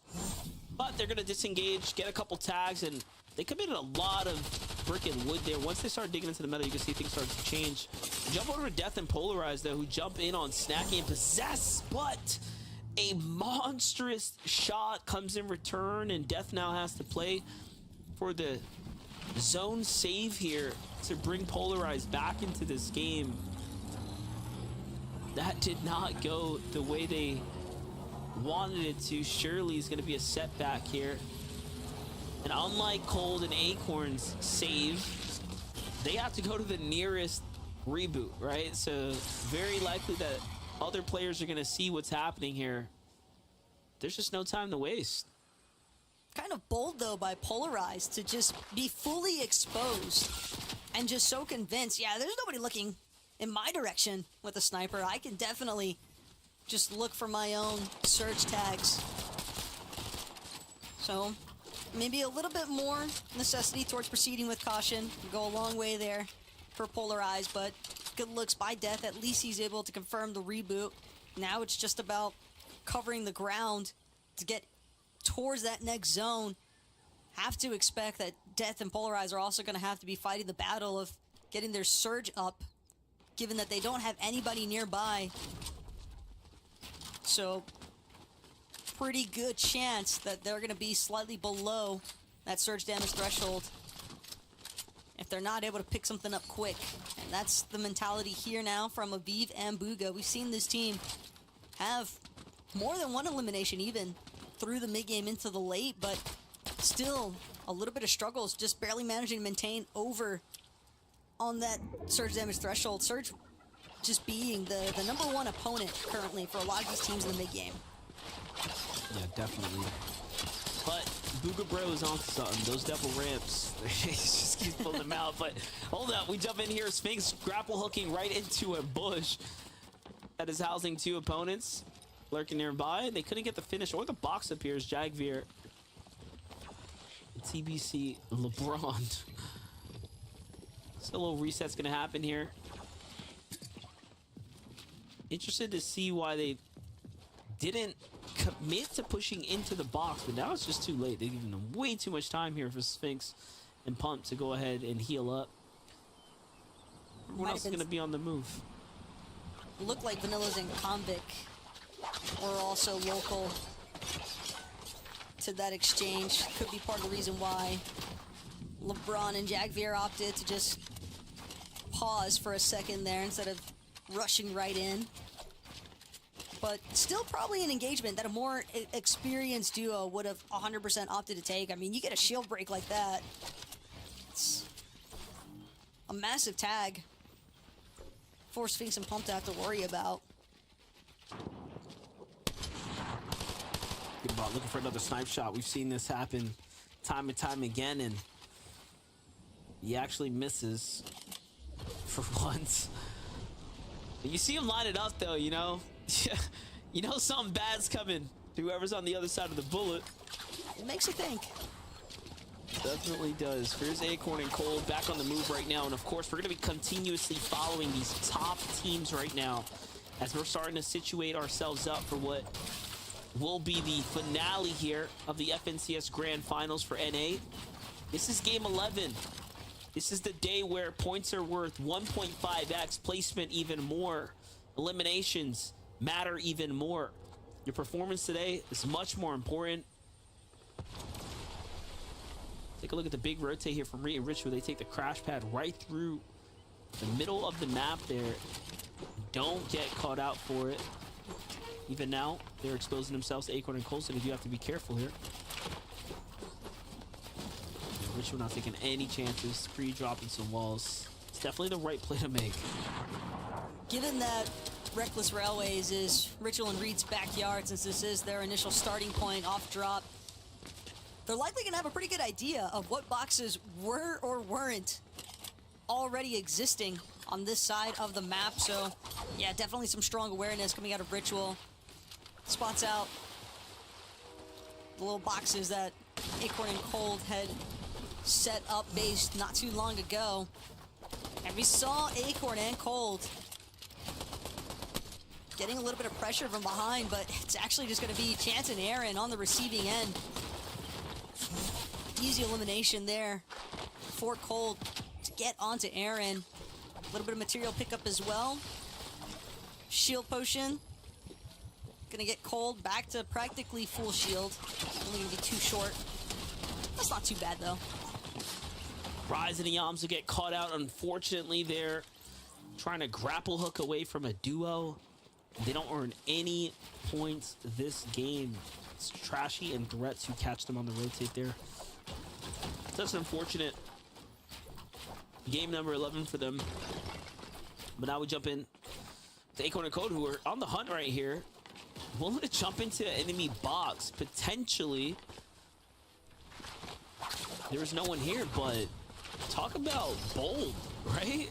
In order to fight, like looking for a battle when they have, you know, top 25 right around the corner, placement points, end game. Probably not content with the fact that they picked up an easy, quick elimination. They probably are feeling like they need a lot more damage. Clix and Epic definitely finding a little bit of damage here. It's going to be Yamzo's box that Clix forces his way into. Yamzo a little bit more preoccupied, looking towards Epic Whale. As a solo in that position, won't have a chance. Can't shoot two different directions at once, unfortunately there. So Yamzo and Rise have been elimed here in match number 11. Still try and battle it out though for maintaining inside of that top 5. We'll have to see how game 12 goes for them. But as for Ritual and Reet, another team that has seemingly come up short here on day number 2. They have a lot of ground to make up for. And this is a duo that, despite having relatively open access for the forecast tower at Dumpenhausen, they have struggled with maintaining ideal positioning because they keep coming up short on their surge. Being uncontested, yes, sure, technically Sphinx and Pump land on the opposite end, northern side of Reckless Railways, but that doesn't mean they're actually going to engage with Ritual or Reet. That's part of the reason why we see Ritual and Reet continuously trying to force these late game fights. And sometimes when you're that desperate for surge, you're making a lot of noise, other teams bound to take notice. And Ritual and Reet have really just been getting picked off more often than not by third-party situations. Yeah, that rotate right there is very interesting to watch play out because they know, you know, pretty much where the next zone's going. You can see they're like, dude, we got to get a mountain quick. One of these two up on this side. So that's already telling us a lot here. Back on over to Peter Boy, who have 0 eliminations, but they are above the threshold. So they've managed to at least stay active for the time being of this game. A lot of players rotating with a grapple hook right behind them as well. Not to mention teams that are situated here in front of them. So this is not going to be simple by any means. And if you're Peter Boyo and you fall now, I mean, you might as well kiss the FNCS Grand Finals opportunity goodbye at this rate because their competition is at 100 points ahead. Of course, with Acorn and Cold up there. No room for mistakes here at all. Clix and Epic just barely managing to hang above that damage threshold. They're coming in with a bit of a late rotation, taking a good amount of damage as well from this 2-tick storm. Polarized Death also finding themselves in a bit of a predicament here. As Polarized looking for a chance to get some of this Flowberry Fizz off. Only 2 ticks left. Big shot though out of Polarized, but it's not going to be enough. Instead, that's going to be Tahi and Scented. Tragic stuff there for Death and Polarized. Keep in mind, Death, Tahi. Last time we saw those two, they were competing together at the Global Championship. Now, enemies here for Major 1 of the Grand Finals. That's right. That is a very history duo. Those kind of things are going to happen, you know? Like, even if you're Death and Polarized, you know, you're playing so well, you're up at the top. I mean, this is Death's first time, I think, in a grand final setting where he's been able to obviously have a chance at, like, even top 3, right? With a pacing like this. So, you know, with time comes experience. But look at this. 6 through 10 are eliminated in this game already. Meaning that this runway is wide open right now for players like Clix and Epic Whale here.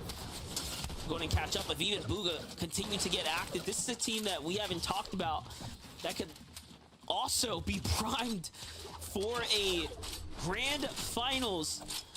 And that'd be incredible for someone like Aviv to achieve under his belt. Bugha already, of course, decorated all the way through and through. But Aviv starting to close in, and he's been playing so well. They just seem to complement each other's play style very, very well.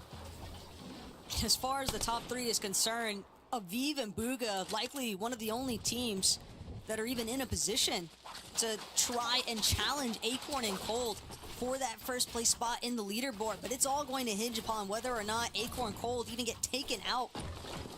Only one more duo needs to be eliminated before placement points become active. Just about. At the same time, though, Cold having at least 6 points from that elimination he acquired earlier on. Paper Muzz, though, from fencing fields all the way over to Classy Courts. It's probably the last thing that Cold and Acorn expected to see. But Paper Muzz having already found a slightly better spot. Cold, Acorn still trying to make their way across this body of water here. Couple of tags being ate up. But now it's the immediate pressure from Golden and Ozone that could pose more of a problem here. Cold and Acorn aren't careful. I'm not worried. They're in first place. I'm not worried. They got this. All right, everyone around them, they got this. Unless it's Re and Ritual. We're getting really close now. They get a little dangerous here. As the water starts to heat up. Can they handle the pressure? But no. It's a little too much for Re, who gets taken down into a box, and the edit comes in, and now Ritual has to play this one out by himself. This is their chance to do something big. Ritual jumps in and gets melted by threats. Clix gets knocked in the feet as well. Are all of the competition falling here now is the question. But Epic Whale fends off a monster shot there. Gives him time to save Clix. They gotta at least rake into like 520, 530, 540 if they want a chance in the last game to potentially be the grand finals winners here. Aviv and Booga are doing just that. Pushing everyone back now. Look, 25th placement, that's 3 points. Every placement above that only continues to build up. Epic was asking him to step it up earlier on the day. It seems he's done just that. Definitely a clutch moment for him to bring Clix back into the lobby, finds that revive after getting a successful elimination, putting more pressure onto the rest of the lobby to also stay upright here. Peterbot, Boyo, they recognize the fact, first place, pulling ever so much further away from us. They know they need a big match here if they want to keep in contention with Acorn and Cold. Same story, though, for Aviv and Booga. As they continue to build, one more elimination upon the next. It's Clix and Epic Whale versus Peterbot and Boyo here. But Duke comes in from the flank and just deletes Peterbot while his guard was let down. And now Boyo has to play this out by himself, but then it comes through. And it is Dukes who gets finished off there. So close. He almost 2v1'd them, but Clix and Epic Whale time it perfectly. And just like that, down goes Peterbot in the 600-point threshold range. So it's still a good game for them, but it's not going to be enough as Acorn and Cold start marching their way to 700. Clix and Epic now have a chance to jump up into second. This is crazy to think that Cold and Acorn are just looking like a completely different duo, separate from what and the type of performance they put in during the semifinals. Like, their finals performance so far has been very, very solid, rock solid. And the news just keeps getting better still, because Booga being knocked, now fully limbed. You can imagine that the feed probably retailing that information towards Acorn and Cold as Aviv doing everything he can, grapple blading, trying to stay moving along Acorn's with this knocked. zone. I think Acorn just got knocked. Yup, Cold is by himself now.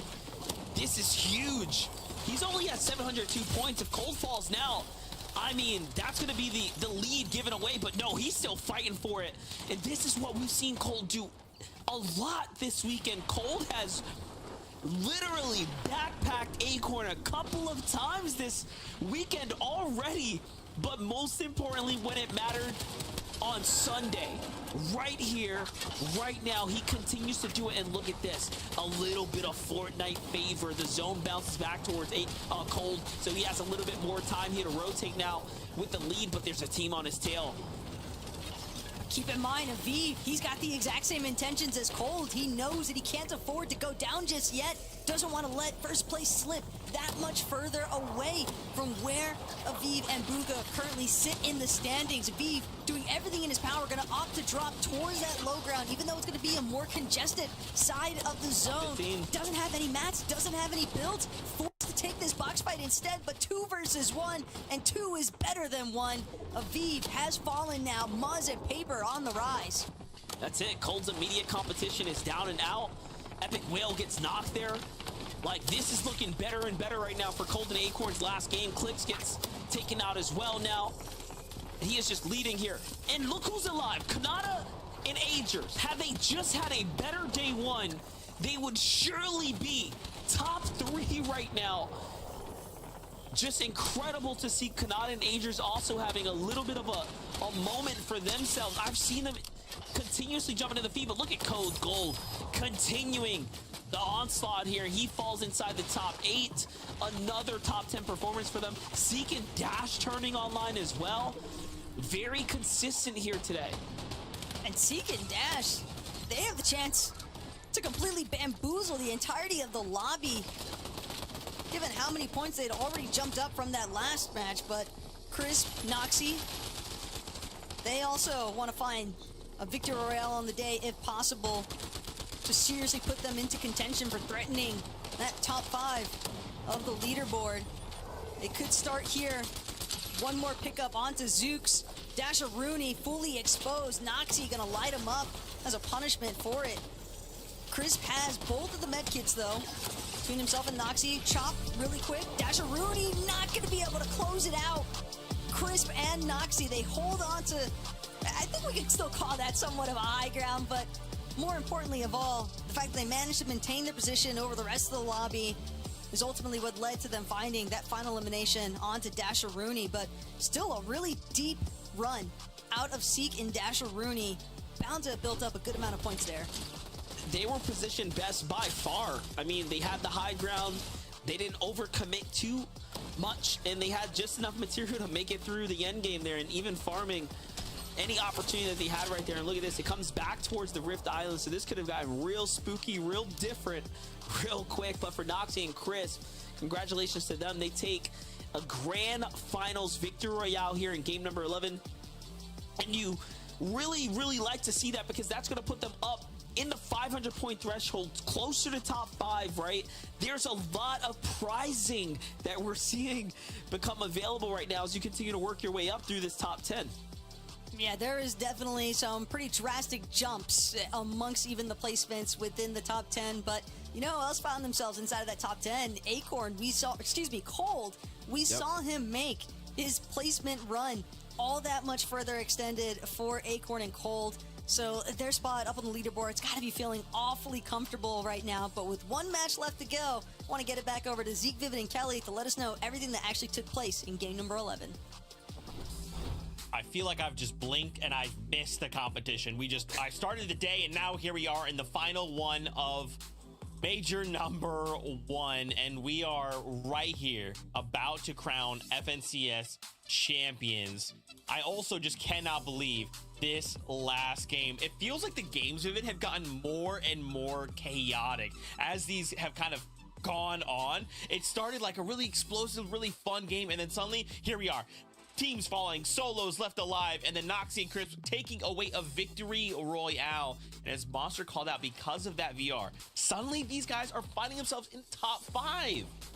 Yeah, exactly. And honestly, Noxy and Chris coming into the day 11th place, into that game specifically 12th. So they've been kind of tinkering around top 10 this entire time and coming out with a victory royale in game number 11. That is how you put yourself in contention for some of these larger prizes. Shout out for them for clutching up right there. 11 eliminations as well. That's huge. Yeah, huge performance there. Definitely going to shoot them up the leaderboard. And regardless of getting first or not, you definitely want to be higher up on the leaderboard, because that's where more money is and more opportunity, of course. Landing on Coastal Comms, Noxy and Crisp have been doing a pretty good job even back in day 1, but not breaking into our top 10. Obviously, we're not going to see them as much, but might be looking at another success from them in the final game of the day. I can't believe we're already here, Zeke. I know. Again, it's like these games have just been wild, and I wish we could just play another 6, but this is it. 1 left to go. Let's set the stage with the standings. Who leads the pack? Has something changed? I wonder. No, it hasn't. No. Acorn and Cold only continue to develop their lead, but Vivid, now that we kind of have this opportunity to say, okay, well, Acorn and Cold, if they just held on, they repeat, they walk away champions, okay? So I want to take a step back. I want to look at everybody else. Because where did Bugha and Aviv come from? Hey, listen. Where? They've been playing around with top 10 throughout the entire competition, and to see them in second place, really no surprise.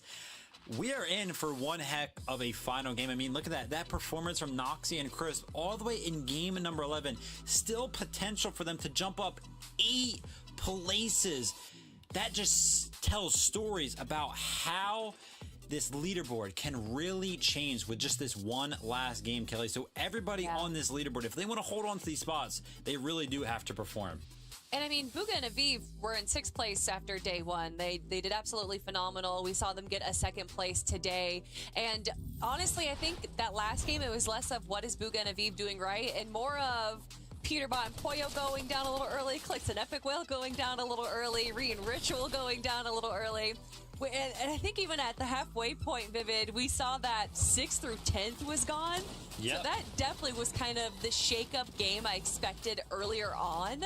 But to see Aviv have the solo run right here, he tried as hard as he could, but when you have so much going on around you, there's only so much you can do. Absolutely. Okay. This is it. Last game of the day. What do we want to see? What is it that we want to see happen with this final opportunity? What can duos do? Is there a duo you guys have eyes on that you're like, I just want to see them have the game of their career right here, right now? Talk to me. Yeah, honestly, there is a duo that I've been kind of eyeing throughout day number 2, and we haven't really had an opportunity to talk about them. They ended day number 1 in 30th place after being surprise contested. It's going to be none other than Kanata and Aegis. I feel like we've seen them in almost every single endgame in day number 2. They haven't really been able to define themselves, you know, getting into like the top 3 where we're kind of used to seeing them. But right now they're in 12th place and starting the day in 30th and already being at 12th place. Hey, listen, there is a lot of opportunity for them to jump maybe even into that top 5. I'm interested in the story between Aviv and Bugha and Peterbot and Poyo. I think at this point it's a 140 almost point lead between 1st and 2nd place. And we saw Bugha get a 2nd place in the most recent major, which was Chapter 4 Major 3. And we know that there's history between Bugha and Peterbot. So I'm excited to see these two kind of battle it out and who's going to be able to claim 2nd. Yeah, really quickly, I wanted to bring up the placements here to see what players will walk away in what placements. How much money are we talking for Bugha and Aviv to go head-to-head with Peterbot and Poyo? Look at the difference, $20,000. And here they are fighting for that $20,000 a piece. But even just keep in mind this last game, suddenly jumping up 12 placements, right? From 11th to 15th, up to top 5. That's insane. So whatever happens in this next game, Fortnite fam, y'all cheer on all of these duos, okay? Because this is the final game of the NAFNCS. After this, we crown champions. We claim spots on the battle bus going to the globals. It's all to play for right here, right now. One final ride. Let's get into it. Taco, MDF, over to you. Woo! We definitely have a lot to look forward to here as we're gearing up for the FNCS Grand Finals champion. We're going to find out here shortly. Taco, I mean, let's get some early predictions. Do you think Acorn and Cold are going to hold it? It would be a very difficult. I think it's more difficult for Acorn and Cold to lose it than what it would be for them to essentially hold onto this lead at this point. Something that Alden was so kind to point out. Prodigy Analytics on Twitter, for those of you that might not be aware, Acorn and Cold are just one of 2 teams, Sphinx and Pump being the other, that haven't had a single 0-point game. So if you're hinging on Acorn and Cold making a mistake, you're going to be waiting a while, because the few mistakes that have taken place, they've been able to double back on and overcome. Impressive stuff all around. Certainly what you would expect the consistency to be of an AXA champion holder, but Game 12 is here. It's ready to determine who's actually going to win. Well, here we have it. Game number 12 of the Grand Finals is going to kick off, and we'll see if Acorn and Cold end up regretting the fact that that NPC took 6 points from them when we started the day, or not. Essentially, it's Aviv, Bugha, Peterbot, and Poyo's game to try to fight for.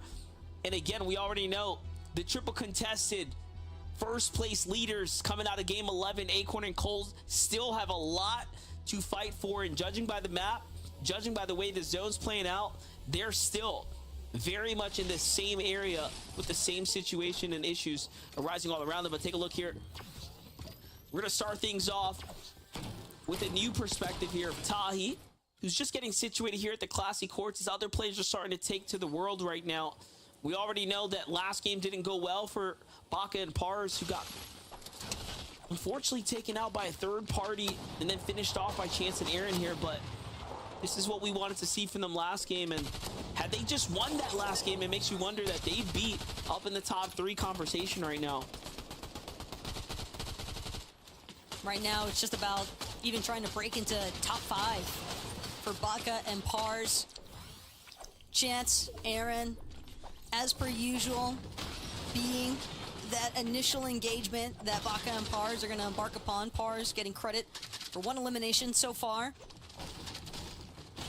But as far as adaptations are concerned, one that would be nice is if Baka and Pars choose not to lose focus and chase out the remaining teammate between Chance and Aaron, as we've already seen one time how detrimental that has been towards their overall gameplay of the day.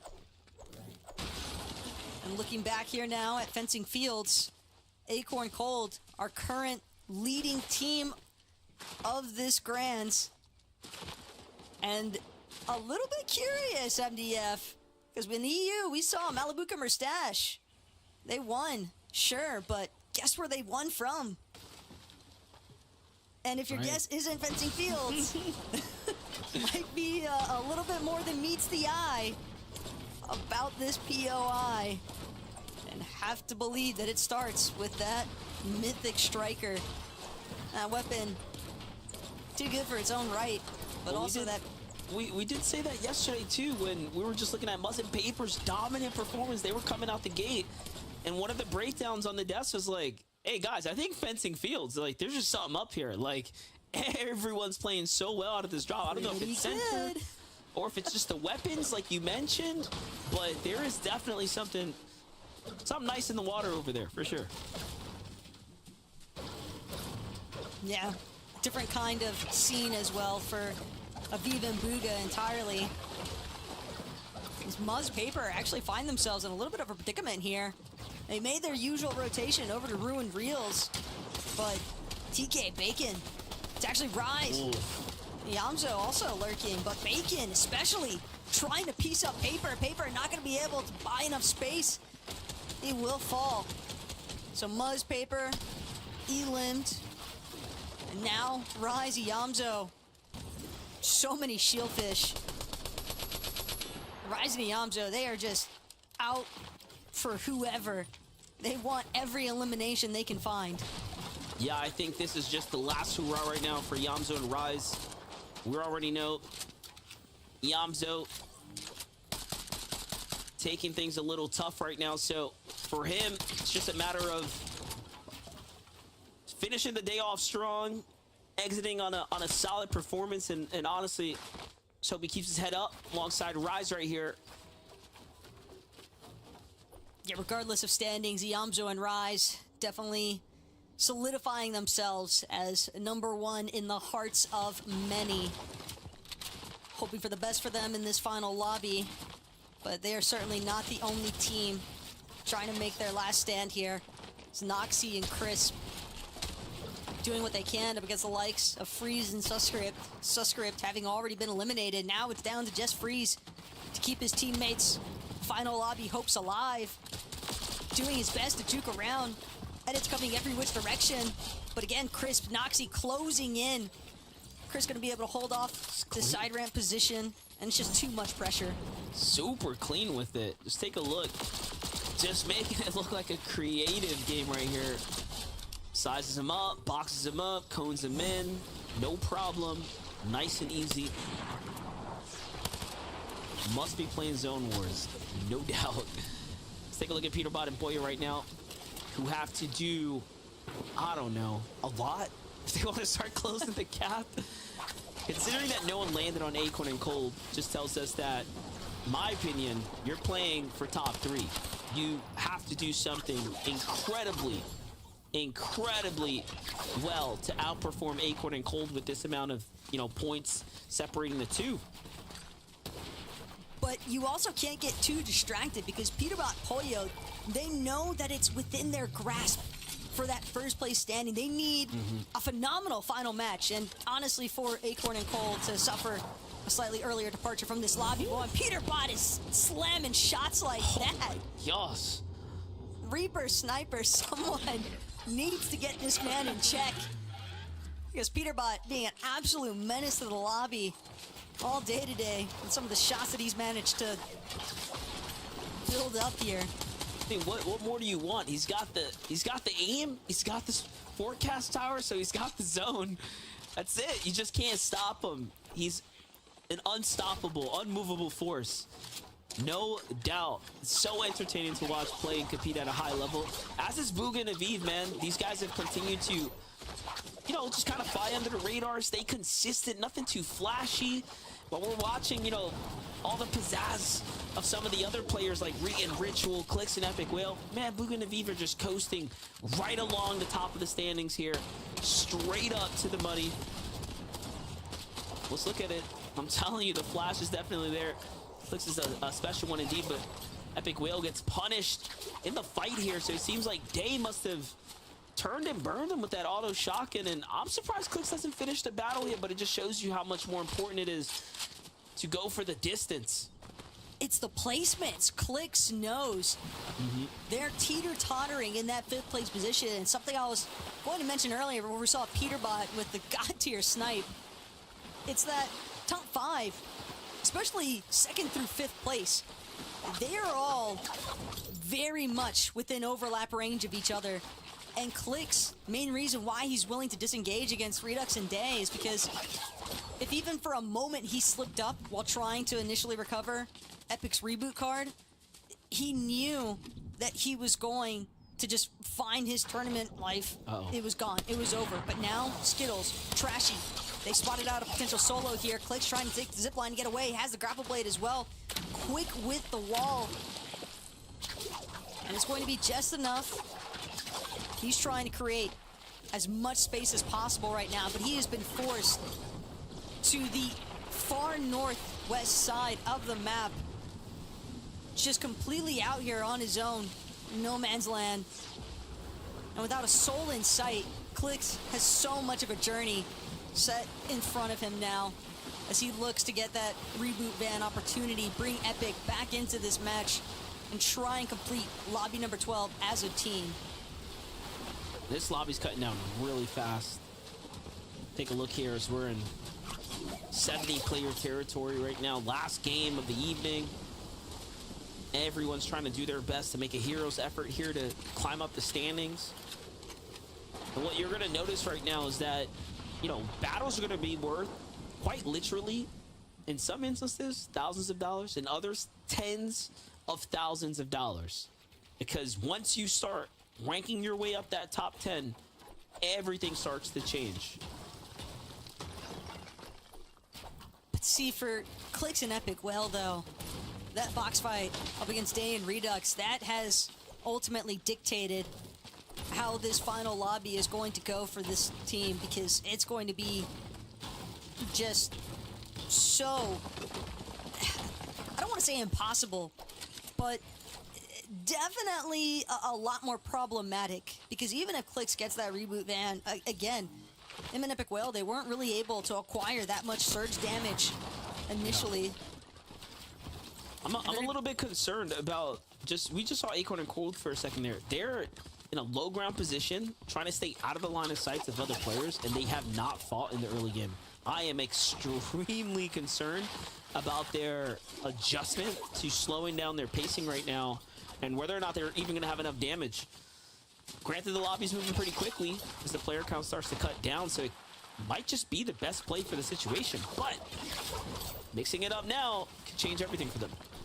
This lobby is moving so fast, though, if you compare it to every other one so far today. I mean, the fact that we are down to 68 players, MDF, and we're just about to enter Zone 4, by the way. We might find this lobby concluding before we even reach the final zone.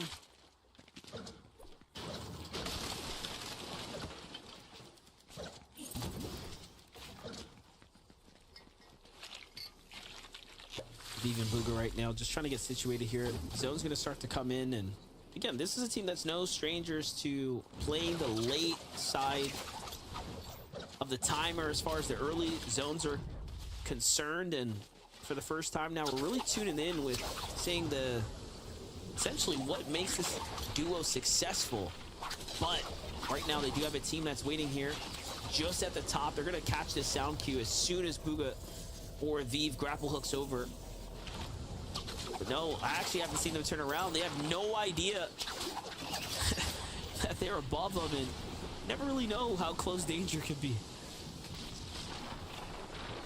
We know Bugha loves to do these elaborate dead side rotations, but going to the literal peak of this mountain just to take advantage of the launch pad, it is a bit of a stretch there for Bugha and Aviv. And as to whether or not they'll be able to collect enough surge damage, but good chance to check in, see how Clix and Epic Whale are faring since Clix's recovery mission went underway. And with Epic now being back in the game, it's just Baka and Pars who are going to be the next hurdle here for Clix and Epic. This is likely an engagement that Clix wants to try and take advantage of, but the issue is just doesn't have enough white HP. But he's got a sniper. He's got a sniper, and this is everything that could set him up for success right now. If Clix hits the snipe, honestly, I'll just have to bring back the mug of the day and do VODs. Like, I'm putting it on the line at this point. I believe. Oh, there's a team behind him. Oh my gosh. I'm genuinely scared for a second. I was like, wait a second. Look at the map. And someone just goes rolling up, pre-fires the bush there. Clix must be thinking the same thing. Adrenaline is peaking right now. It's almost looking like a little bit of panic. Oh yeah, he's pretty frazzled right now. Clix won't be able to do a whole lot here out in the water, just hoping that he doesn't turn. It's essentially fishing bait, but Team just left too. Another player over there. they are getting sandwiched. And X-Spawn knew. They know they've got the advantage. They can tell just from the way that Clix is positioning himself, just from the way that he's disengaging, that this is a solo or a duo that is struggling super heavily. And they're going to try to pin him down. Clix is really going to have to depend on Epic if he wants to make it out of that one alive. Look what's happening here. So many big pots here to work with. Wouldn't be surprised if Ritual and Reek go for some more bold exchanges here. They can afford to do so right now. And maybe that's part of the adjustment that they made, right? As they started gearing up. Fighting for these Rift Islands, fighting for some of these weapon cache. I mean, it makes all the difference once you have that many extra heals to work with. Acorn and Cold, ever so close nearby. And like we said, they position themselves in this kind of low ground area. I was concerned with how much damage did they manage to find, and maybe it was enough because Acorn has a sniper, right? That definitely determines and changes things a lot. Usually, if at least one player out of the duo has that sniper, yeah, you can expect them to be taking on the bulk of that responsibility for managing the surge strategy and getting that damage threshold up to an ample amount, so that way you can just operate prioritizing solely on positioning. And that does seem to be the case for Acorn and Cold. They seem a little bit too calm, a little bit too relaxed. When you think about how fast-paced this lobby has been, and for Acorn and Cold to just kind of be sitting there, it's almost like watching the eye of the storm, essentially. And Clix and Epic, this is Oliver OG, Asian Jeff now. One team after the next for these two. Important fight for them, though, to find a refresh here. They need the mats. They need the heals. They could truly do with a big pickup right now. And I'm just waiting for the sniper tag from Clix to come through and set things up, and he finds it right here. It's not the headshot he wanted, but the body tags would be more than enough. Just a wall short right there would have been the difference to him fully committing in, and Epic Will's close and personal right now.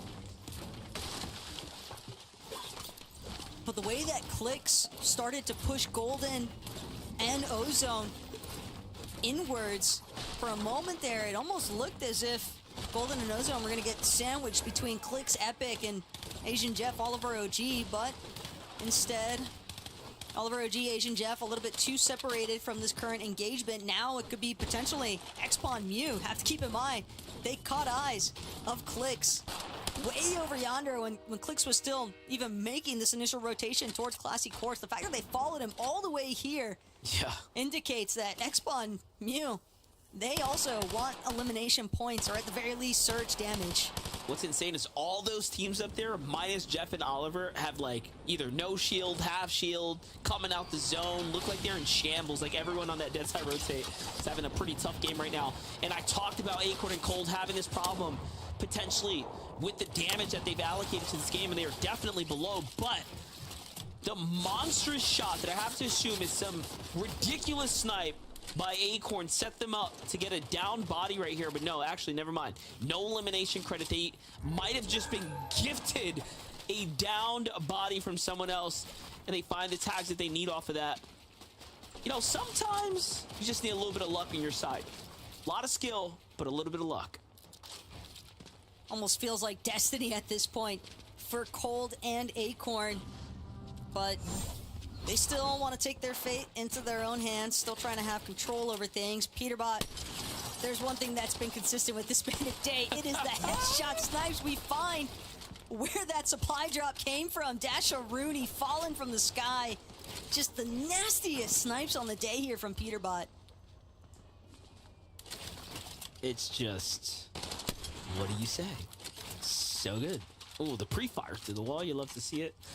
Look, with the sniper in hand, Peterbot is definitely in his prime right now. It just seems like things are lining up for him this season, and you know what?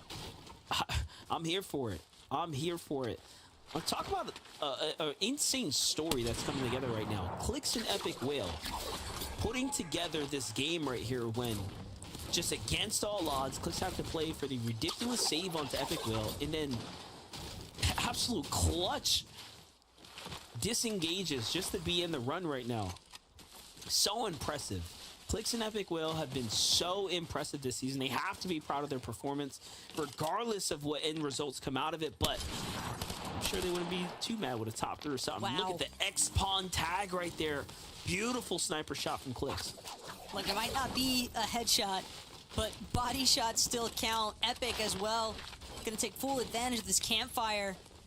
Very fortunate one as well, because Epic, Clix, they don't have any white heals of their own.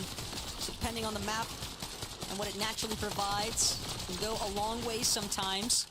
Aviv and Bugha, though, been a minute since we checked in to see how things have been shaping up for these two in the final lobby of Grands. Crisp and Noxy, though, if Epic and Clix saw that knock just now, probably hoping that Crisp won't actually be able to get the revive off. And it is going to be an unsuccessful attempt here. Xpon, Mew, they're going to force themselves into the box. So Crisp and Noxy now being knocked out of the count. This could be the chance here for Clix and Epic to find themselves with a potential top 4, if not top 3 finish, depending on how things go for Aviv and Bugha. Yeah, definitely. Clix and Epic had a good amount of points ahead of their 6th place, you know, competitors. So this is a top 4 lining up right now for Clix and Epic Whale. They can just start earning some placement points. For Aviv and Bugha, though, they have to turn up the eliminations now if they want to stay on pace with Peterbot and Boyo. You know, placement points aside, because look at how light the lobby is right now. You have to assume performance is probably feeling pretty solid, but more importantly, this game's ending really quickly, and the placement points are just around the corner, right? So that means the elims are going to start to run light. Cold is going to find elimination in the feed there onto Tahi, so things are starting to add up right now for even Acorn and Cold.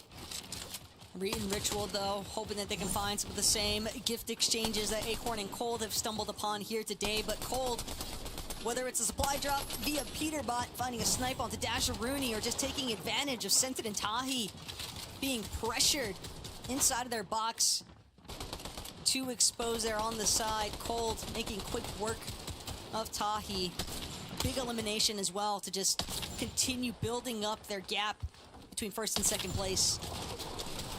Cold and Acorn dead center right now as well. And there it is, finally. One of those eliminations that, you know, Clix really needed to kind of get him in the situation to have some material. Not the greatest amount of from the pickup. So we're just gonna have to run this back and see exactly who it was that he took out. Oh, it's gonna be Rise here. He finds with a big tag there. Drops him down likely into this box here shortly after. There it is, the shotgun to catch him. And then the full finish there. Tough stuff for Yamzo and Rise, but again, their struggles today have been so unique and different in comparison to a lot of these other teams battling it out. Regardless of where Yamzo and Rise end up in the final leaderboard, they are absolute warriors for their performance here today. As now Peterbot, Poyo, they're actually trying to be the warriors of the low ground. Decent amount of tarp space already built out here. Good amount of builds still remain as well.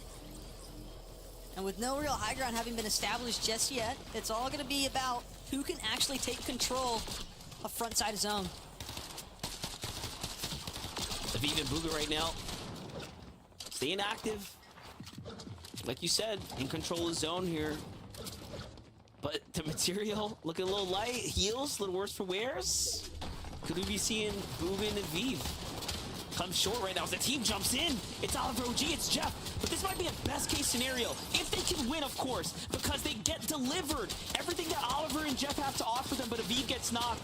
Bugha unfortunately slips off the side, and the pressure from other players starts to come in, and very, very skilled disengage, though. He drops straight down here and will likely be able to save his teammate, but no, those teams want more, and they are down and out. This is prime time runway right now for Boyo and Peterbot, but more importantly, Clix and Epic Whale have more room to potentially jump up to top 3 now, as Cold and Acorn seemingly are uncatchable.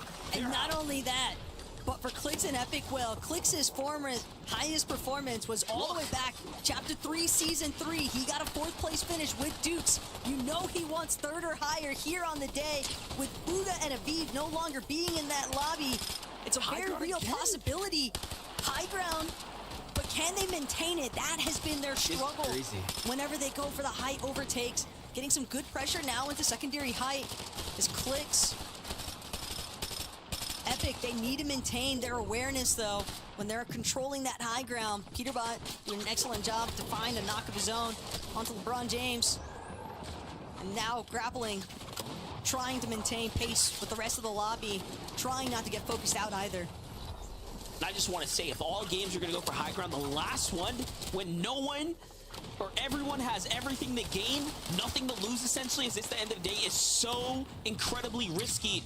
Look at Peterbot, look at Boyo. They're moving up for a reason right now. And when you give them enough time, when there's not enough pressure and they can size up your position, it's all or nothing. Even Oliver OG decides to try to go for it. And I think Clix and Epic are really taking a bold move right here. And they will need a refresher if they want to maintain this, because other teams are going to start coming up here soon. They've got their eyes set currently on Oliver. Big pickup find as well. That material going to be much needed. Ritual all the while on the low ground. Miro, it's Cooper. They're going to be eliminated. Cold Acorn now proving to be another set of foes here. Oh but they just claim Chubbs instead. Bryce possibly still running around as a solo. Poyo, though, on the other hand, he is definitely a solo here. No Peterbot. Higher taken out.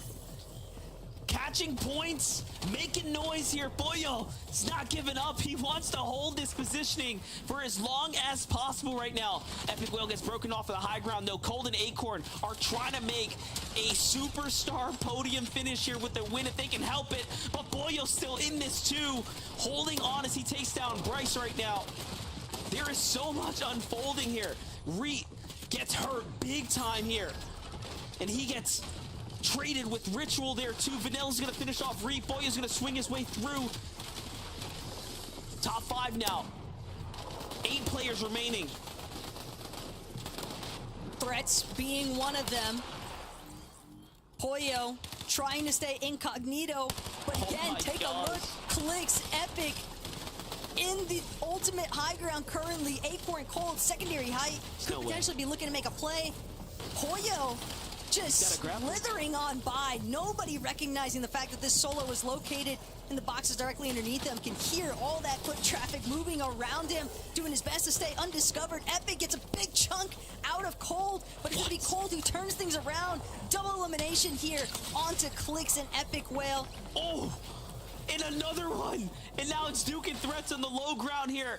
Acorn and Cold have fought their way all the way up to first place, and it doesn't matter how you cut it, they will be your grand finals champions here. But can they close it out on a win? They sure can. A huge tag there, of course. Cold's gonna hit it back to back, and they do it again here.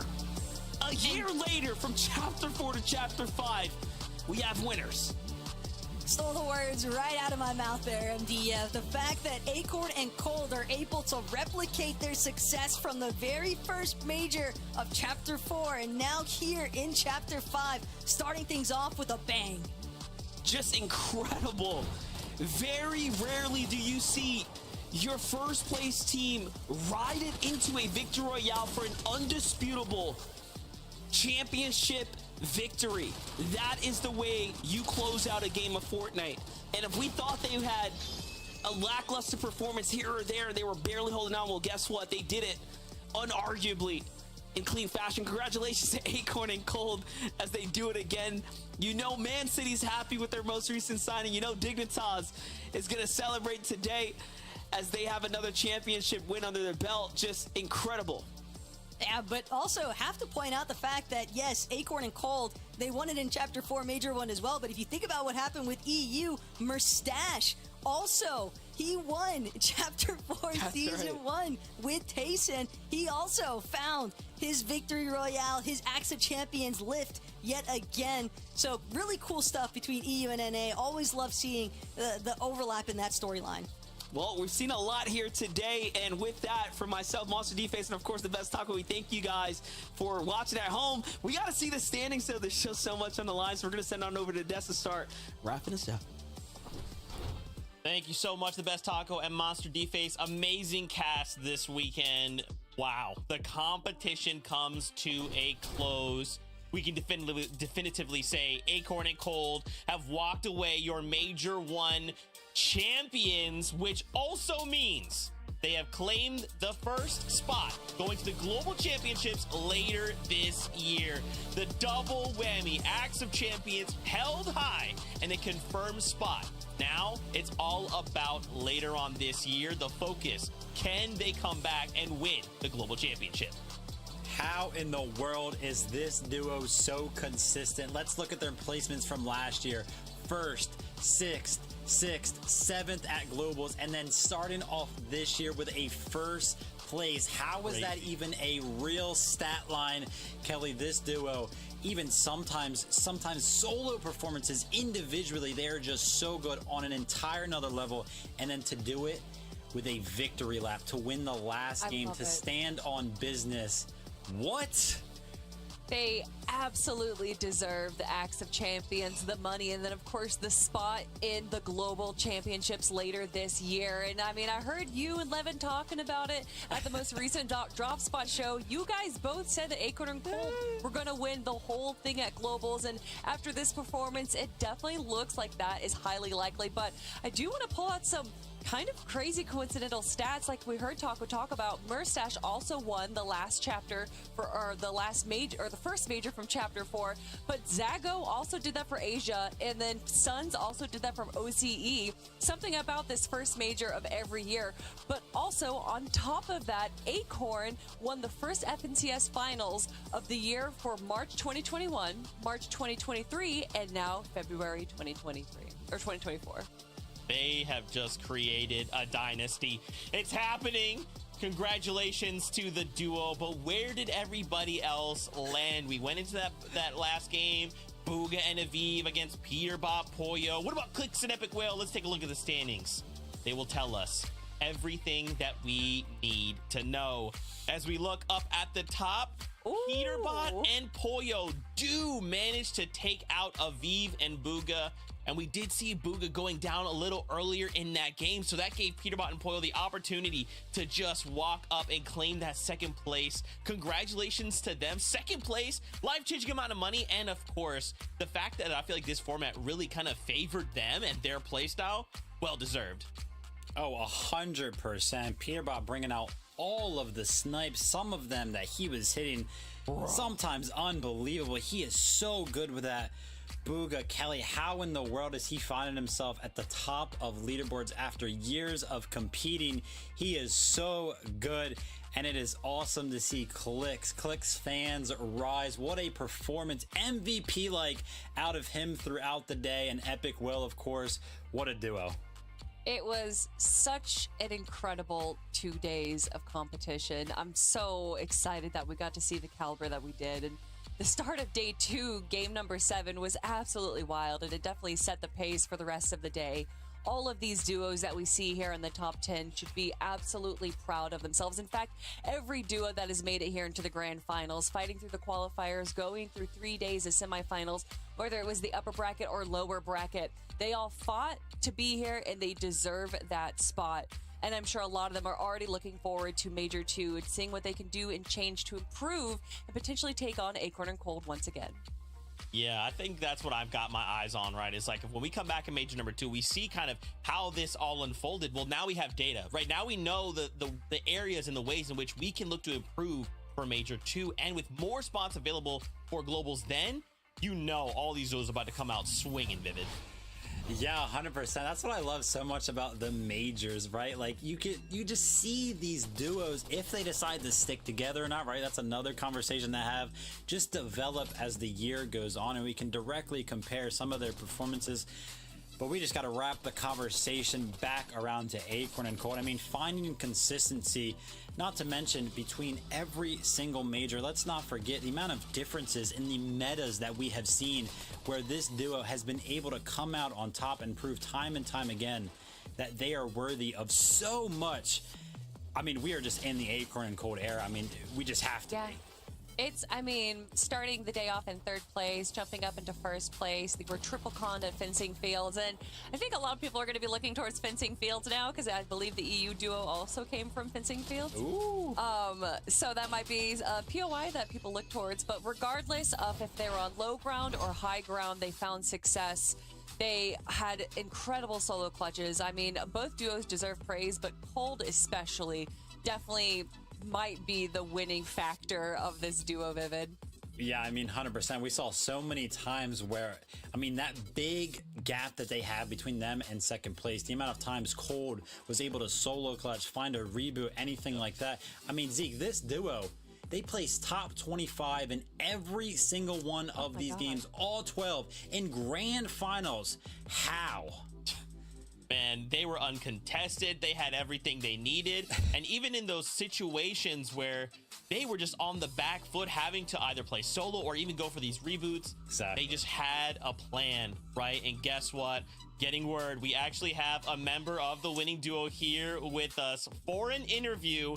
So first off, we just have to say a massive congratulations. I cannot believe it. Major number 1, walking away. Another win, bro. Champions, Acorn. What's going on, man? How does it feel? Tell me what's going through your mind right now. What's good? Hey, man. Another day in the office. That's all it is, bro. Come on. Come on. Oh, God. Man, talk me through this weekend. So obviously, you guys came into day number 2 in that top 5, and then whatever it was, man, you guys just turned it on. What was your plan of attack coming into day number 2? I mean, we're con, so like we didn't want to switch up too many things, and like we didn't want to over prepare like we've been doing in the past. So we kind of just played. We kind of just played like a tournament, like a cash go. Oh, okay, yeah. Just play a grand finals of an FNCS like a cash cow. Okay, Yeah. If that doesn't say enough, then I don't know what does. You guys, of course, placed top 25 in every single one of the games that we saw happen this weekend. While contested a little bit, how did you guys manage to do that? I mean, storm surge going on, changes to that as well. So many factors. How do you overcome all of that? I don't know, man. You just did it. Okay. I mean, Acorn, this isn't the first time we're seeing you here. This is, in fact, your third grand. This is my voice. And it looks like he's just, I mean, this is your third time coming in, grabbing a victory roar, or grabbing a first place out of the global championships. What is it? How are you able to stay so consistent over all these years now? I mean, I just put in like as much time as I can, and I always want to be the best. You know, I'm always striving for better. Like, never satisfied. I'm never satisfied. Yeah, so what can you tell me about Cold? Obviously, I have 2 questions. First question, if you guys, let's say we started Globals today, right? Do you guys feel like you're in a place where you could walk away and win Globals, or do you feel like there's still a couple things that you would want to work on to make sure you will win Globals? No, I think we win. I think we're primed. We played 3 cash cups. Oh, sorry. We played 3 cash cups and we won all 3 of them. Now we're going to FCS Grands, winning FCS Grands 4 for 4 finals, first places. Like, this has never been done before. Like, we're literally fully primed.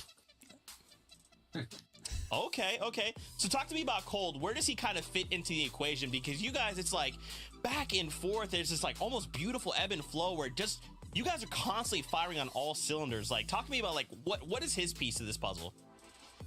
I mean, like, he's just the best. Like, he's always listening to me. Like, he never questions a play. Like, he's on me all the time, and he's there to solo clutch when I need him. Like, it's perfect. Dude, that's awesome. Listen, man, congratulations again. We'll let you go so you can just keep up that voice. Really quick, before you go, where can people find you? Like Acorn on all socials, Acorn FN on Twitter. I'll be streaming and making hella content now, so Let's go, man. Congratulations again. We'll see you at Global Championships, and of course, we'll see you next major. All right, thank you. Humble guy, right? Hey, listen, we won 3 cash cups. We won a grand. It's not a big deal. Just another day in the office, Viv. Yeah, I think the telling thing there for me is, you know, comparing the grand finals of an FNCS to a cash cup.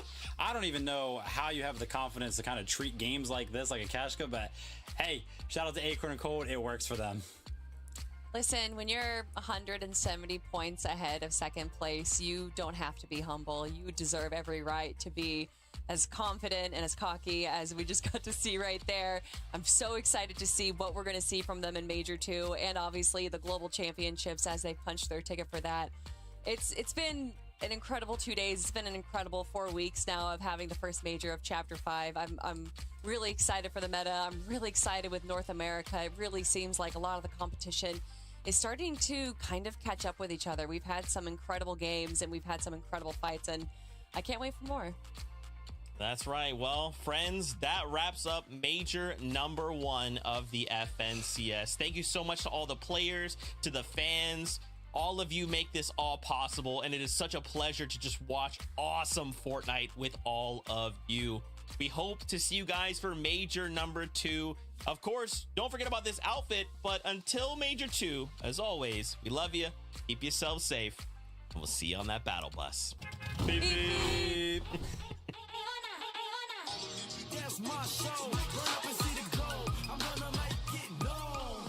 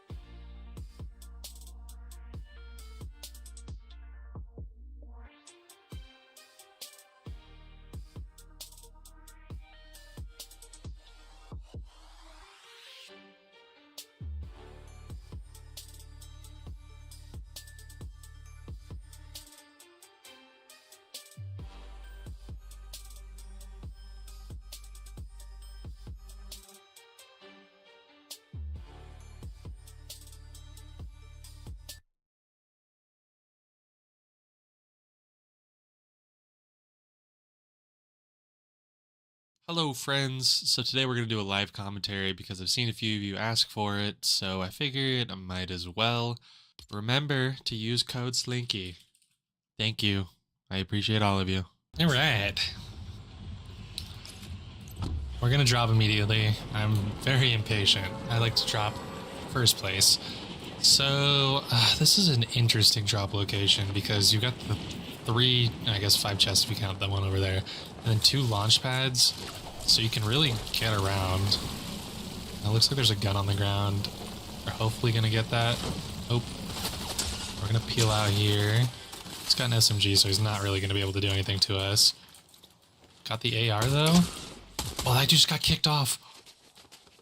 Did he die? Oh no, he didn't. He's going to though.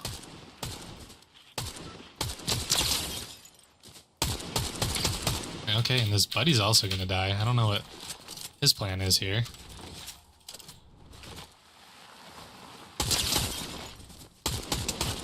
Take you out. There we go. Sweet. There's someone coming towards us. I see you. Just come towards us. Yes, yes, yes. Grab you. Oh, he has a sniper. That's not good. Running away. Sweet. Running away because he knows this is not going to be good for him.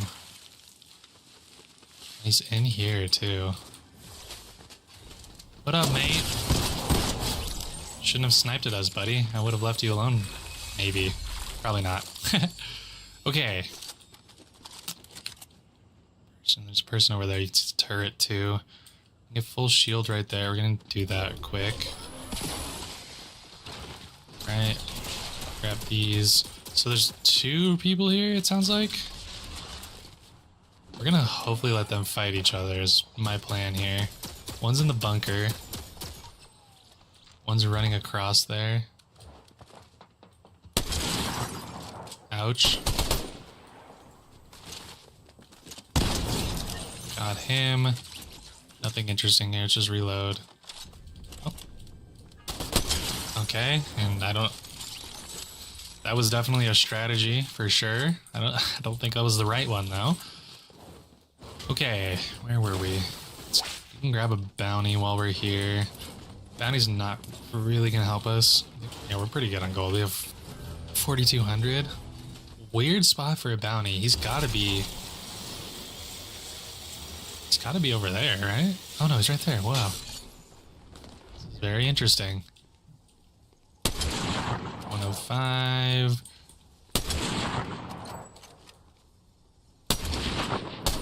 Okay, we're gonna jump on him.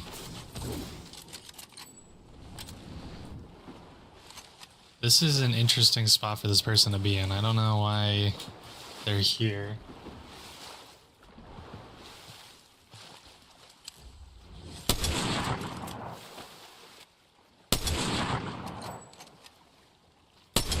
Goodness. Hitting people while they're swimming is so hard.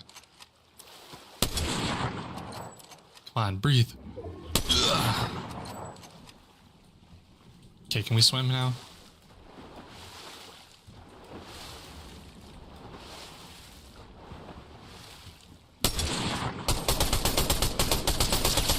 Okay, he's almost he's one shot.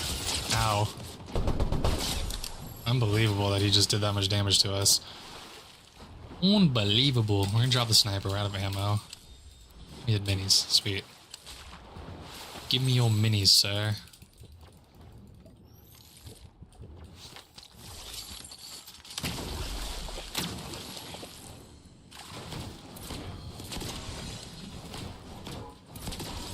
Alright. We are chilling. We don't have an infinite rotate item, which is unfortunate. Oh, we could go get this. Yeah, we're gonna go get that. Bow staff. It's actually really close to where we were. Keep the gun up just in case someone's up here. People don't ever get these chests, which is interesting. People forget about this chest, but there's like 3 chests up there. Big pot. Mark you just in case it does get grabbed. I do want to fight the person who has it. Alright, let's roll. one more crash pad. We are going to use it right now, so now we don't have rotates. This is scary. Should keep gun up now. Keep our gun out. I mean, if someone starts shooting at us from close range, we can't get away from them. There's someone... Did I just see someone over there, or was that a bird? Could have been a bird. Alright. Clear you out.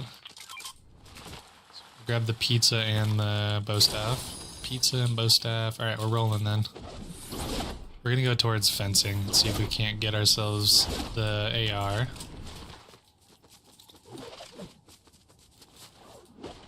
The loadout's pretty good. I mean, it's pretty average. Not gonna complain about it.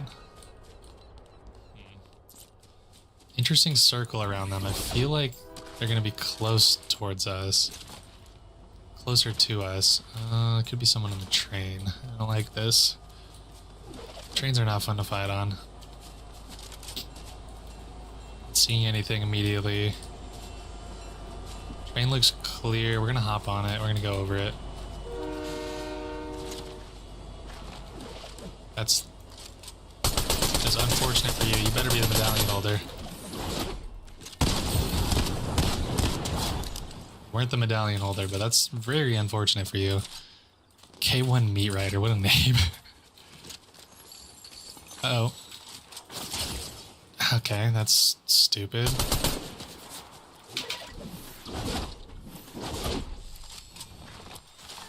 Throw the pizza down. Let's get some slices of za in our mouth.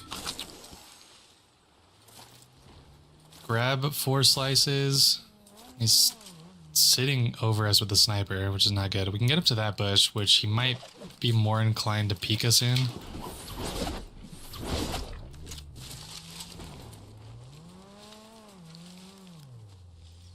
Is running? What am I hearing here? Oh, you. Yeah, let's teamwork him.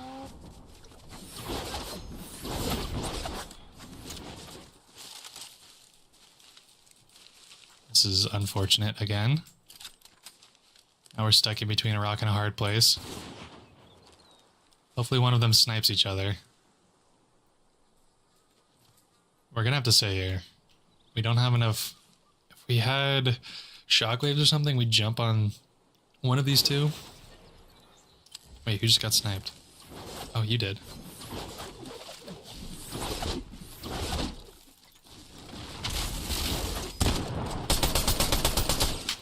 Oh, that's the wrong button, of course. Oh my goodness, he got turned around though. This is unbelievable. Get out of here. I didn't grab the AR. That's unfortunate.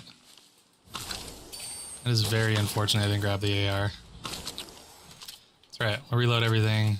Reset this fight. Dang. Should have grabbed that AR. Okay. We only have 2... Oh! Okay, we got him. Okay, we... Okay. That was just bad. It said we got him and he's still alive. That's unfortunate. We're chasing after him though, and he's in a dirt bike. Ooh, yeah, that's a nice one. That was a nice shot. We're saving that clip. That's going into TikTok.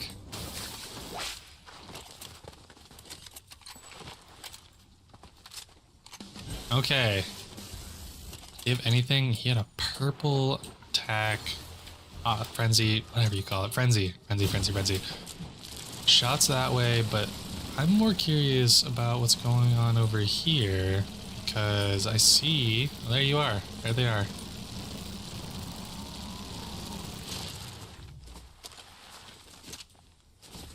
Is he in the passenger seat? There's no way, right?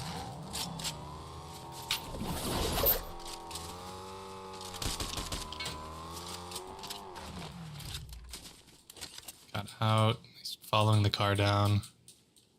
Wow, following the car down to a T. I don't know this area very well. I can shoot him in the feet though.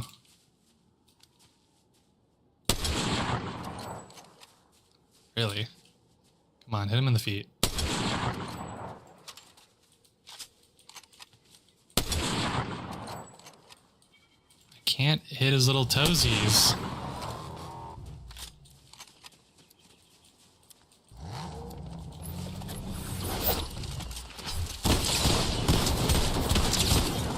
Pulling out the shield is an interesting strategy there. The shield is terrible now. Is that a person right there? That is. What are you doing? What are you doing? Okay, that could have been really bad. That could have been an unfortunate timing right there. Did he have a sniper? He didn't. Ooh. He has the he does have the grapple blade. I love the grapple blade. Okay, so we only have 2 of the medallions, which is crazy. We could go for Montagues. I see him chilling on the mountains. That doesn't sound fun to deal with. Oh, that's going to be so annoying to deal with. Alright, we're going. We're already committing.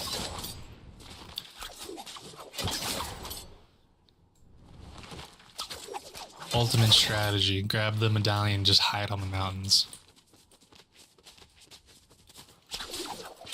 These mountains are not the easiest to crest. Is that? No, that was the... That should have been the zip line. I saw something red right there. I think that was the tip of the zip line. Okay, we gotta be wary of our charges now because we might have to... Oh, there you are. Oh, he's getting... Oh, he's getting owned. We gotta follow this. We gotta third party this. Jump up.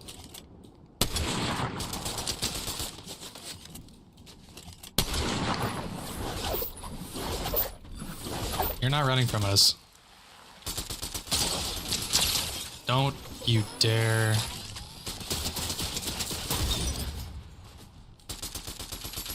Okay, well, we gotta follow him.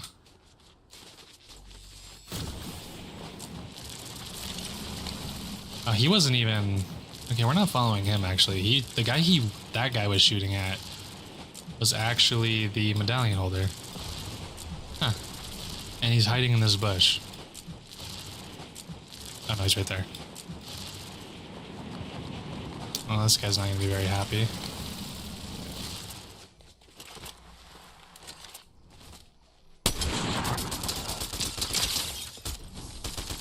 No. Of course. Of course he's got impulses. Alright, we have enough movement though. Unless he's got 18 impulses, he shouldn't be able to outmaneuver us.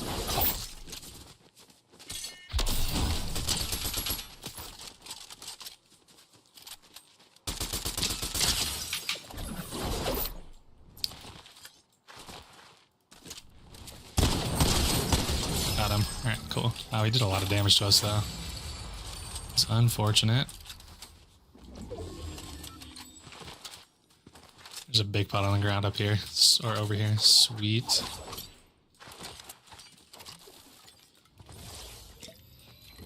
The other 2 medallions look like they're reaching each other, so we're gonna head towards, was it ruins? Oh, it's a fencing actually.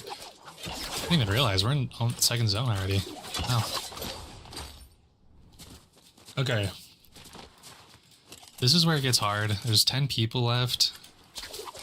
So circle is kind of small, so we could get third party here.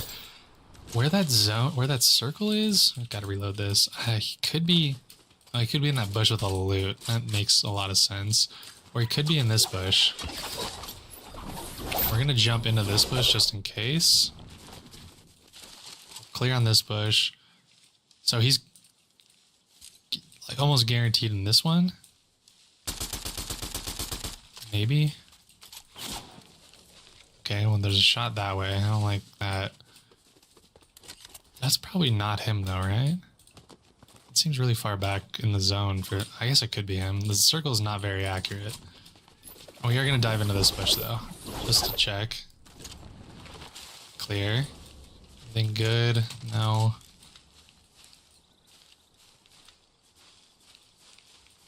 He's on the roof. I see you. Come on, peek your head a little bit, buddy. See, look, right there. You see the crown? That's why you don't pick up crowns. Could do something crazy here. We're gonna try it. Oh, he died.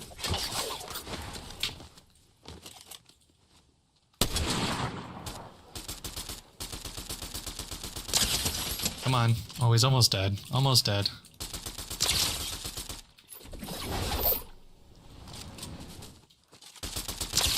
Got him. Sweet. He killed the dude we were going for. But it doesn't matter because we got what we needed. The old tree play. Wait.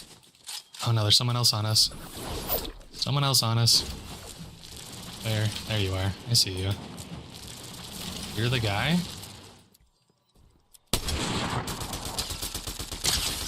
I mean... You're the guy, really? Kill him with the grapple blades? Get him! Okay, stop messing around here. Stop messing around. I've definitely gotten killed by messing around like that before. What is going on up there?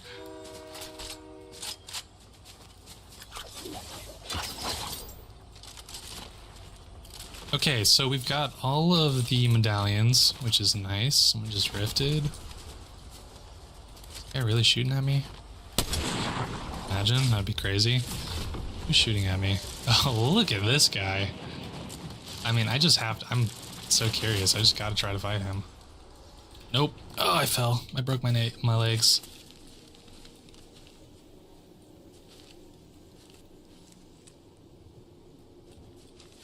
This is very interesting. I'm intrigued by this dude's strategery. I'm so curious. I mean, I guess it kind of works? I don't know. Interesting strat. Alrighty.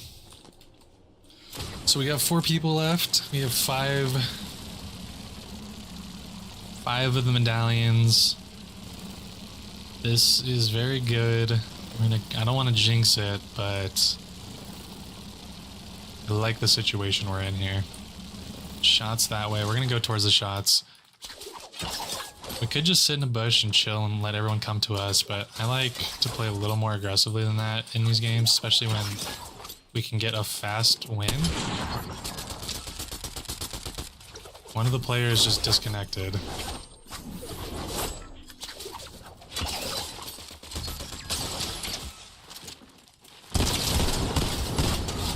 So there's 1 player left. I think there's a body somewhere.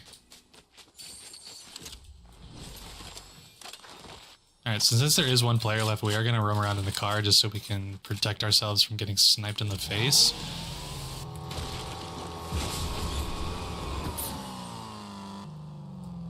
I do think the player count went down by 1, but no one got eliminated, so I think that means someone disconnected, so there's a body somewhere. I don't know if we're going to be able to find that, though. We could grab a bounty to narrow this down a little bit. I don't think we need this, though. Yeah, it covers almost the entire zone. That's funny. Chances are this guy's in a bush, like, could be in that bush. Can go check. He's either in a bush or he's hiding in the underground area, and in that case, we're not going to the underground area at all. We're just gonna be chilling. We'll clear out some bushes on our way over to the zone. There's actually a lot of bushes in the zone. I didn't realize. Could be up there.